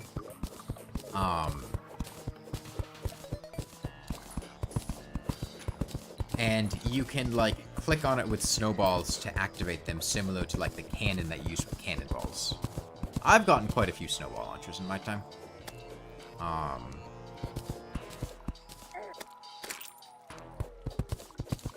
Would the proximity mine launcher count? No, actually, I think the proximity proximity mine launcher is pretty memorable because it's sold by the Cyborg and is the only consistently obtainable rocket launcher. And given that the Cyborg sells dry rockets and other liquid manipulation things, if you're at that point in the game and you want to create large amounts of liquid, your best option is buying a proximity mine launcher from the Cyborg and then loading it up with various wet rockets. The Pneumatic Corn forgettable? The Pneumatic Corn is, I think, like the best weapon Deerflops drops. You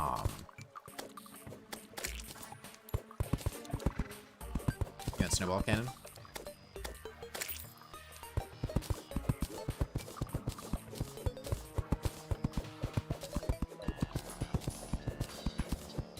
Think yourself the Cloverfish is good. It is actually quite good. It is performing surprisingly well.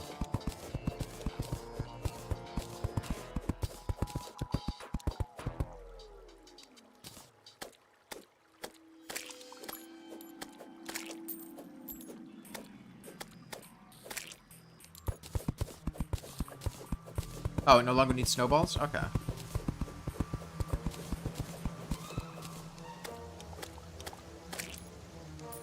Well, it's got nothing to... Yeah.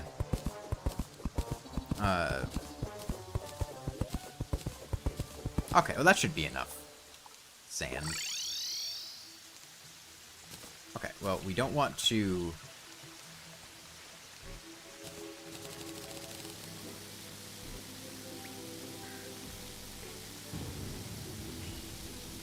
accidentally smelt our ebon sand. Now we need to make bottles. Yeah, I don't think I have ever used Unholy Water as an actual weapon. I have no idea how this will perform. It's completely implausible, I feel like, to use as an actual strategy because you need the Unholy Seeds. And that's just not happening in most runs. It's okay as a stationary thing. I mean, the weapons I'm using don't have to be bad. They just have to be forgettable. And usually they're forgettable because they're, like, mediocre and underwhelming. Yeah, we'll see how this goes. We also have a lot of rotten chunks. We can just get to the point of summoning the Eater manually soon.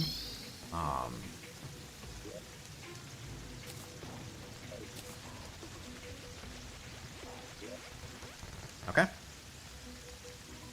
20 damage, very fast speed, spreads the corruption. We got 870 of them, so... Is the Phase Saber forgettable? I would say the Phase Saber is, the Phase Blade isn't. Is the Thorn Chakram forgettable? I would say no.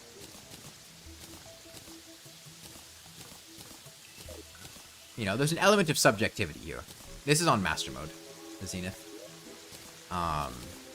You know, just because I don't remember it doesn't mean that nobody would remember it, but... I don't think it's forgettable. Okay, actually, do I have 15 rotten chunks? Is mayonnaise forgettable? No, but aiolis are.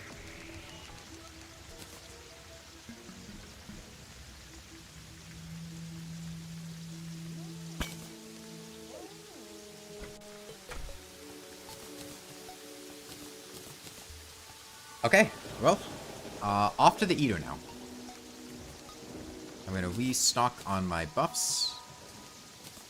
This could be a longer fight. Space Gun is underwhelming. Fight me, Molly. You shouldn't forget mayonnaise, it'll go bad.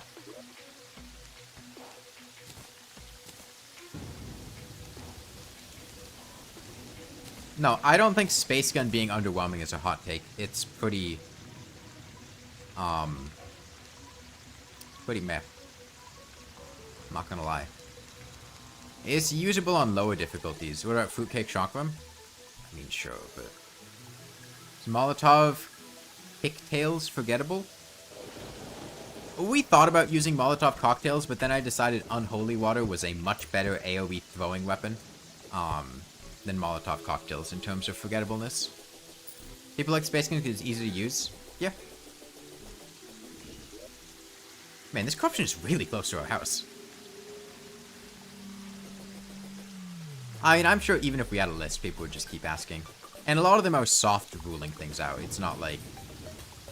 Does it spread the evil? Yes, but we're using it against the Eater of Worlds, which is in the evil biome to begin with, so... And it shouldn't matter too much. This Space Gun Master Mode, it does fine. I feel like you have drastically better options, and the lack of knockback, is pretty underwhelming.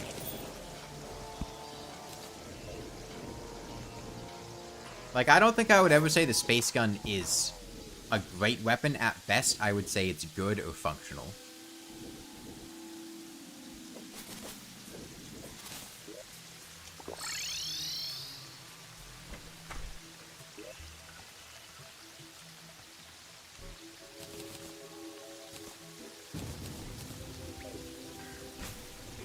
These two are valuable and get a pre-boss. Yeah. Does the armor have to be forgettable? I mean, meteor armor is the better half of the Space Gun. The Space Gun, like... Would I consider the flaming mace forgettable? No. Not at all. If you're early game and you get a mace, you're making it a flaming mace. Okay, I guess this is my arena. I don't have more explosives. I can't expand it more. Let's see how this goes. So, Unholy Water. You throw it. It explodes, does AoE splash damage.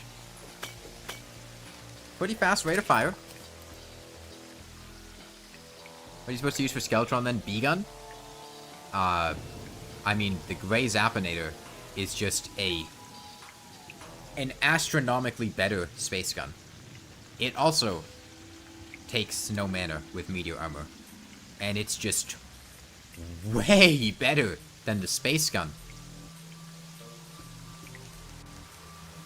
Why not going for an armor and accessories which do damage? That kind of defeats the purpose of doing this. I mean, I could, but why do the champ? Bro, does this shit not even have AoE? What? Why does this exist? It doesn't even do AoE. It has no splash.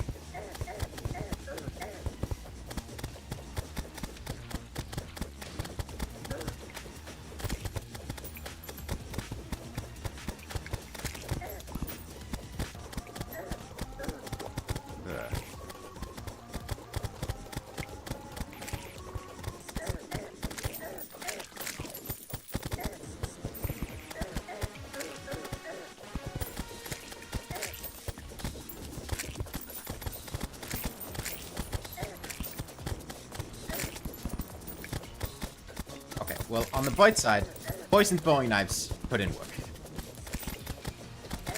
The Blood Moon paid off either way. What? Why doesn't it do AoE damage? What an awful weapon.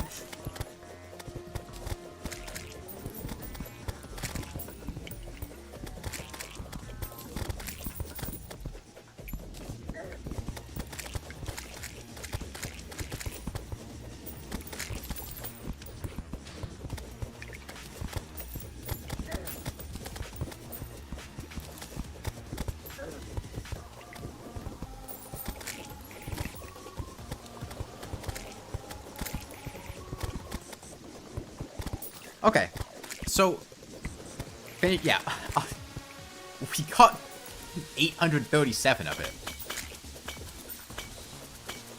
The least I could do is finish him with it.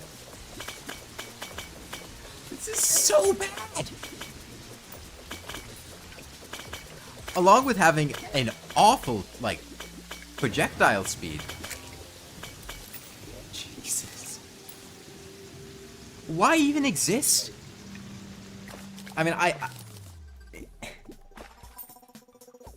the only reason that unholy water exists, genuinely, the only reason is because corrupt powder used to not spread the corruption. It used to just cleanse hollow and didn't actually corrupt things.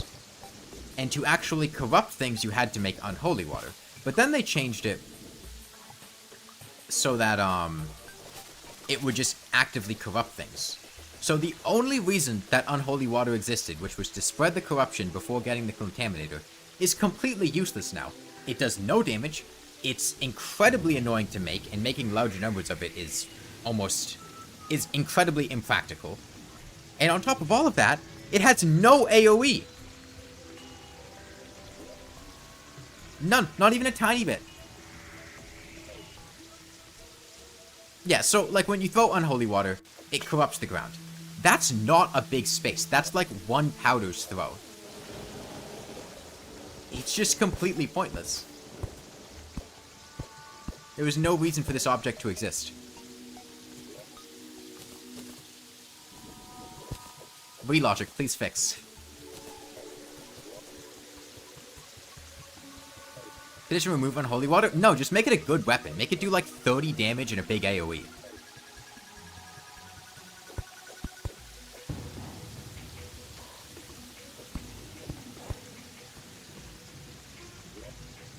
If it had good AoE, it might actually be worth using. Like, if we were doing 20 damage and a big splash to the Eater, that would have been good. That would have done more damage than the poison throwing knives, and the poison throwing knives were doing good against him. And it should have AoE. Like, it has a big splash, it just does nothing.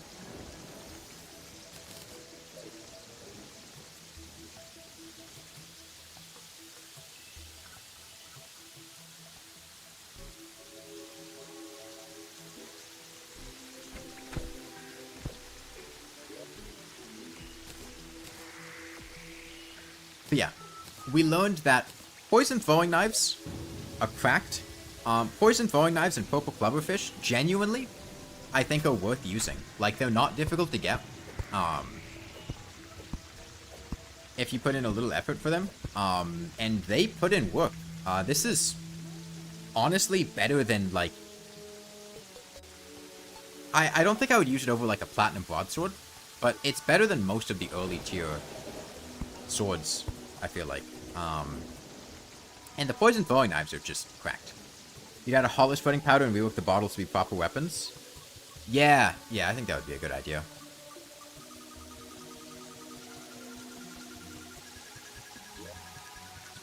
Okay, we can put on the worm scarf. Ah, and we can make, would I use minecart damage for bosses? I don't plan to. Guess what? 45. Oh, I don't actually have enough things for a full armor set. That's awkward. In hard mode, will I use the chlorophyte saber? We will see. Let me just fight the Eater again. Or the eye. We have lenses. Let me check the time of day. It's midnight. Can I kill the eye in... Yeah, I can kill the eye in 3 minutes. Because by the time I craft it and get back here...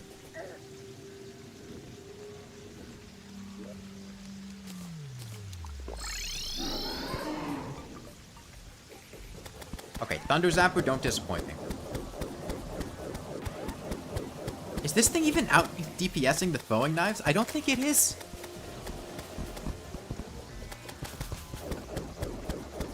Aha, maybe it is. It does have Godly, which is a point in its favor. And we can swap off to the throwing knives when we need to let our mana regen. Yeah, no, this thing is doing better than the throwing knives. It at least cleared the better single target DPS than a poison throwing knife. What weapons do I plan on using? I don't really have any plans yet. We'll get there when we get there.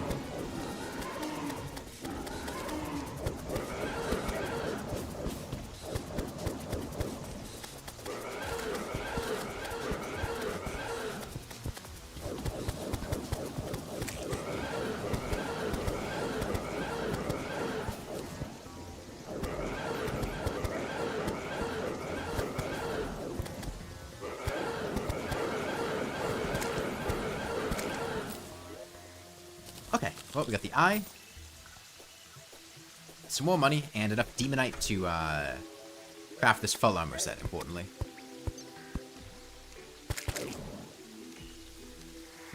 But United Shield can cheese Fishron to do really good damage.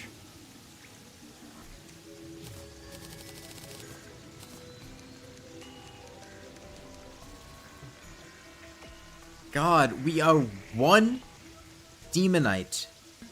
Hold on. Is there demonite down here? We are genuinely one demonite bar away from making the pickaxe and the armor set. So I'm going to make the pickaxe, and I'm going to go mine a piece of demonite, and then come back here. Crystal Vial Shard cheeses Destroyer. Saying something cheeses the Destroyer is an incredibly low bar to clear.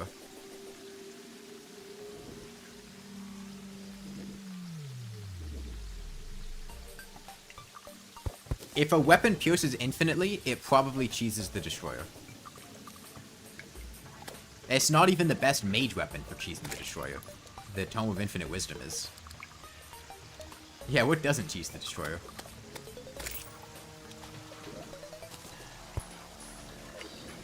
Yeah, fun fact.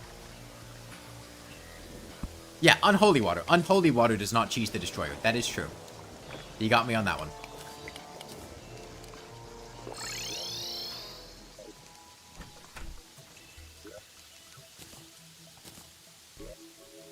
Yeah, very weird niche piece of information here is that,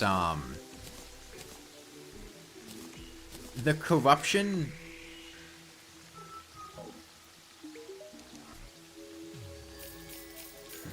The corruption has demonite spawn inside of it, whereas the crimson doesn't.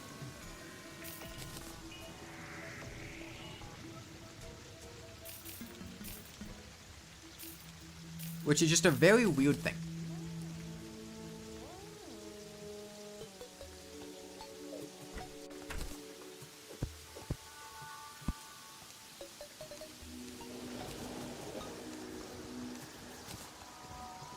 Okay, what do we do next? We should probably... So I think Shadow Armor's a good choice.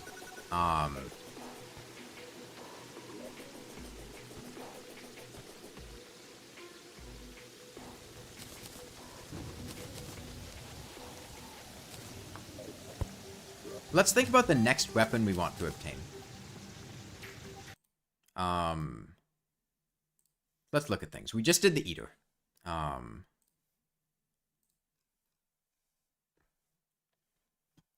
So pretty much anything pre-Skeletron is on the table now.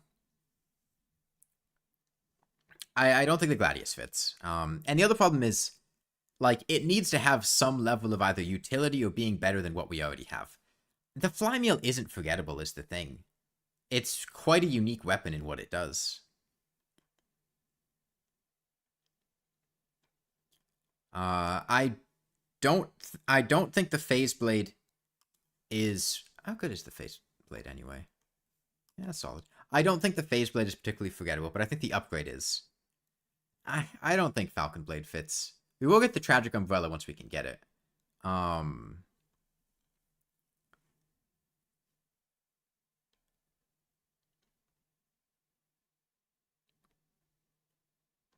is we need something that's pre-Skeletron to kill Skeletron with. And I don't just want to use poison throwing knives again. I mean, we could use the Phase Blade. Like, the Phase Blade... We could do.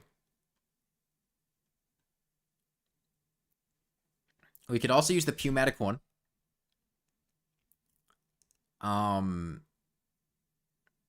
not against the Pneumatic Horn if you guys think it's super forgettable. Trimerang's not forgettable. Blowgun if you can kill Queen Bee. Yeah, Blowgun's not.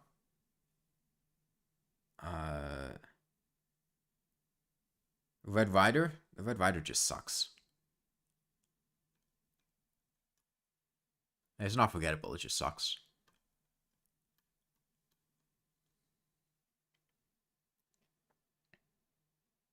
Okay, so I think right now it's between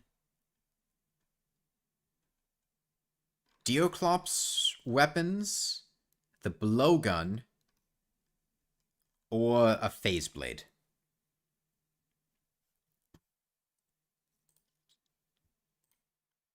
What do you guys think?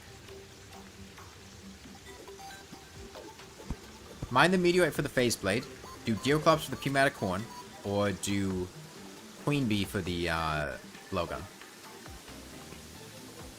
Phase is the easiest to obtain.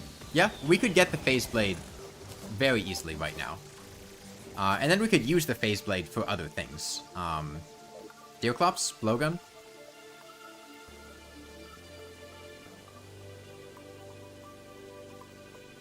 Okay, here's what I'll do. I'll do all three.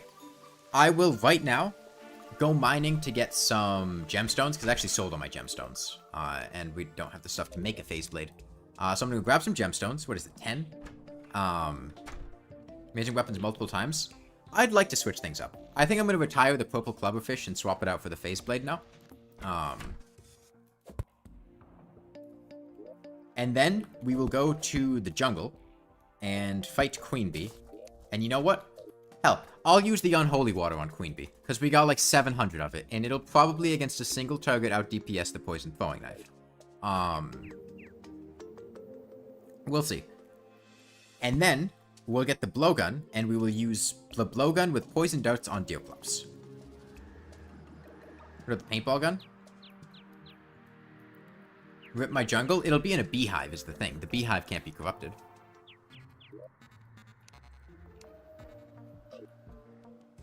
It's in a beehive.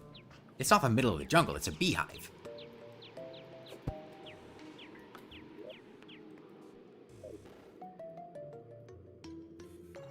Okay, well, we need gemstones and life crystals, so... or, not life. Oh yeah, actually life crystals. We can make spelunkers now, and I am out of blink root. And I cannot make mining potions, which is a bit unfortunate. Oh, that's alright, Ivy. Okay, let's go mining. Harpoon? Nah, I don't think the harpoon's very forgettable. But I do want to use the Unholy Water, because I made 870 of it. And I want to use it for something. So Queen Bee is going to be that something. We still don't have a double jump. Actually, I'm going to go mine in the snow biome. Snow biome has easily accessible gemstones. It'll have Shiverthorn, which we're running a bit low on. And it'll help us get Flink's Fur to summon Deoclops later. So I think it's a worthwhile use of my time.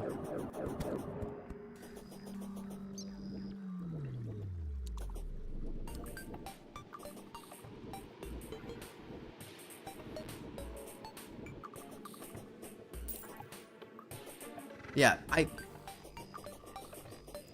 think, even with what you said, Ivy, about putting the Thunder Zapper higher up in the desert, I think it also just needs some kind of buff to make it worth... Although it is a magic weapon.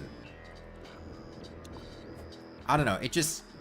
I guess, if it was easily obtained in the top part of the underground desert, I could see it being a good option for the Eye of Cthulhu, but not anything beyond that, in terms of bosses. Basically just an equivalent to the gem staves, which I guess is maybe what you want. So yeah, honestly, I think just swapping the Thunder Zapper to generate further up in the underground desert would fix the issue with it. Same thing with the Swamp Spear. Now that I think about it. Because, like, it was doing fine against the Eye. It wasn't, like, incredible, but it was beating out the Poison Throwing Knife, and the Poison Throwing Knife It wasn't bad to begin with. Okay, how much meteorite do I need for a phase blade? Is it 20 bars? I'm completely guessing that number. I have no idea.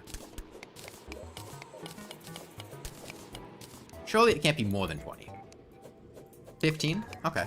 So we only need 45 meteorite.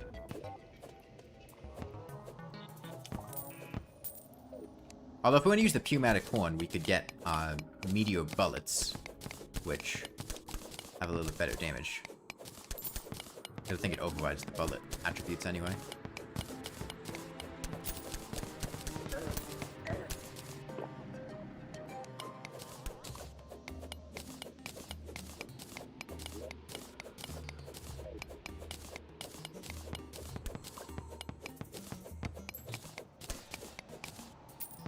Yeah, I think I will implement... Used to be 20, then they dropped it to 15 in 1.3. I wonder why. Yeah, I know I need 45 ore. I'm getting a little bit extra so I can make some meteor bullets with the pneumatic horn later. Okay, well, now we need to find a way down. Yeah, I think I'm going to implement a forced rotation of the weapon that I used to kill a boss with after I kill that boss. Just to make things a bit more interesting, because right now, honestly, I could kill Skeletron with these poison throwing knives. Like, they're just good. Unequivocally.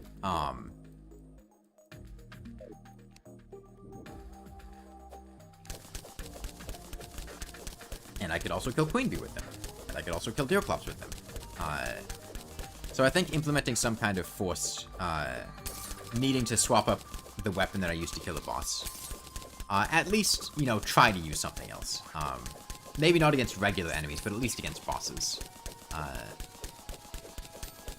Will make this a bit more interesting.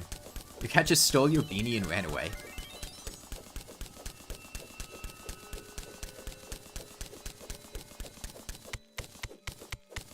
What was I gonna do with wander frosting, that's right. And help, maybe we'll get the snowball. We will need to kill some flinxes, so maybe we'll get the snowball cannon to drop. Or the snowball launcher. I forget which one. Launcher? I'm going to the snow biome, because we'll need to kill flinxes to get Deerclops. We need gemstones, and they're usually the easiest to get in the snow biome. And there was probably some third reason that I forgot. Ice Mimic Drop's forgettable? I think the Ice Mimic Drops are pretty forgettable, especially the Ice Bow. And... what is the magic weapon? Flower Frost. Oh yeah, double jump, that's right. I wanted a blizzard in a bottle. Because I still don't have a double jump. Yeah, I'd say Ice Mimic Drops are forgettable. We're gonna need to go to the underground snow biome and do farming there anyway, because we plan to get the Hambat.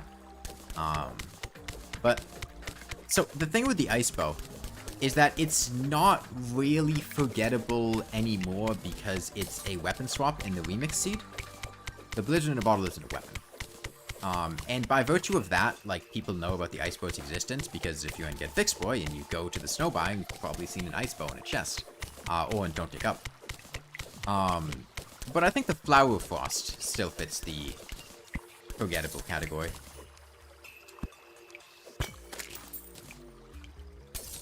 But the Ice Bow in non-Get Fixed Boy is so bad. So the thing with the Ice Bow, which, you know, you've probably realized, if you've used it before, even in Get Fixed Boy, is that it... How many gemstones do you need for the Phase Blade? Is it 10? It overrides the arrow type of the arrow you fire, but it does not have any special properties. You would think that the Frost Bow makes it so that the arrow you fire inflicts Frostburn, or Frostbite, or literally anything. It doesn't. It does nothing. It has no special properties. It just takes away the special attribute of the bow you fired it from and gives you nothing in return.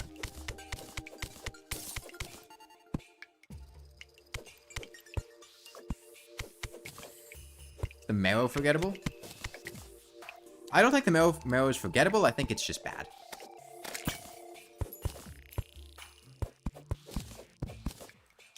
Drippler Crippler is incredible. Don't you ever call the Drippler Crippler forgettable. I love the Drippler Crippler. Dower of Power is just a slightly easier to obtain Drippler Crippler. I catch you disrespecting the Drippler Crippler, you'll be catching these hands.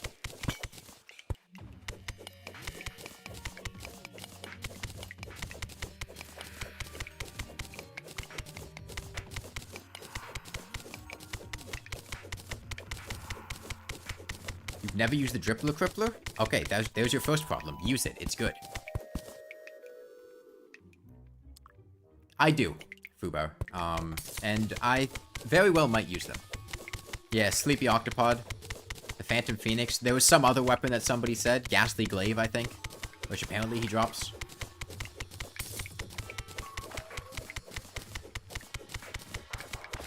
Yeah, no, flails are really good. I mean, the Drippler Crippler has 110 base damage.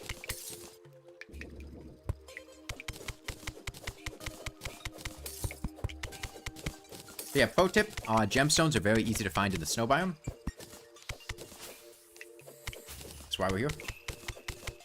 I mean, just looking on screen, there's all the ones we just mined, there's the ones up there, there's down there, there's over there, there's over there. They're just all over the place. What are Oldman's army weapons? Most Oldman's army weapons are forgettable. Tier 2? Yes. Tier 3? No. Drippler Crippler's alright, but it's kind of useless at the stage of the game it's obtained, except for maybe the Destroyer. I mean, the Destroyer is the reason you would use the Drippler Crippler, yeah. It's a high damage, infinite piercing weapon. It's like heaven for the Destroyer. The Drippler Crippler is probably the best melee weapon you can get for the Destroyer pre-mech. Like, it's really good. Like, yeah, if you ignore what it's good at, then it's not very good. But why would you?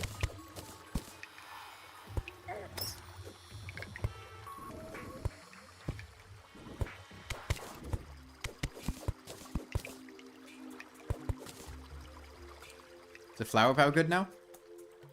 I've used the flower power a bit. It's alright.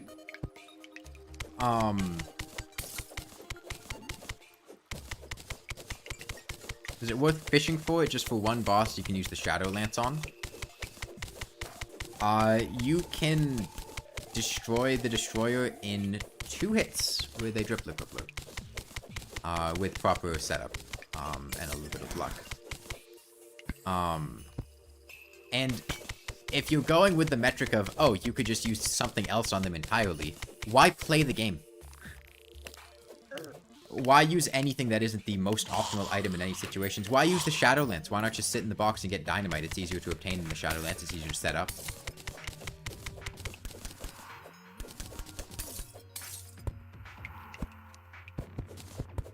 Why do things? Because they're fun. Because I want to play the game. I don't know.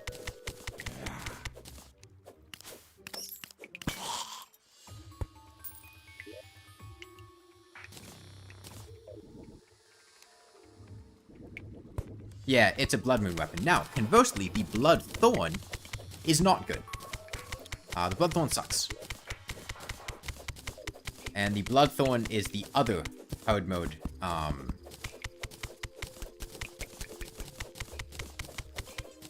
fishing weapon. Aside from the Sanguine Staff. It's the one you get from, Hemogoblin Jokes.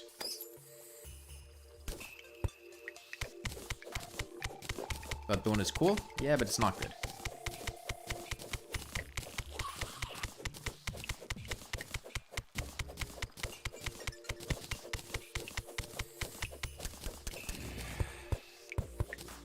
Okay, we can make a nice red phase blade and upgrade it to a phase saber later.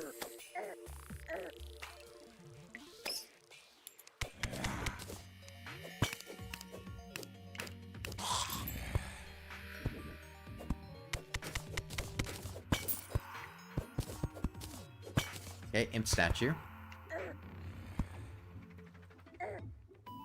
Hold on, was that a... No, it was lead. boy, no luck with life... Okay, as I say that. But right before now, no luck with life crystals or chests. That's up there to the right. We've been very unlucky in that regard.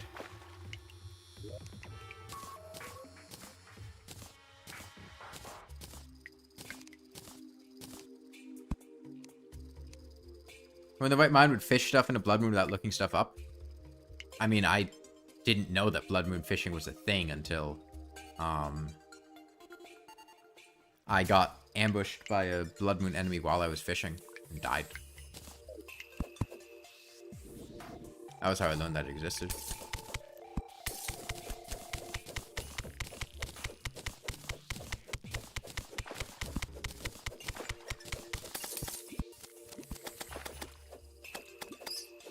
Alright, there's our first flanks. Opinions on Goo Nation? I don't know what that is.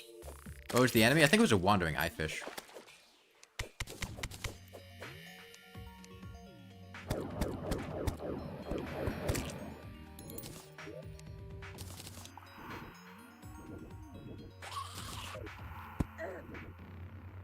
Yeah, I was in hardcore. Oh, dropping a couple frames there.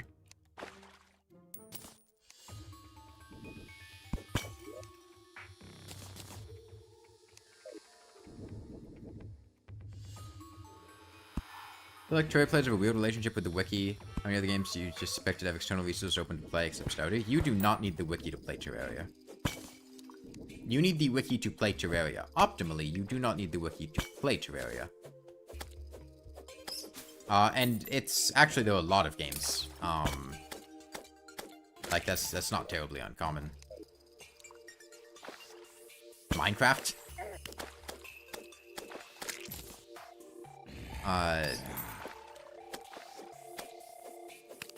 Factorio? I also don't think you need the wiki for Stardew Valley. Granted, the last time I played Minecraft was back when crafting recipes weren't included in the game, so there was a little bit of bias on that one.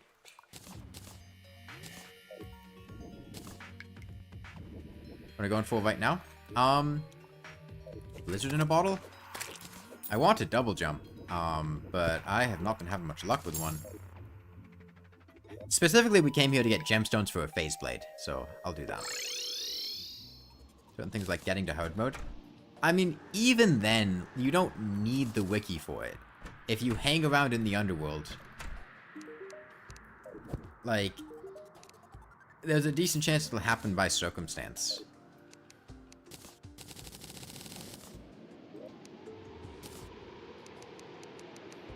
Okay. We got our phase blade. I'm going to retire the clubberfish. Any summoning weapons that are forgettable? I think the most forgettable summoning weapon is the pirate staff.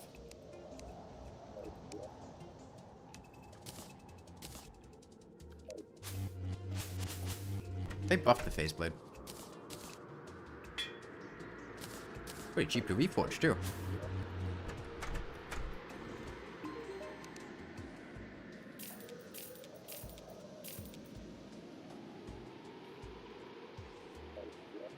Okay, well, Queen Bee? I mean, but the thing is, I think doing it without the wiki is fun. Like, not having that information, not looking things up. Pirate staff is better than the tiger staff. Completely forgot it was an option. What?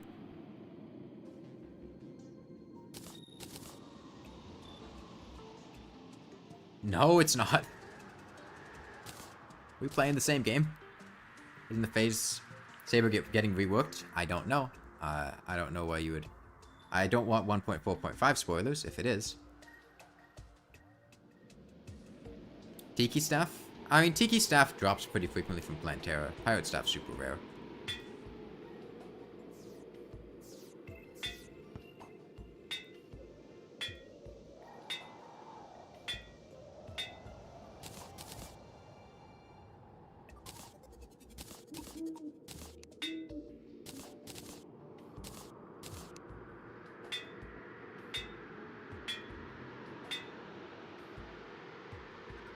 Use my stream to fall asleep.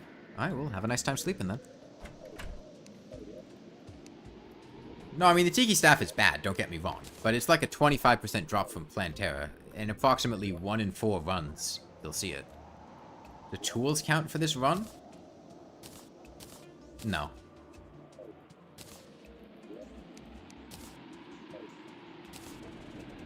By the way, shout out to my boy Hammerax. Love the Hammerax. The Hammerax is...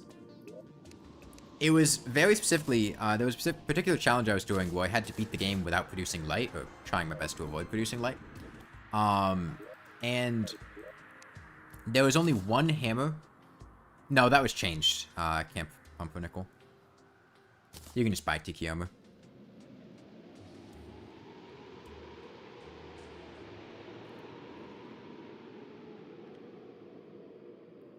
But yes, there are only 2 hammers that can be obtained before killing the mechanical bosses that can break demon altars. One of them is the Pwn Hammer, and the other one is the Hammerax. And there is no reason whatsoever you would ever use the Hammerax instead of the Pwn Hammer to break a demon altar unless you couldn't use the Pwn Hammer for some arbitrary reason like it produces light. But the Hammerax doesn't produce light, so using the Hammerax allowed me to break altars, which then let the mech spawn naturally, so I wouldn't have to farm for 1 in 2,000 drops. Okay, well, we were going for Queen Bee. So let me get some potions and then make my way over to the jungle. Spooky or Tiki armor? Spooky. Tiki does have some usefulness in the fact that it, I should put planter boxes down.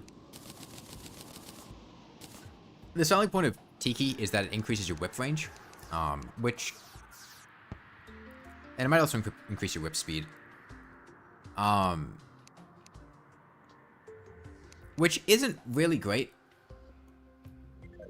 No, the Hammerax is also an axe. The Pwn Hammer is not an axe. Hi, good night, Ivy.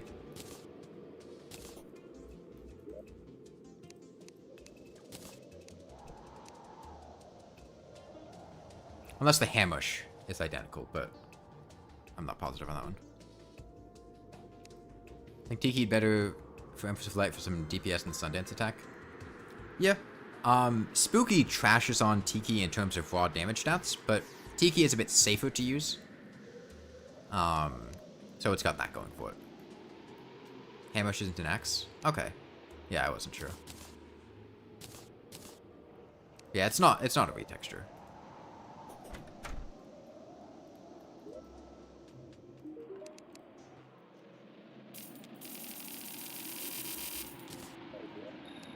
By the way, another fun fact, this one's pretty common knowledge, but you might not know it, is that you don't need a particular planter box to grow things in. As you can see here, I am growing all of these plants in a deathweed planter box, and that works fine. Couldn't you have waited for rare drops to fight mechs?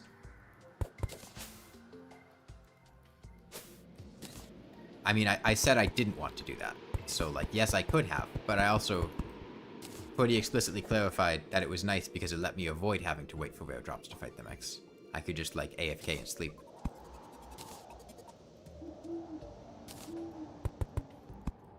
Deathweed is the least tasty. Fire Blossom will literally burn your mouth off. It is on fire.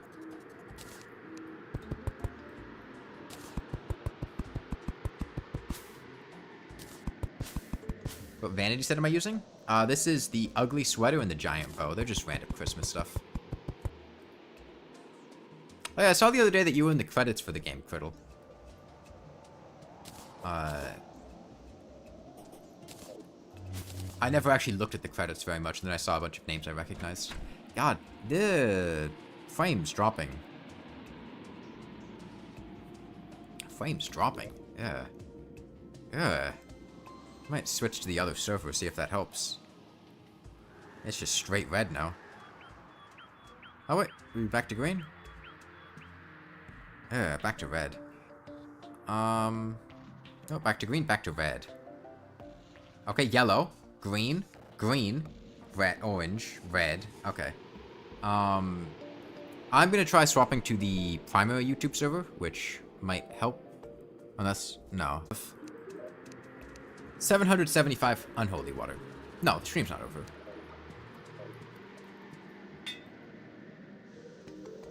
I just swapped the server I was streaming to. I said that I was doing it.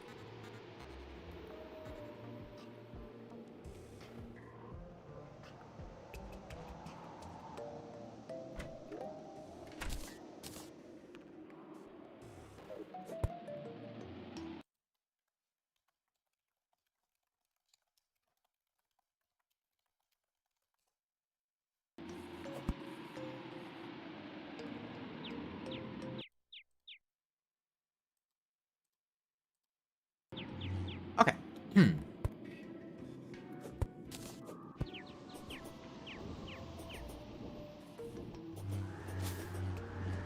Yeah, off to the jungle.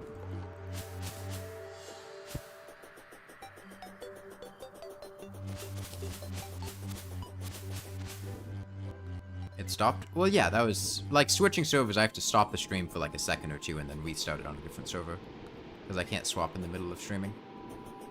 But YouTube just, for some reason, sometimes some of the servers will die. Like, when I started the stream, I was on the primary server, but the stream was dropping like 80% of frames. So I stopped it and started on the backup server, which was fine. Until now, at which point the backup server started dying, so I had to restart the stream in the primary server. Opinions on the optic staff? I like the optic staff a lot.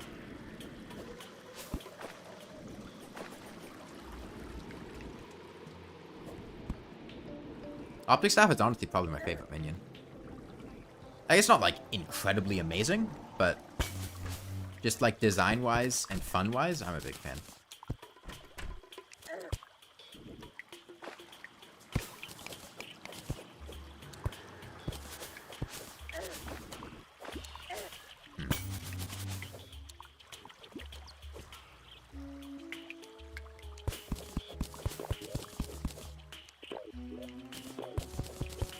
We'll probably have a better way underground somewhere else. Because usually... Optic staff is cool conceptually. Yeah. That's a bunch of emerald there. Its AI is just kind of bad. I don't think its AI is that bad. It's... I feel like better than a lot of minions.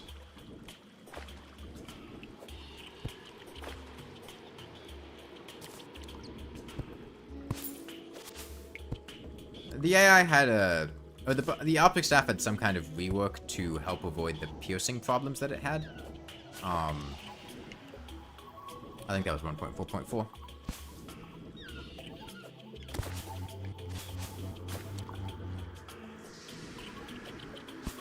Okay, this looks like a proper cave underground. Okay, shine potion. Climbing claws for a bag. We're looking for a beehive.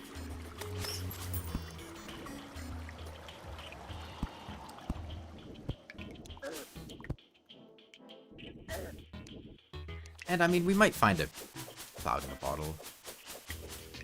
Shark statue. And on the Duke staff, pretty bad. Comparatively to other Duke weapons. But it's not like unusably bad. And it can perform fairly well against slower targets. Okay, Staff of Regrowth is nice to have. But, you know, comparing it to Razor Blade Typhoon, Bubble Gun, Flare on Tsunami, it's kind of underwhelming.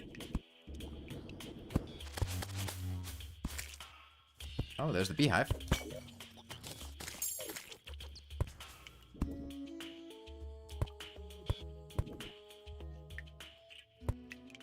I do not trust this chest. Just, like, conceptually. Why are you so alone? Do you just not have friends? I can be your friend. Are you alright, man?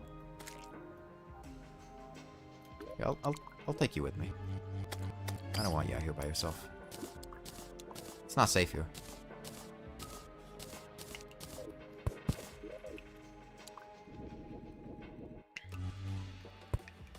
I think the tutorial you could use to date it like blocks or heat. The fossils?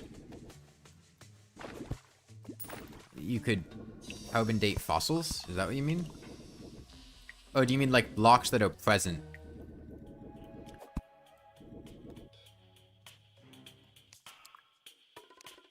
It's good on slowing targets like Plantera, Golem, and event bosses. Yeah, Plantera and Golem are also pre-Duke Fishron bosses in terms of balance. So, like, all of Duke Fishron's weapons will annihilate them.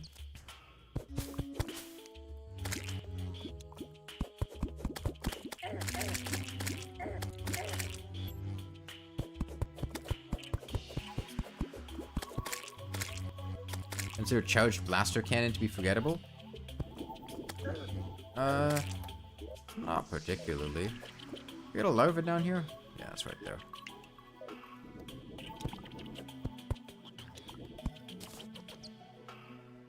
You see, that's a swordfish? Yeah, we use the purple clubberfish as the fish-up weapon.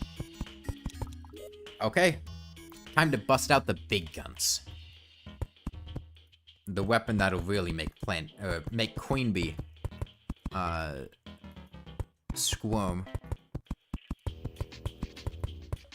I didn't bring it with me. I thought I took the piggy bank. Okay, well, we have to go back to get the big guns. There was a shipping delay on the big guns. They're currently being held at the post office. I have to go there and sign for it. Go to hell. What about Saw... I love the Sawtooth Shark. The Sawtooth Shark is like my favorite axe in the game. It's just a shark that makes chainsaw noises.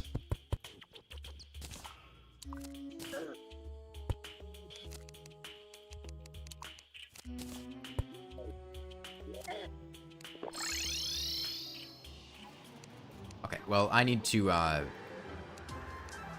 whole point of coming here was that I wanted to use the, Unholy Water, and I forgot to take it, so... Okay, I'll say Thunder Zapper, Phase Blade, and Unholy Water are good for my cheesing the boss now. Now, the whole point of this run is to use weird niche weapons. Cheesing the boss is kind of antithetical to that. Don't trash a whoopee cushion? Watch me.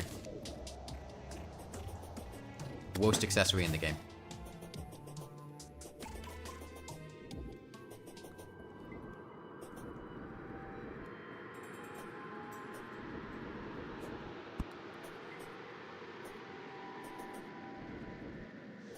I would rather use a cloud in a bottle than a fountain in a bottle.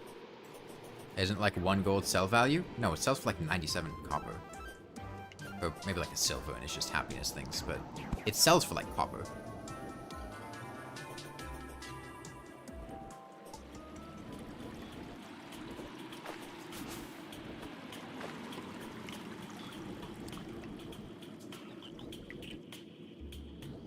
What do I have against the fountain in a bottle? It floats. Constantly. Non-stop. I use double jumps every couple seconds when I have them. There is just a non-stop stream of spouting noises. It's just a silly little bottle, then I don't like silly things. Who cares? Me. I care. I don't want the sound of someone ripping ass constantly in the background when I'm trying to play the game.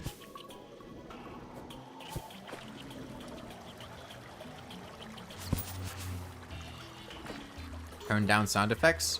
No. The game has nice sound design. I want to listen to it. We love Rotund World. I didn't like Rotund World just because I found it annoying most of the time. Like, it was a fun... It's one of the best double jumps. I don't care.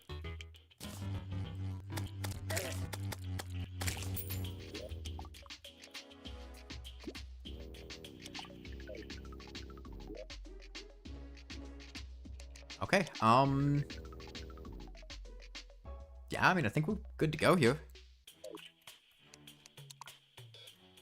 Okay.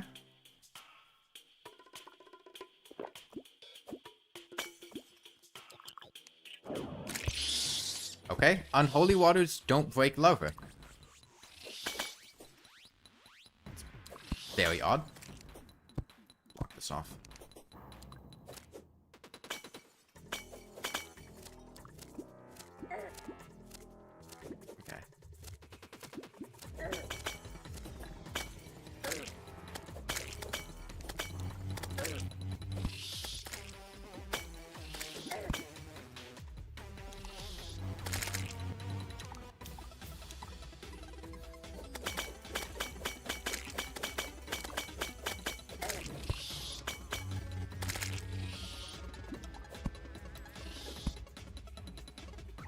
Magic Dagger is nostalgic.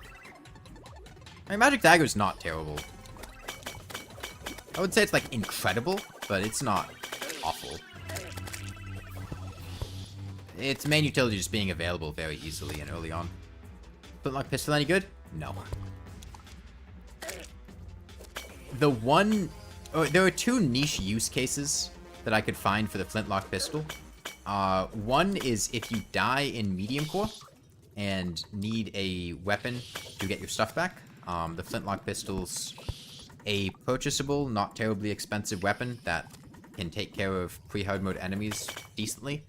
And the second is if you're in multiplayer and another player got a gun and you want one, and you have some money, and you don't have other options. That man-eater's a real one. He's put in, like, probably like 400 damage on Queen Bee, because I think she hit him 5 times.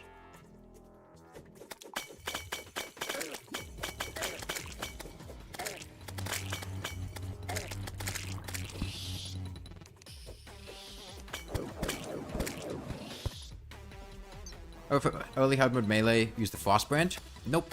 We already have a weapon picked out, and that is the Ham Bat.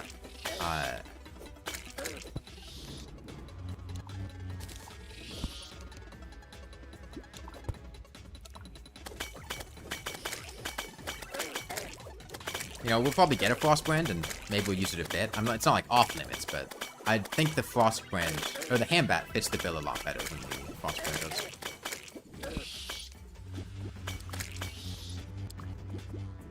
Does the candy corn rifle get any use?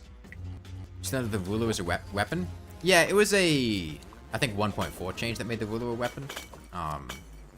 It used to not be. It's pretty bad. Musket or Undertaker? Musket's better than the Undertaker. Easily. As far as Crimson versus Corruption, do I have enough Unholy Water for this?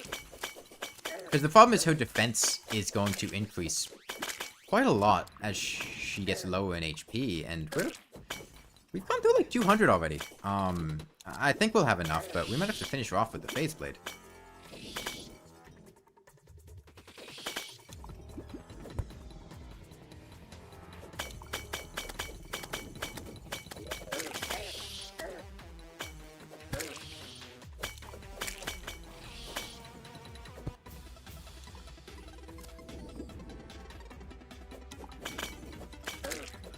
Over here using a 16 damage per hit, no AoE, non-piercing weapon with very awful projectile speed against Queen Bee.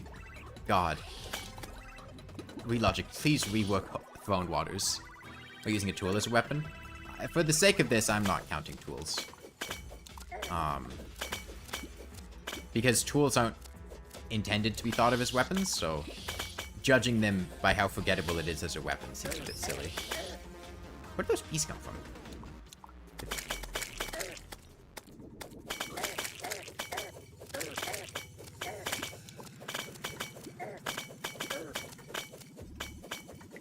Oh, that spawned down there.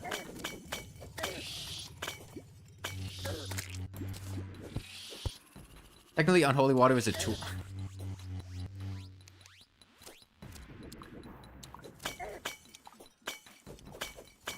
Okay, no. It has a damage type. Wait, does Unholy Water even have a damage type? What the fuck?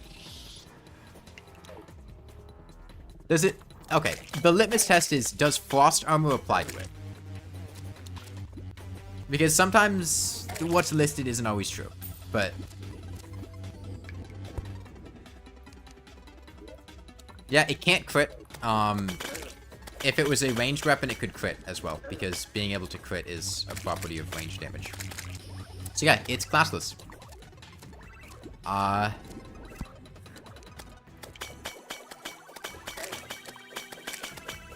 Frost Armor applies to tools, but, well, it applies to things that deal melee damage and ranged damage.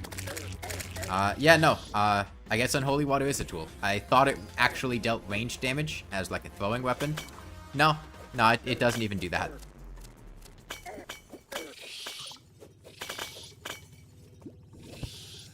Do I think I'll be killing Deerclops? Yes. We plan to kill Deerclops.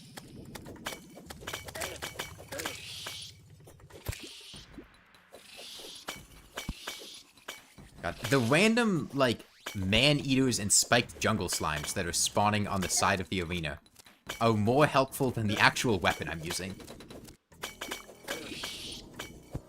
Yeah, thank you, random Thorns Potion I looted in a chest. Thank you, random Hornet hitting for like 100 damage.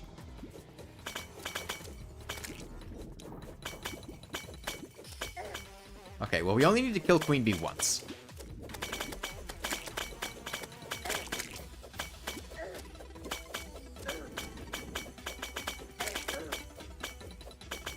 I don't want you to die to a Thorns Potion.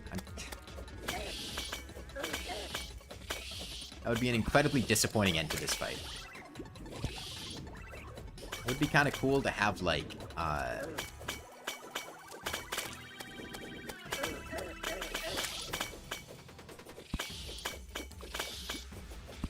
double jump really would have been nice. I have to grapple hook all these dodges.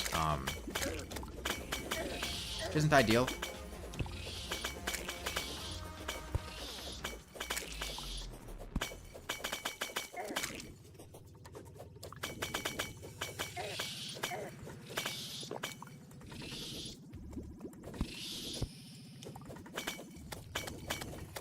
Okay, I could just go at her with the phase blade, and it would kill her. But I want to... I'm invested with the unholy water.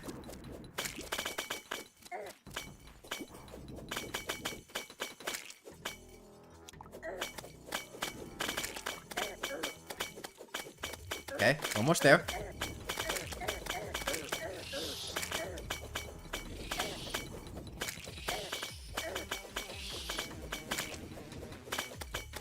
Okay, die. Get these in the trash. These things suck. They are awful. There is no reason to ever use or make unholy water.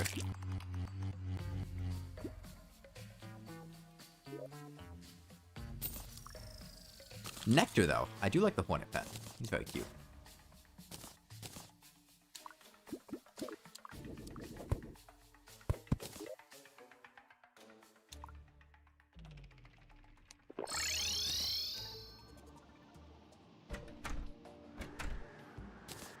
Well, I don't think we'll be doing anything bee-related, but I'll keep the hive pack on hand just in case. We need the Witch Doctor, which means we need more housing. Same for Bloody Water, yeah. Holy Water at least has the utility of there not being a hollow powder that spreads the hollow. So in early hard mode, if you want to spread the hollow, Holy Water is your best bet. Bees are OP. They're not forgettable, so we're not going to use them.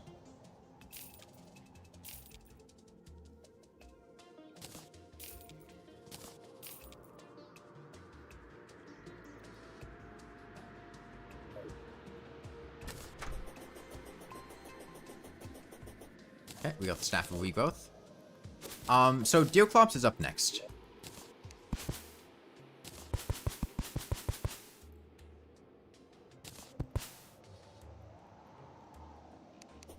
And Deerclops isn't really a very vertical fight. Although...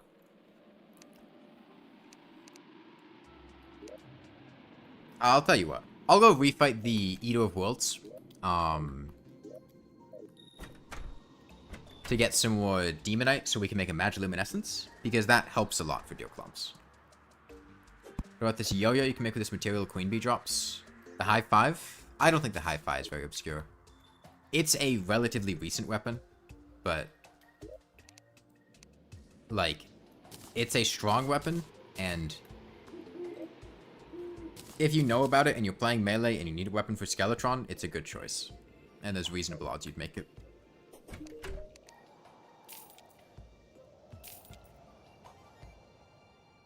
Okay, got 34 gold. I got a good phase blade reforge.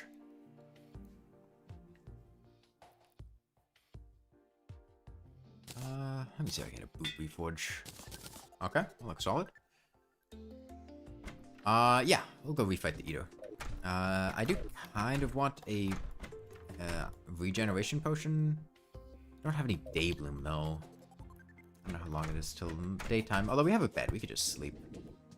I don't see the moon, so I assume it's close. Might be a new moon, though.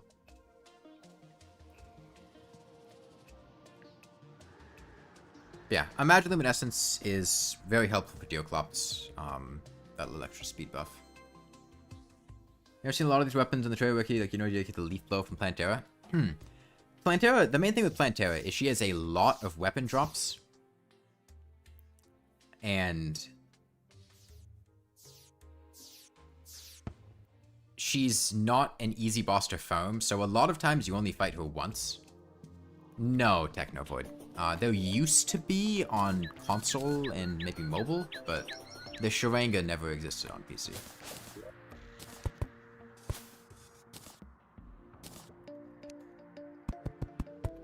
You knew they were terrible since you were forced into hell by a random weapon generator giving you unholy water for Skeletron.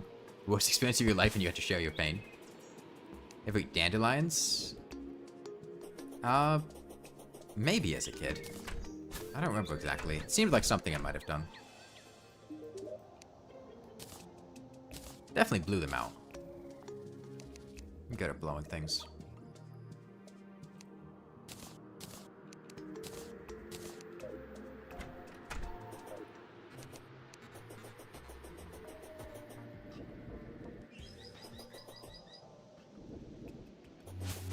Okay. So yeah, Unholy Water is retired. I am never, for as long as I play Terraria, unless they rework it, going to make Unholy Water. I think I can pretty safely say that one. I think the blowgun's gotta be good for something, but you can't really think of anything. I was planning on using the blowgun for Deoclops. That was the plan. We were gonna blow Deoclops.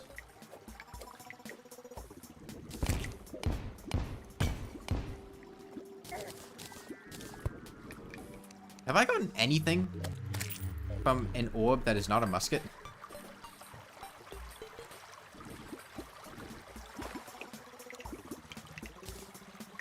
Use Flower of Fire against the Wall of Flesh? We're gonna see how the Wall of Flesh... We'll reconsider that later. We got time.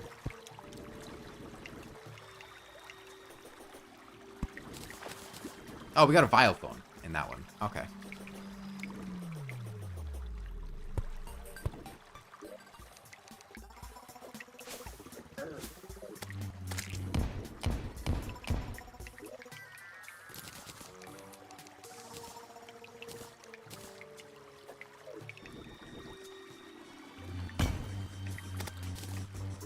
Okay, Band of Star Power. Pretty useless. Knight's Bane is forgettable. Knight's Bane. You mean the Light's Bane? I don't think it's forgettable. I mean, you have to make it in order to make the Knight's Edge, and if you're playing melee, you'll probably make it the Knight's Edge. And especially since it's reworked, like, it's not awful.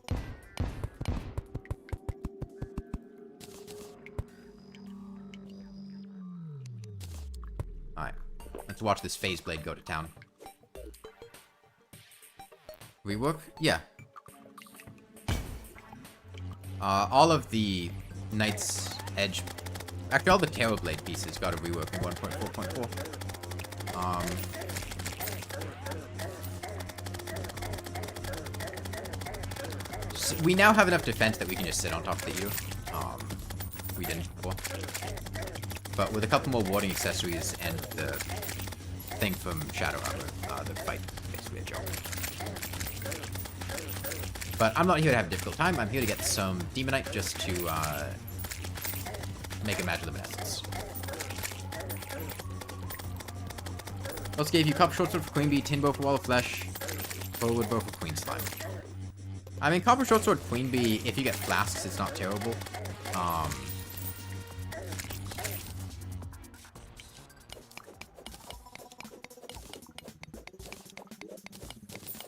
But yeah, Tin Bow for Wall of Flesh and Forward Bow for Queen Slime is pretty awful.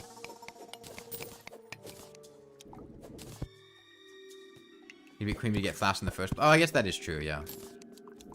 Magma Stone?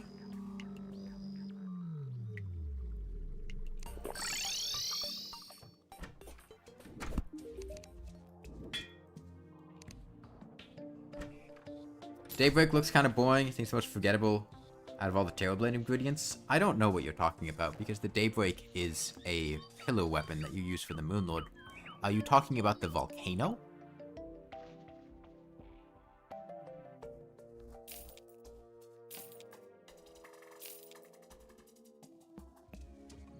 Solar pillar with anchor?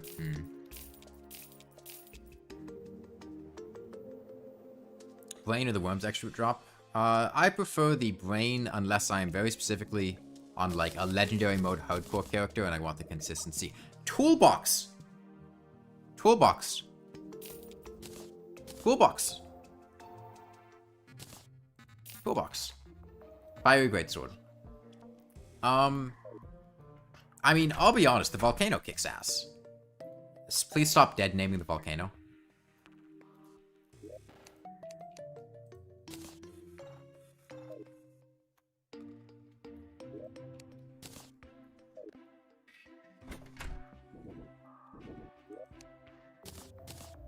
Okay, I think I'm gonna retire with the poison throwing knives. Yeah, Volcano's good for Skeletron, and it just, like, it does really high damage. Like, I think it's probably the best of the Terrorblade, oh, sorry, the best of the Knight's Edge pieces, that isn't, you know, the Knight's Edge itself. Use weapons like if there are crafting ingredients for stronger, more used weapons.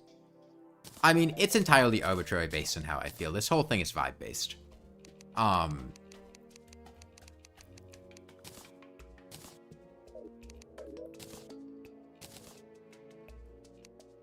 Okay, Deoclops. Let me go check what the Traveling Merchant has, and then we'll head over to Deoclops. Oh, thank you, I am Grape. The Blade of Grass is probably better. The Blade of Grass is not better than the Volcano. Not by a long shot.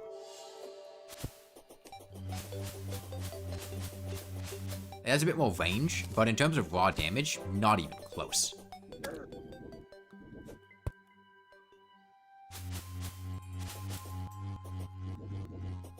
Volcano puts in work in terms of DPS. My chat is just spreading misinformation. That's just a common property of Terraria players in general.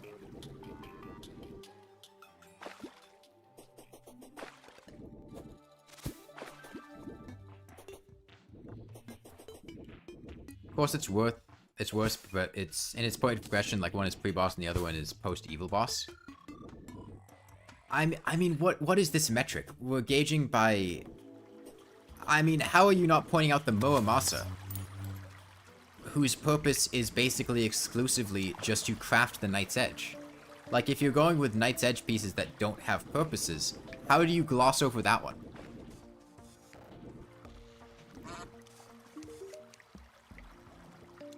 Yo, how here, Finn?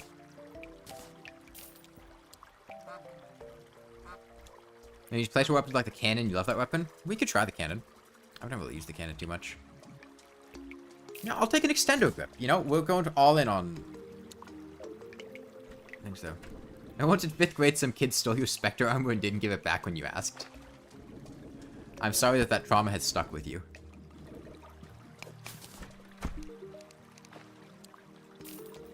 Okay, let me get some pylons up.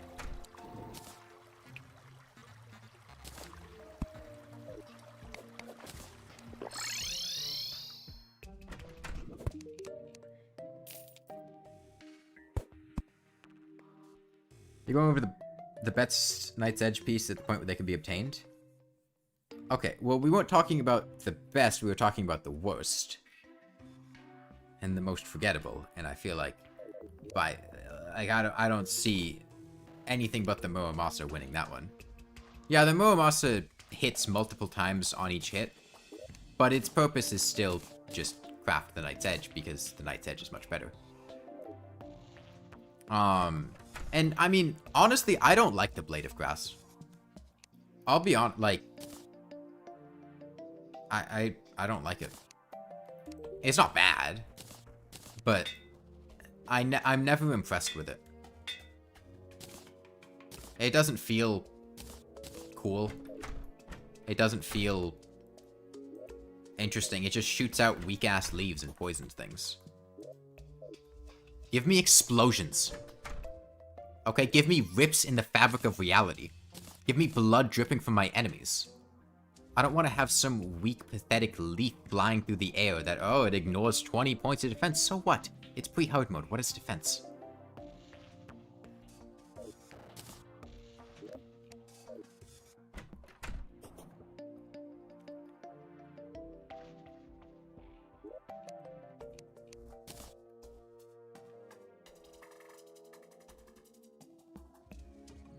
Okay, Deoclops...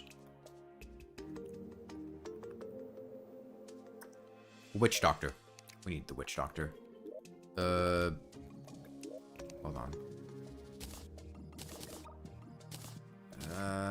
Damn.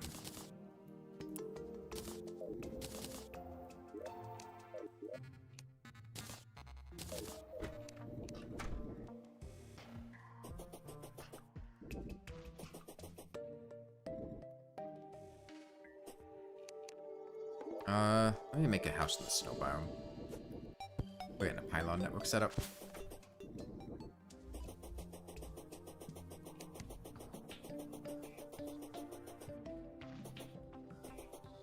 You're nice there's more time between the Muramasa and Night's Edge. Yeah, I mean, if you're in a drunk seed, then you can typically get a Muramasa free boss because of the way that the drunk dungeon generates, but, like, for the most part, it's just immediately replaced. The same thing with the handgun. Where, like, the handgun is just a slightly worse Phoenix Blaster, and, like, it's a good weapon. It does well. But you can just immediately make the Phoenix Blaster, which is much better. So why would you use it?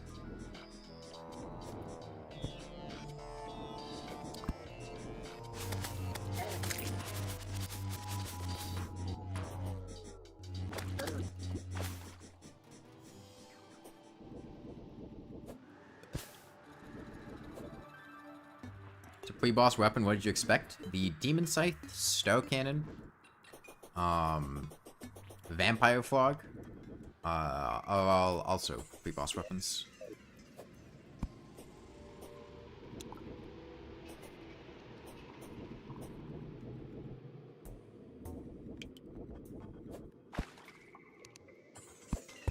Star Cannon on a technicality, the other do not.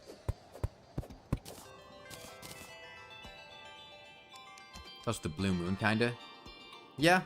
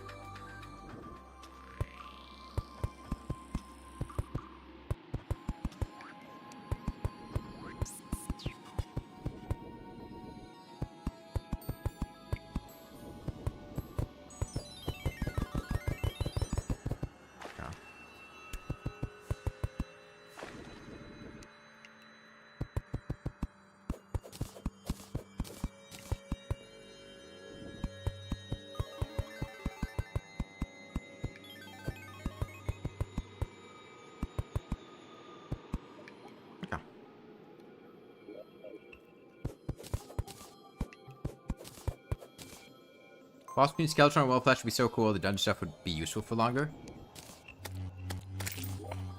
I mean, the problem is that would require rebalancing a lot of late hard mode stuff. Oh, sorry, late pre-hard mode stuff. But I do think that the design space of adding on to pre-hard mode instead of adding on to hard mode is interesting. And can lead to some fun stuff.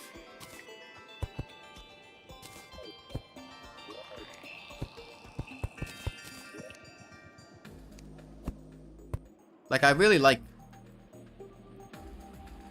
They would be still immediately upgrading stuff. Yeah, I assumed they meant something like making it so stuff like the Night's Edge and Phoenix Blaster wasn't craftable immediately, which would require reworking how those worked.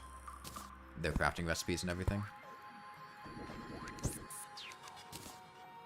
Yeah, if you just took them directly as is, that wouldn't work.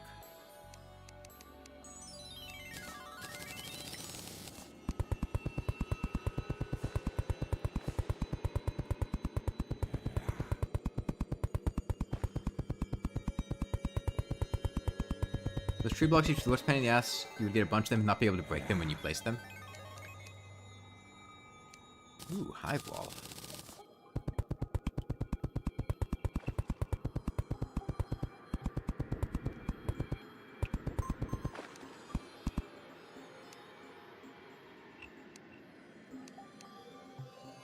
Yeah. But on the other hand, at a certain point, I think it's, you know, worth the consideration of,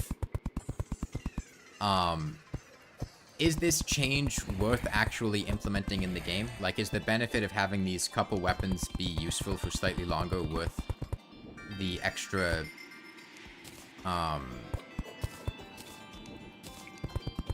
worth changing all that? And I don't know if the answer is yes on that one. Getting every item in the game, what's going to be the worst? Depends. Are you doing it, quote-unquote, legitimately, or are you allowing yourself to do, certain, like, exploit or save manipulation, or using seeds, or things like that? Because if you are going for it naturally, the Terragrim is a massive pain in the ass, unless you get very lucky. But if you know, make backups of a save file and just keep reloading the same world, then it's not too bad to get.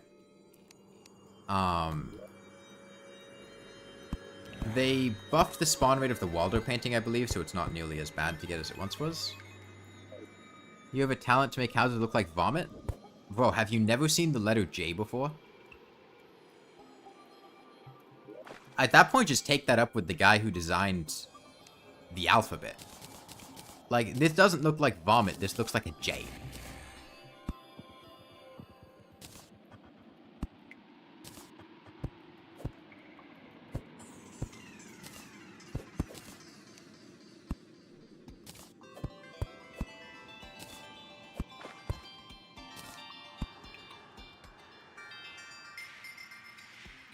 You can't vampire and scourge in the same world? Yeah, but they said they were world hopping, so that shouldn't be a concern.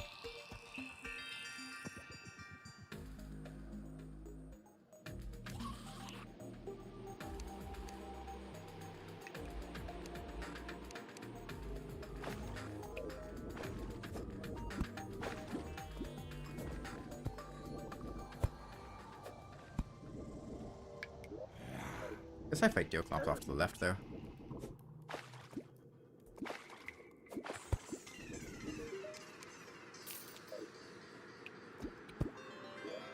Drunkworld is both. Oh, I guess that is true, yeah. Fill enough either honey sponge and you've done like 400 quests. I don't remember fishing stuff super well. I don't remember how rare those are. Plus the honey sponge was added relatively recently. You have 12 pairs of fin wings? Damn. I used fin wings for something somewhat recently. What was it? Like sometime in the past year. What did I use fin wings for? There was some challenge run where getting fin wings was genuinely helpful. Lawnmower? Yeah, it was lawnmower, that's right. Because I couldn't kill wyverns easily.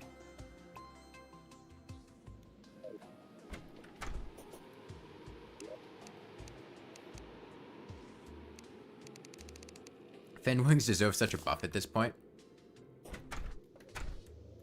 The problem is they've made the change for wings to tier them aggressively based on when they're available.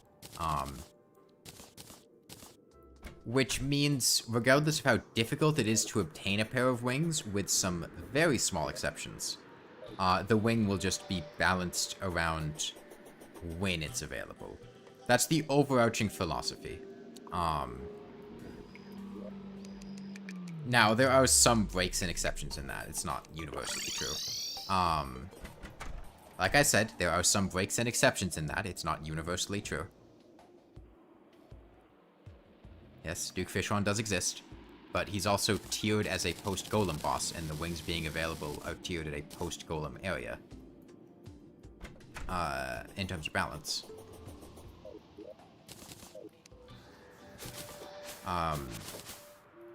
I was thinking more things like bat wings being obtainable pre-mech with poiking into the dungeon temple, or jungle temple, or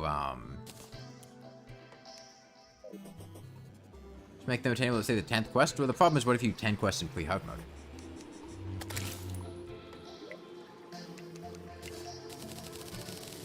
Yeah, leaf wings were incredibly strong back in 1.3 when you could buy them. It uses lunar wings. They were obsoleted by the celestial starboard being added. Originally, the starboard didn't exist, and the lunar wings actually had purpose, because the Moonlord had 2 expert drops, the gravity globe and the suspicious-looking tentacle. And then in 1.4, they added the starboard, which just blows the lunar wings out of the water and pretty much obsoletes them.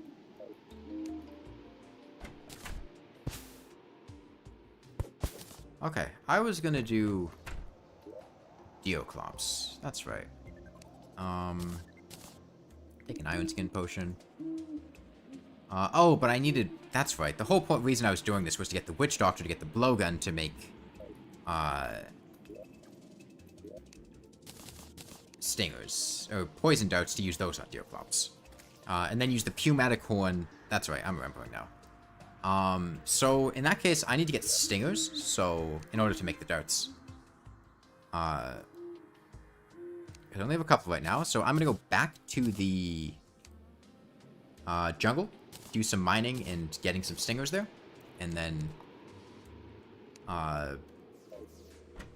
work from there.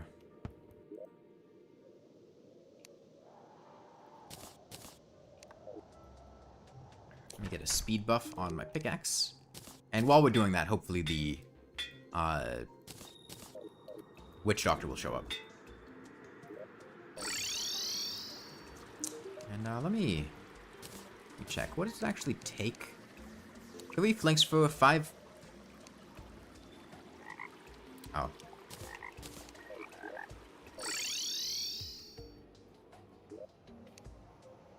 Huh. Okay, well, I'm sure I can find Demonite to mine underground.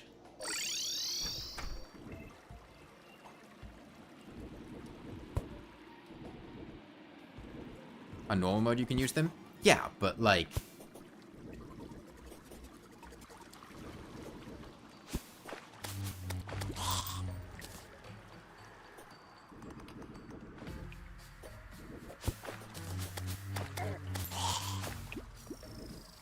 Classic mode is not a very common choice for experienced players, and experienced players are the players most likely to be doing post-game content, I feel like.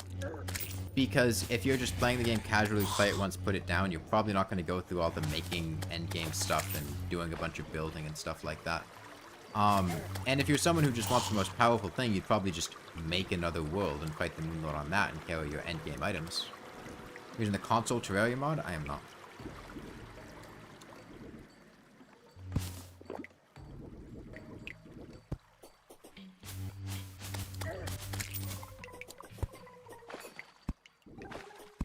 Okay, we still need some more max HP.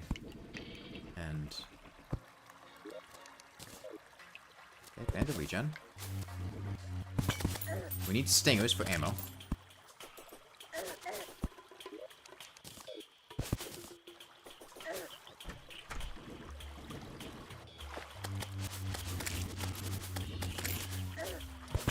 Man, every time I use this phase blade, I am just... we're playing on master mode.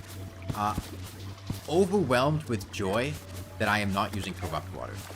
Wow, the stream just dipped in quality for a sec. Okay.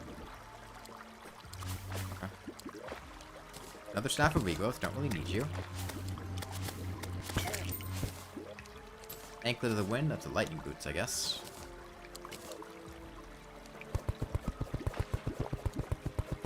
Oh, there's a light crystal down here. Where's my staff? Lag again? It was just one small little chunk. Like it resolved itself. Really, no matter what I'm using, I'm happy that it's not unholy water.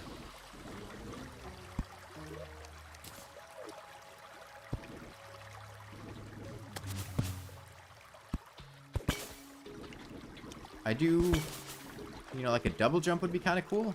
And also, okay, there's a double jump. Should be at max HP now. Yeah, there we go, a magic mirror. Okay, and now we just kill some hornets. Get some stingers. And also look for demonite, which I think think there was some down here. Yeah.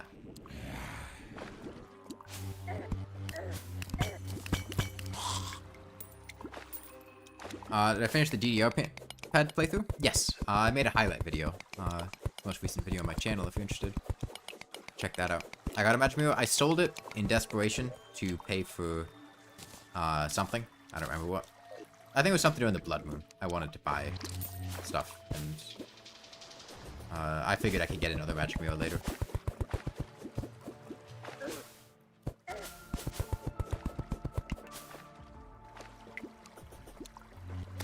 Yo, ye hoe milk. I love hoe milk.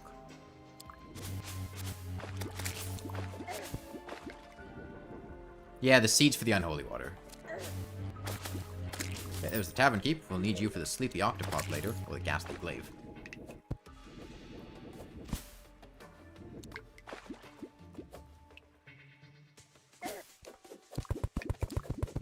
Deerclops is only good for Chester. We are doing Deerclops to get the Pneumatic Horn, and then we're going to use the Pneumatic Horn on Skeletron. I'm sure the most post-Moogle content is done by beginners on the first world. For example, a beginner kills Moogle and just does some stuff I was wanting to build and craft. I don't know if you can accurately assess this, but like, I don't think it's really going to be possible to pull evidence in either way. I would just say that I disagree.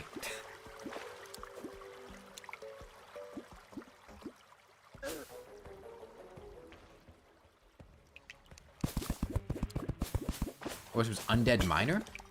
Interesting. Or is this after they reworked the banner drop rates in 1.4.4, so you only have to kill 10 for some rare enemies instead of 50?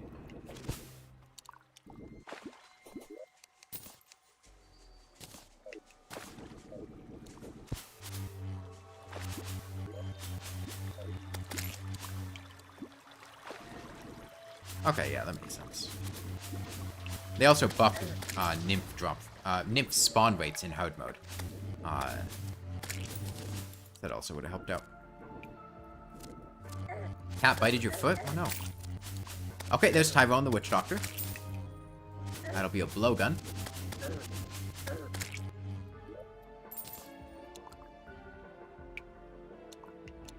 Let's see.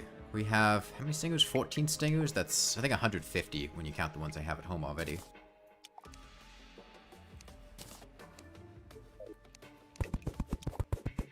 Oh, rather, sorry, 1,500. I'll wear out the Hunter Potion since I've got it. Get as much as I can. Your mob family gets so many nymphs? Yeah.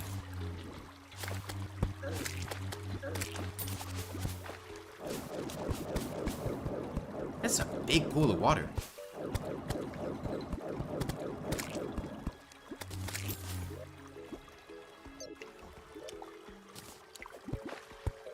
Heal up a bit.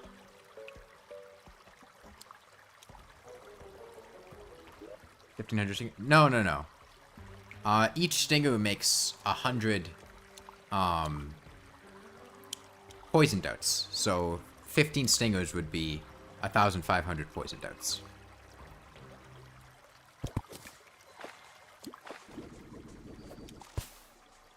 And the point is we're gonna get the what is it, blowgun from the Witch Doctor. And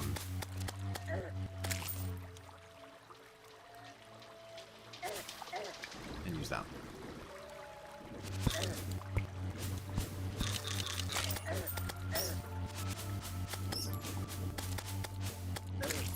Okay, I'm bored.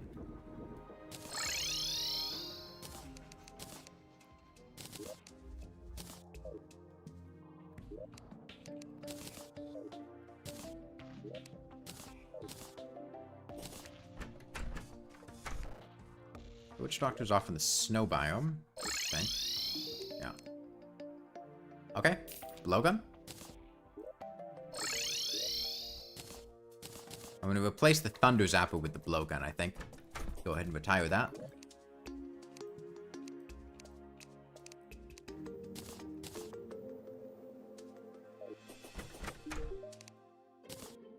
Get a reforge on it. Okay. Oh, slime rain. Okay. I'll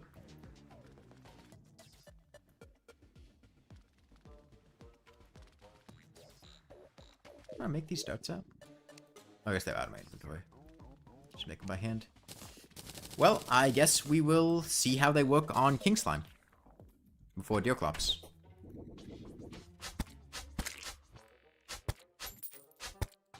That's pretty high base damage. Although, actually, are there any other weapons we've been sitting on we could use on king slime?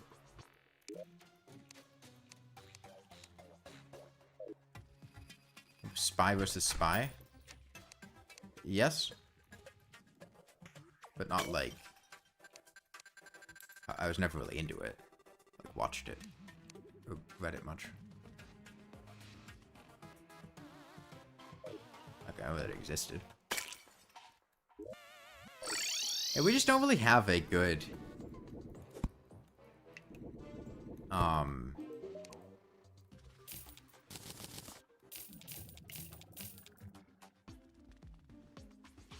Yeah, we'll just use the bloat gun, I guess.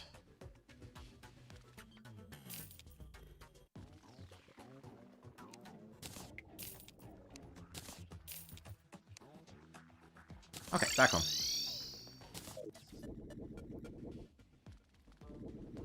Meteorheads hit harder than Chaos Elementals? I think that's more that Chaos Elementals don't actually hit very hard. More than anything else. But Meteorheads don't fuck around. They do a lot of damage.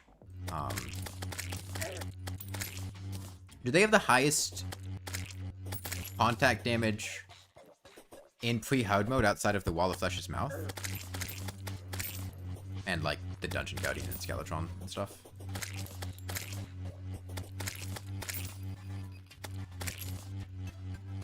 Blowgun is actually really good. Yeah, no, I mean, the blowgun's not bad. Did you think it was bad?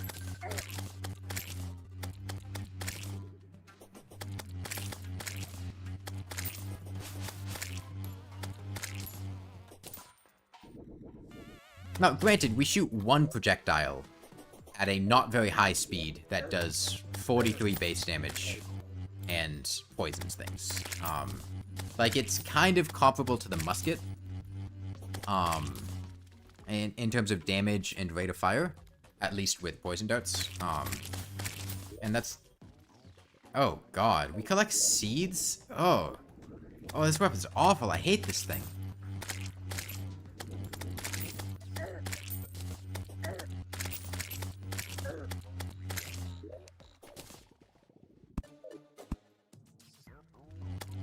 Never mind, I take back what what I said. This thing sucks.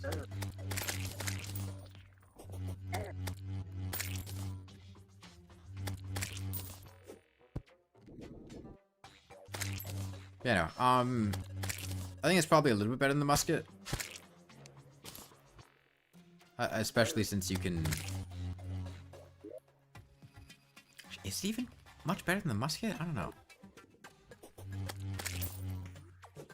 But yeah, I would probably view it similarly to the musket. Forgot the blowgun existed? I mean, that's kind of the whole point of this run. If your reaction to the weapon I'm using is, I forgot that existed, that's a good thing.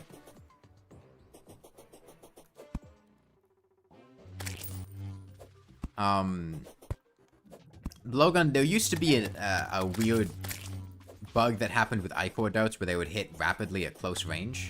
And they were, like, busted with the blowgun, I think. But then they patched that. That's no longer the case. Musket shoots slow, but does more damage per hit.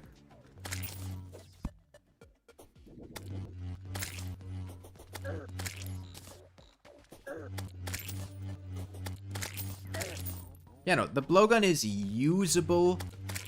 It mostly just relies on the early hard mode darts being really powerful, more so than the blowgun itself being super strong.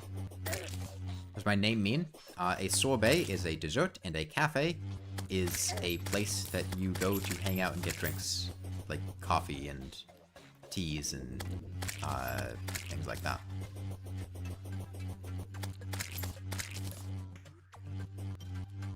It has entirely worse stats than the musket. Yeah, and that's... It doesn't even mention using doubts. Like, if you use the blowgun with seeds, it's so awful. I mean, I think... Honestly, buffing the blowgun could be cool. Like, it's not... It's still worse than the dart pistol. And dart rifle, and like, if you're doing dart stuff in early hard mode, you're probably gonna go with those anyway. And like, if it was buffed, it could be... Doing darts only proved it was viable if you specialize it, but it is just not worse using it without restrictions. I mean, we're talking pre-hard mode right now. Like, yes, hard mode darts are busted. I hope that wasn't a surprise to anyone. There's a reason I love the dart pistol so much. But the blowgun's just worse than the dart things, and... Okay, a pinky. If we get a slime staff, I will summon it. Okay, we didn't get a slime staff. Dart rifle versus pistol with ichor darts? Well, if you're using the dart pistol, you'll have easier access to them. The ichor darts. Because of dart's slower projectile speed, I like the pistol more because it's higher rate of fire.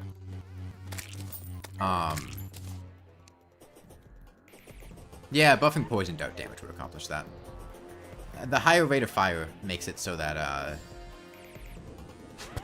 Okay, well, we'll get to see how the darts perform here. Makes it easier to track enemies, because the projectile travel speed is slow. I mean, this is about what I expected. Is King Slime immune to poison? It must be. Taking away the poison debuff certainly isn't helping.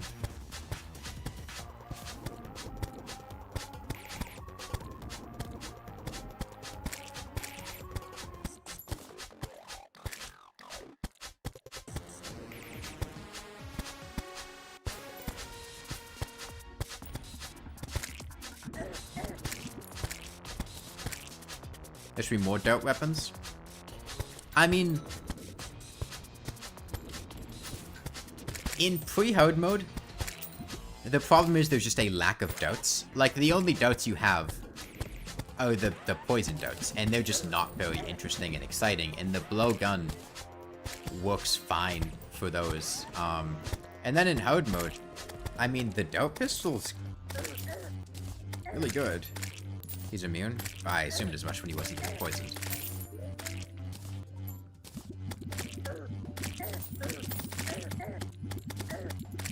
But yeah. I guess slime enemies in general are immune to poison. Makes sense. Like they have blood systems to carry poison. Okay, we got the slime gun. Big fan.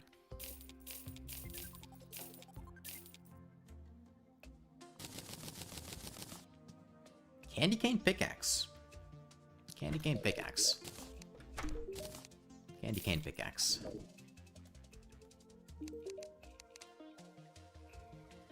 Regular darts craftable similar to arrows could be cool. Yeah, I think an idea like that, and a lot of these similar ideas, would be better implemented in a new game than trying to add them into Terraria. Like, these are things that I would go, you know, I think that would be cool to just rethink how these work in a new game. Because the problem is Terraria's balancing is all over the place and there's so much content in it already that I just... entire new, like, series of weapons like that I just don't think fit in the game.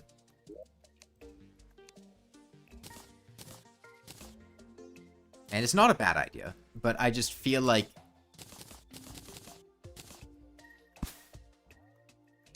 it wouldn't implement well. You're talking making like fully fledged with the main thing with darts being debuff, mixing to make different debuffs. I mean, the problem is bullets already are able to inflict debuffs. Unless you mean like multiple debuffs at once.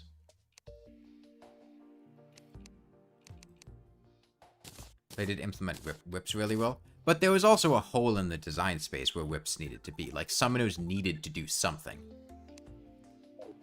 Whereas I don't feel like there's that hole in the design space for darts. In fact, I'm not even sure stacking multiple debuffs at the same time even, like, works. I think they might have broken something in the game that stops them ticking in simultaneity. Okay, Deerclops. Big Swiftness Potion. This pudding seems fine. Make regen. Add a Day Bloom again. Regeneration's just fine then. Okay, I'll fight Deerclops. Oh, I need to make this summoning item first.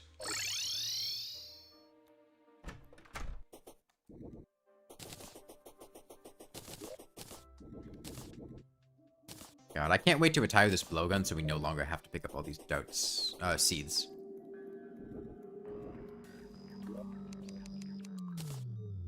Okay, well we made one deer thing.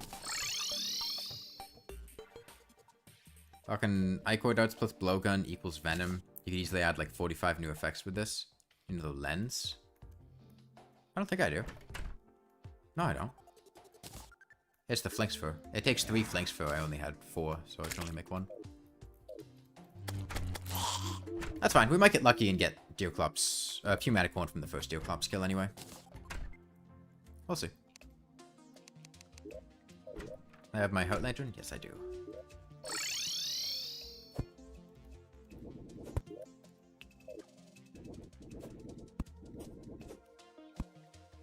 I'll fight him up here.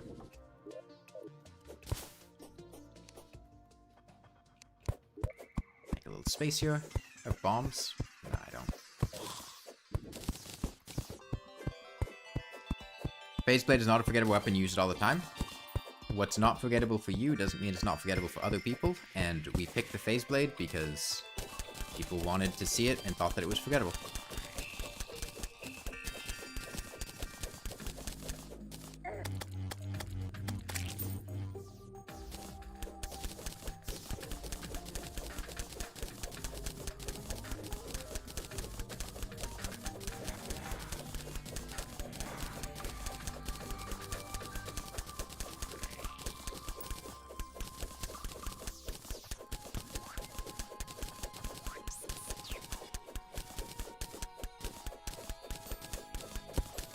Yeah, I mean, the whole point of this run is just to use less used items. And, like, the Phase Blade is very rarely given a reason to exist with how strong the Knight's Edge pieces are. Like, if you're post-Evil Boss, you have the option of making a Phase Blade, or the option of making a Volcano. And the Volcano is a lot better than the Phase Blade. We're fighting Deerclops to get the Pneumatic Horn. And possibly some of his other weapons, too. I mean, I feel like all of his weapons are pretty underutilized and forgettable.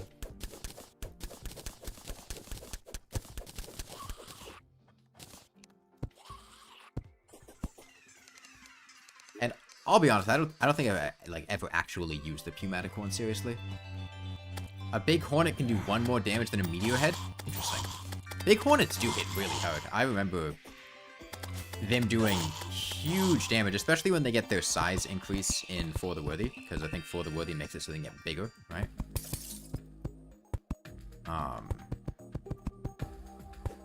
They hit real hard.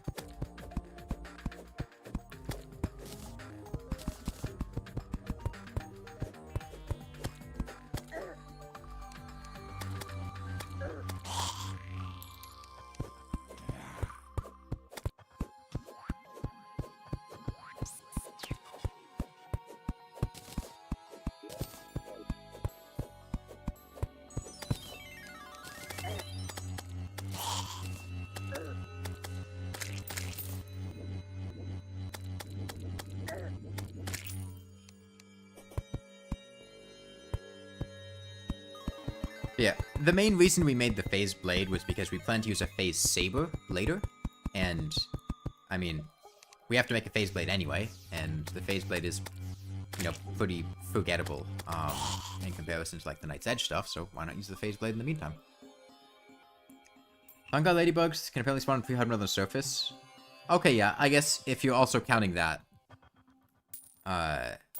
you got like the lizards in the jungle temple, and the flying snakes. Flying snakes hit hard. Okay, let's see how this goes. Oh yeah, dear. What are you? You don't live there. You don't live. Okay, he listened to me. He understood that he didn't live there.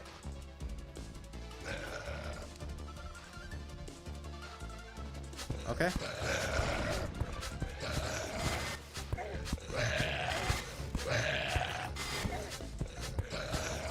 Okay, well, we have enough defense to tank the Shadow Hands, which makes them pretty ignorable here. We don't really need to care about them. So this is kind of just walking between his legs and shooting him. We're a bit overgeared for Deoclops at this point.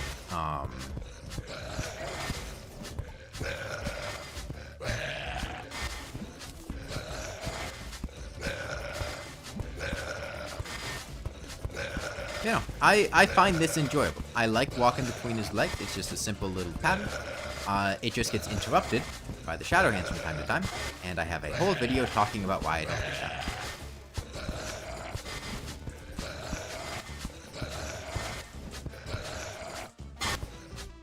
That was weird. Game stuttered real hard there.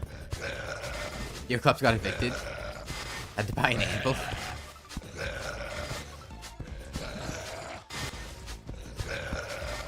You know, I respect the merchant on the capitalist grind set to profiteer from combat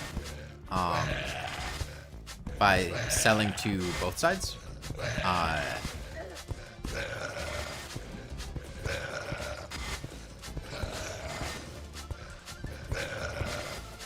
Yeah, the blowgun's just kind of boring. Like, this isn't bad. It is dealing pretty solid damage. It's dealing it, you know, at not an awful speed. Poison darts just don't have a very interesting effect. And so this is basically just kind of pointing and clicking. You just got too much health when you're supposed to fight him. Yeah.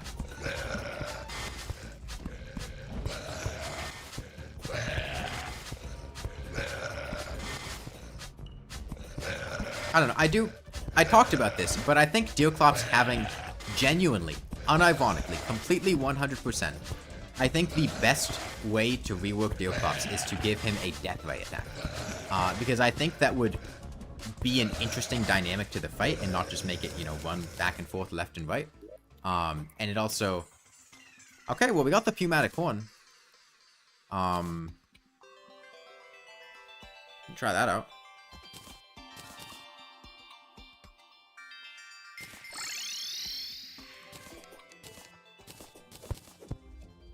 Deoclops and don't starve together with Terraria?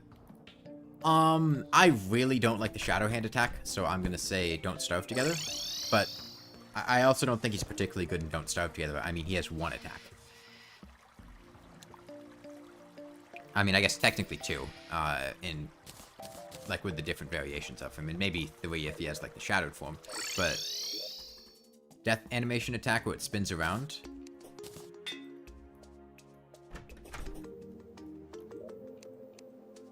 I know a few ways to do it, and like a lot of the expert mode changes really revitalize, like you have a basic boss fight on classic mode that isn't terribly interesting or difficult to do, and then on expert mode it really changes the dynamic and puts extra pressure on the player.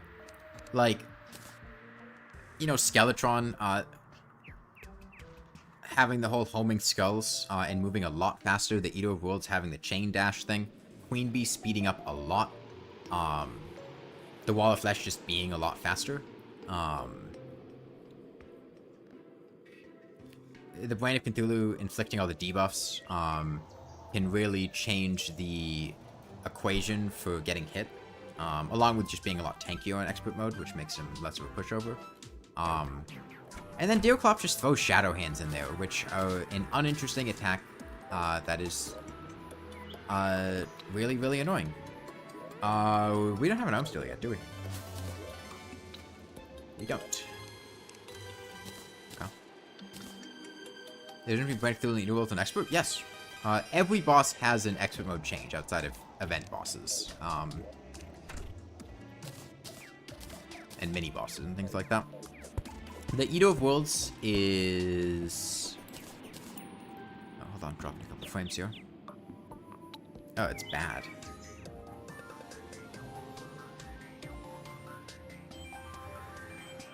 It's really bad. We good now? Okay, looks like it's better now. The Eater of Worlds has the Vile Spit attack, which is a very high damaging attack that he particularly uses heavily when you're on the surface. When you're underground, he uses it less often. No, it's still dropping a lot of frames. I don't know. I might end the stream there for the night. It's kind of late. And YouTube server seems to be struggling a lot with keeping the stream up. And I've been streaming for like 5 hours. And we've made pretty good progress. So I might call it there for the day. Let's see what the Traveling Merchant has. Yeah, I think I will. I don't... nothing too interesting. Yeah, we made pretty good progress. Next time we'll probably be able to get to mech bosses, realistically. And then the day after that, probably beat the game. We will need to farm for a bunch of stuff. I hope this is... You can still at least hear me with how much this is lagging and everything. I think...